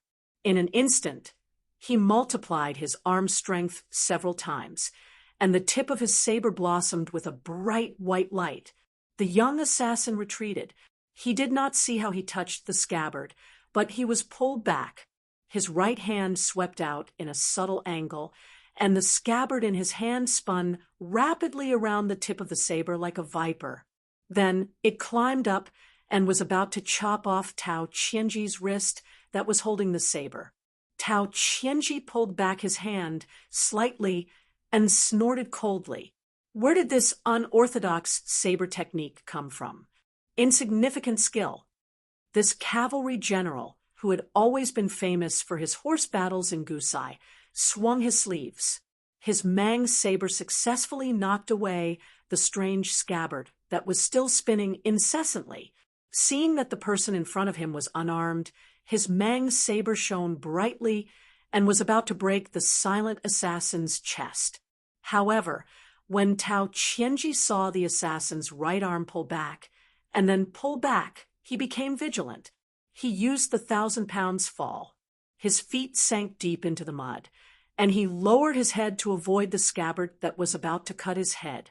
Tao Qianji, who had dodged the attack, pulled out the tip of his foot, splashing a large piece of mud as he pounced on the young swordsman with endless strange techniques. Both of his hands gripped the hilt of his saber. His robust body leaned forward, and with a strong momentum, he crashed into the young swordsman with his saber. The scabbard did not cut off Tao Qianji's neck, but it did not fall to the ground. Instead, it circled in the air like a swallow and came to the assassin's left hand. With a flick of his finger, the scabbard left his hand in the blink of an eye and stabbed toward Tao Qianji. Somewhat aggrieved, Tao Qianji twisted his Mang saber and rolled his body along with it. He stood still on the side of the official road and stared at the assassin who had accurately controlled the scabbard to kill with a flick of his finger. He laughed sinisterly. "It's actually the flying saber of the Jianghu boars. Let me see how long you can do it in one go." The scabbard was like a nimble swallow circling around the beam. Every time the swordsman flicked his finger, it would circle incessantly. Neither side gave the other a chance to rest. The white light of the Mang saber was like a firefly. Tao Qianji rolled his saber and moved away. The scabbard circled in the air, like a swallow, constantly colliding with the Mang saber. In contrast, Tao Qianji, who was full of murderous intent, was unable to restrain his anger. The rolling momentum of his saber was terrifying. The assassin, who was none other than Bailiang and His Royal Highness, was much more leisurely. On the official road, he used the flying saber that he had stolen from Xiao Chong outside the Tumbling Horse Pass and the Fish Dragon Gang's master's 3 cupped fists. He had mastered it thoroughly and was strolling leisurely. He seemed to know when to advance and when to retreat. He already had a somewhat lofty, grand master's demeanor. There was once an old man wearing a sheepskin fur coat who made an immortal meal with an umbrella. The scabbard of the Spring Thunder had failed several times against Tao Qianji's armor. Su Fengnian's eyes suddenly became fierce. The sword intent in his chest suddenly poured out like a river. He unbelievably used the flying saber's scabbard to perform the embryonic form of the sword Qi rolling dragon wall. The scabbard closed, and the Spring Thunder finally returned to Su Fengnian's right hand. Tao Qianji knelt on one knee. Bei Mang's saber was stabbed into the ground. Thick blood flowed from his wrist along the blade. His armor was shattered. His whole body was badly mutilated. There were even some wounds where his bones could be seen. Tao Qianji raised his head and grinned. "Boy, are you still not going to pull out my saber?" Su Fengnian thought for a while. The corner of his mouth pulled up into a cruel smile. Then he tirelessly performed the sword Qi rolling dragon wall 10 times. After 3 times, Tao Qianji's armor was completely broken. After 6 times, only his right arm holding the saber was still intact. After 10 times of the sword Qi rolling dragon wall, Tao Qianji's body was already smashed. He knelt on the ground with his hands on the hilt of his saber. Su Fengnian slowly walked forward and mercilessly used the Spring Thunder scabbard to send him flying. The Fergana horse galloped over. Su Fengnian sneered and leaned to the side. He gently jumped up and wrapped his arms around the horse's neck. He bent his knees and leaned his body back. Taking advantage of the momentum, he flipped the war horse over. It collapsed on the official road with a loud crash.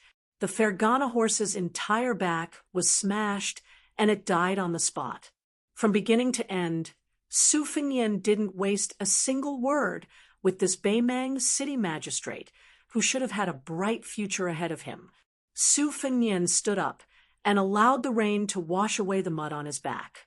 He repositioned the Spring Thunder saber and pulled out the umbrella, facing the direction of Bei Mang.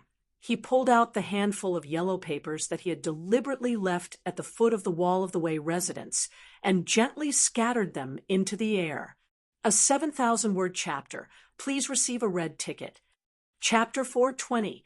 Walking in the heavy mud with an umbrella, Su Fengnian slowly tore off a piece of root mask and put it in his pocket, among the 6 masks meticulously made by the southern Xinjiang, which Shuxiu. There were 3 levels of air passage, root formation, and spirit. The air passage mask could be smeared and removed at will, but it would take a lot of energy to use the root formation mask. According to Shuxiu, the mask could only be used once. As for the reincarnation mask, which changed one's foundation, one could not restore one's original appearance even if one was disfigured. The root formation mask could be used 3 to 4 times. Su Fengnian did not want any men of sacrifice to follow him. He left a puppet in Bailiang Palace as a smokescreen. After entering Beimang, he would inevitably become a thrifty miser. He would kill 6 second-rank martial artists, 3 Vajra martial artists, and 1 Finger Xian martial artist. This was one of the goals that Su Fengnian had set for himself in northern Mang. The reason why he chose Left City in Dragon Waste Province as the base of northern Mang was mostly because of Tao Qianji, the city overseer. This former commander-in-chief, who had been demoted in public but was actually promoted in private, was placed in Left City by northern Mang royal court. How could it be as simple as keeping Tao Qianji away from the grudges between him and the several members of the royal family of the younger generation? Northern Mang Empress sat on the throne of the royal court and cast covetous eyes on the Liang dynasty that had unified the spring and autumn period. She was truly acting as if she was sitting in the north and facing the south. Who dared to say that Tao Qianji was not a key pawn that she used to target northern Liang Yuzhou? Although this person was only a martial artist who was close to second rank, Tao Qianji was far more than ordinary in terms of rallying the people at the border and the threat to Bailiang in the future. When he talked with Su Xiao secretly, he mentioned this new city magistrate. He said that killing Tao Qianji was equivalent to killing 3,000 Beimang soldiers. At this time, Tao Qianji, who liked to torture and kill Bailiang soldiers every day, had not yet stabilized his foundation. How could Su Fengnian not make a move? Tao Qianji could be considered to have died at a good time. Although Su Fengnian had taken off his mask and the simple and unadorned spring thunder saber at his waist was not very conspicuous, the 20 or so armored bodyguards had fled back to Yu City. Even if they were like a group of dragons without a leader, with Tao Qianji's achievements in managing the army, they were bound to set up an inescapable net. Su Fengnian had been strolling around the city for the past 2 days and had already thoroughly studied the layout of Yu City. Instead of going through the city gate, he chose a section of the city wall where there were few signs of human habitation and climbed up the wall like an ant attacking a city. The rain was still pouring down heavily. He climbed to the top of the city wall and leaped over it, landing lightly at the base of the inner city wall. He walked through the deserted alleys and narrow streets. Other than Tao Qianji, there were still other experts in Yu City. Small groups of cavalry roamed in different directions. The martial law was cleverly enforced, loose on the outside but tight on the inside. Su Fengnian was worthy of being called an expert when it came to this level of patrolling and searching. Naturally, he easily avoided them and even went to Zhou Ji's store to buy a tray of piping hot soup dumplings.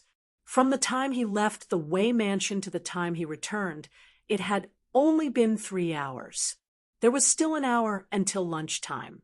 The maidservant Chun, Nong, had been waiting in his room. When Su Fengnian pushed open the door, the bored girl was leaning against the windowsill in a daze and did not notice him. It was only when she smelled the aroma that she suddenly turned her head. She saw young Master Su, drenched in sweat, holding a tray of food in his hands. Her eyes reddened for no reason. Su Fengnian had no choice but to interrupt her brewing emotions. He teased, "Don't think too highly of yourself. I bought it along the way. Take it and eat it with Qiushui. As for changing clothes, I'll do it myself. I don't want to spoil your appetite." Are you crying? Don't. If outsiders see me, they'll think I'm worse than a beast. I want to take a tray of soup dumplings and elope with you back to Bailiang. The young maidservant sniffled. Seeing young Master Su's determined expression, she hesitated for a moment before giving in to the gluttonous bug in her stomach. She carefully took the soup dumplings and walked to the doorstep. She glanced back and smiled charmingly. Su Fengnian waved his hand and waited for her to trot far away before locking the door. He took off the spring thunder and placed it on the table. He took out the tightly wrapped knife manual and a stack of dough. He did not take off the silk armor that was warm in winter and cool in summer. He changed into a clean and comfortable scholar's robe and put away his personal belongings. He could really be considered to be alone in the world. Chun Nong must have eaten the soup dumplings carelessly. She was dragged back by the ear by Chiu Shui, who was more sensible. She helped young Master Su with his hair.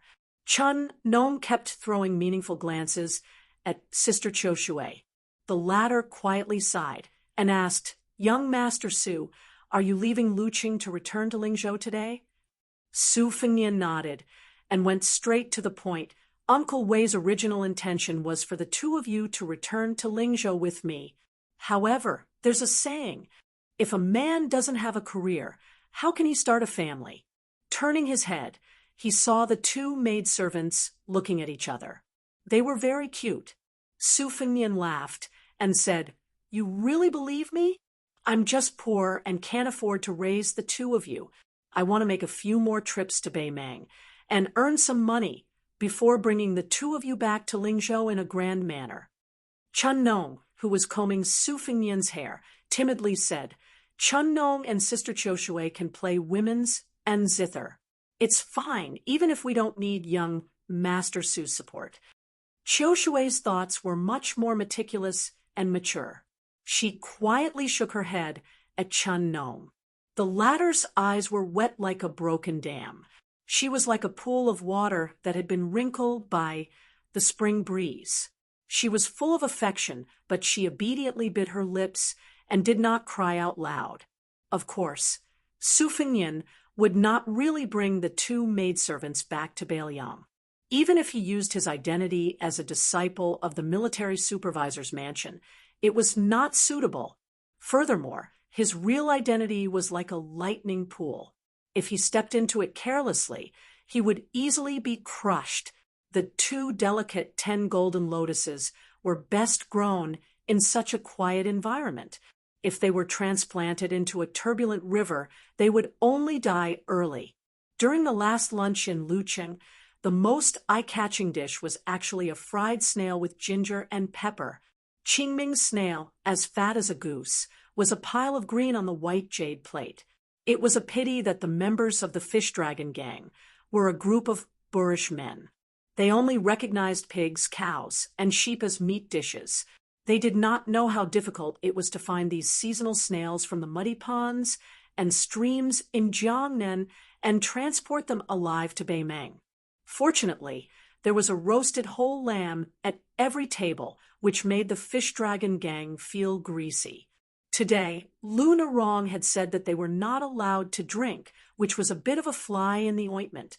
However, after Xiao Bangzhu and foreign guest Gong Sun left, Miss Lu became more and more at ease. Gradually, she became more and more independent. The members of the fish dragon gang were sincerely convinced. The tears on Chun Nong's cheeks disappeared, but she was in low spirits. On the other hand, Chiu Shui was still graceful and considerate. She stood beside Su Fengnian, picked out the meat of the snails with a bamboo stick, and put them on the plate one by one. The old fox Wei Feng's generosity had already won the favor of the fish dragon gang. They knew that Grandpa Wei was rich and powerful, and he was a tycoon who had a firm foothold in Beimang. Naturally, he was arrogant. Otherwise, many people would want to recognize him as their godfather. Originally, they did not know much about Grandpa Wei and did not like him. Now, it was obvious that he was related to Grandpa Wei. Many people completely lost the courage and interest to challenge Grandpa Wei. They began to think about how to be more friendly on the way back to Beiliang to make up for the estrangement from the northbound trip. Wei Feng smiled and said, "Nephew, fried snails are like old wine. Even the king of hell would not leave. This fried qingming is not a famous dish, but it's really hard to enjoy this taste in Beimang. You should try more." He should really treat him as his nephew. Wei Feng did not continue to be polite. He turned to Lunarong and said with a smile, "Miss Lu, Grandpa Wei still said that if you really want cash, you can immediately send it to the Fish Dragon Gang's carriage. The Wei family also has some strong men who can help to escort. I dare not boast, but I can still squeeze out 20 men." Lunarong shook her head and said with a smile, "It's too rash to bring tens of thousands of taels of silver to the border. These days, the Fish Dragon Gang has been treated with great care by Grandpa Wei. We have spent too much money, and we really don't have the face to let Grandpa Wei worry about us. Lunarong trusts Grandpa Wei, and also trusts the two banks in Bailiang and Beimang." Wei Feng stroked his beard and smiled without saying anything. Lunarong raised her cup. "Lunarong does not dare to drink too much, but I respect Grandpa Wei very much. I will toast Grandpa Wei 3 times on behalf of the Fish Dragon Gang. Grandpa Wei, you can drink as much as you want." She drank 3 cups in a row without spilling a drop. Wei Feng took a sip and put down the cup, but no one thought that the old man was putting on airs. During this period of time, in addition to relying on the Wei family to live a happy life in the city, they also heard a lot of anecdotes about Grandpa Wei, which were more interesting than the stories told by the storytellers in the tea houses. The wind and rain stopped, and many people went out to visit the tombs on the street. When they came, there was a carriage with goods and a Gongsun Lianxiu with a horn bow at his feet. When they left, there was only Su Fengnian with the spring thunder saber in the corner. Before getting on the carriage, he bowed to Wei Feng. This time, the latter did not pretend to be angry and accepted it calmly. Watching the Fish Dragon Gang go farther and farther away, Wei Feng withdrew his gaze and glanced at the 2 maids, Chun Nong and Xiu Shui, who were not able to send him off. He frowned and moved his lips slightly, but it was unclear what Grandpa Wei said. Passing by the city gate, Su Fengnian, who did not have the spring thunder saber, took the initiative to get off the carriage. The guards at the city gate opened the entry records and checked them carefully one by one. After confirming that there were no mistakes, they let them go. 100 steps away from the city, Su Fengnian, who was leading the horse, subconsciously looked at the city gate and saw a woman with a mink hair covering her forehead standing side by side with the well-dressed retainer. She made a fierce gesture of cutting her throat with a knife. Su Fengnian smiled. "Are they all rushing to die on the Qingming festival? Stay in the city? Stay." At this moment, Su Fengnian had the impulse to draw his knife. A princess with a xianbei hairstyle on her waist. Her head seemed to be no lighter than Tao Qianji's head. Chapter 4:21. Finally, God's face was no longer gloomy. The sky slowly cleared up, and the first ray of sunlight shone through the clouds that had been cloudy for many days. The plump woman wore a mink headband on her head and a jade belt on her waist. She held a satin umbrella in one hand and swung it back and forth. She looked down at the slender man who had left the city with the Fish Dragon Gang. After doing that bloody action, she seemed to be amused by herself and burst into laughter. The old man in embroidered clothes beside her could not understand her master's thoughts. He asked in a low voice, "Princess, why are you competing with this Bailiang commoner? Do you need me to take action?" 2 days ago, Princess Hongyan, who had personally gone to the city lord's mansion to deliver the message to Tao Qianji, shook her head slightly. She stopped laughing and said playfully, "Old Dragon King, I'm just playing around. I don't know why I can't help but want to bully and scare this guy when I see him. But it's strange. Even though I know it's impossible, I still feel that this guy has something to do with Tao Qianji's death. We women's intuition can't even be understood by ourselves." The old man in embroidered clothes smiled and said, "How can I deserve to be called Dragon King? By Princess Hongyan." The woman, who was already extremely wealthy in the Beimang dynasty, smiled and did not comment. She gently spun the satin umbrella with a red sandalwood handle. She had liked rainy weather since she was young. She would spin the umbrella in the rain and shoot the raindrops. The Northern Mang Empress, who was over 50 years old, had always been cold and indifferent to the royal family.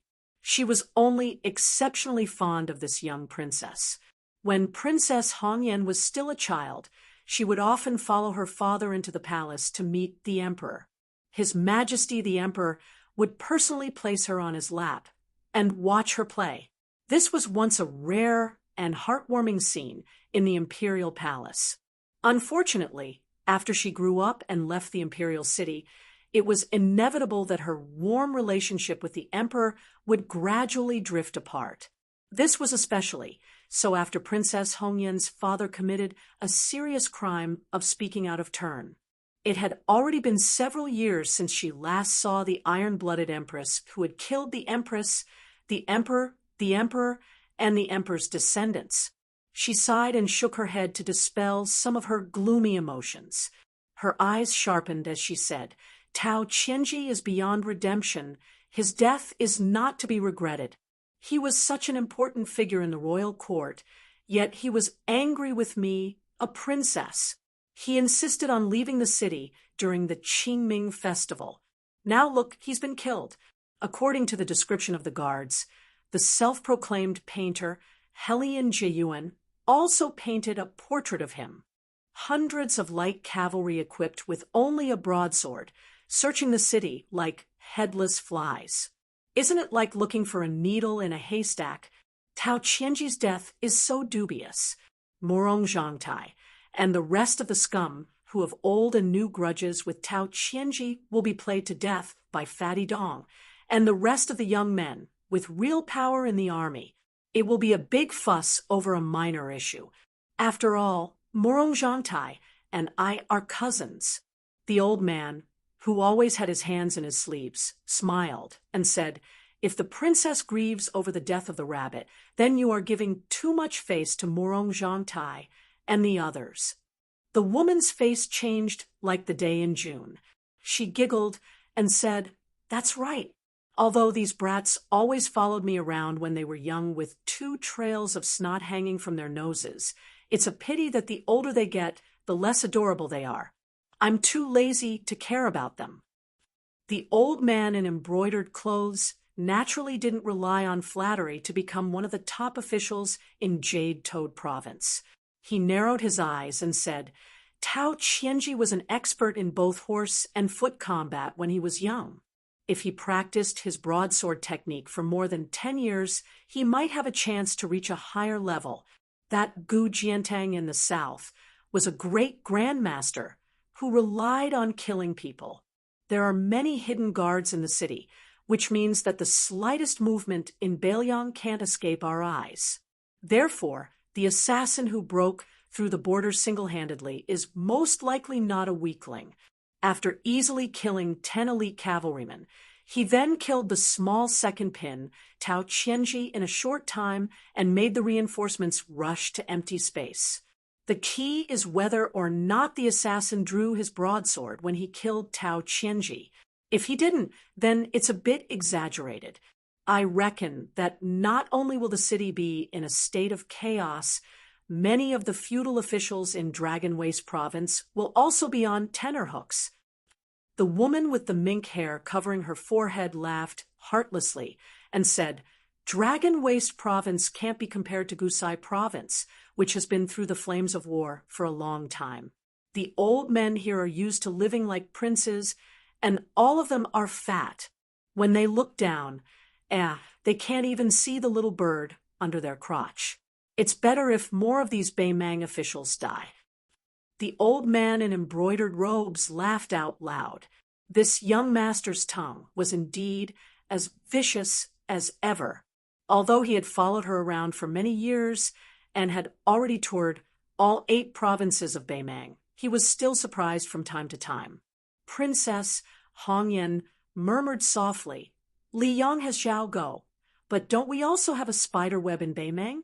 I'd like to see when this assassin will run into the web." 2 cocoons, 6 men holding poles, 300 men catching men, and 80 women pouncing on butterflies. They're all like mad dogs.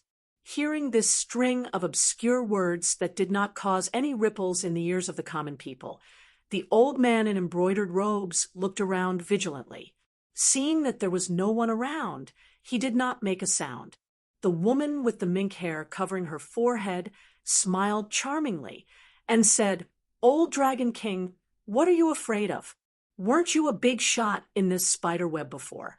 Now that there are 6 insufferably arrogant men holding poles, almost half of them have to call you Marshal Uncle." The old man sighed and said, "Without that layer of human skin identity, even a newly promoted man catching men won't take this old servant seriously."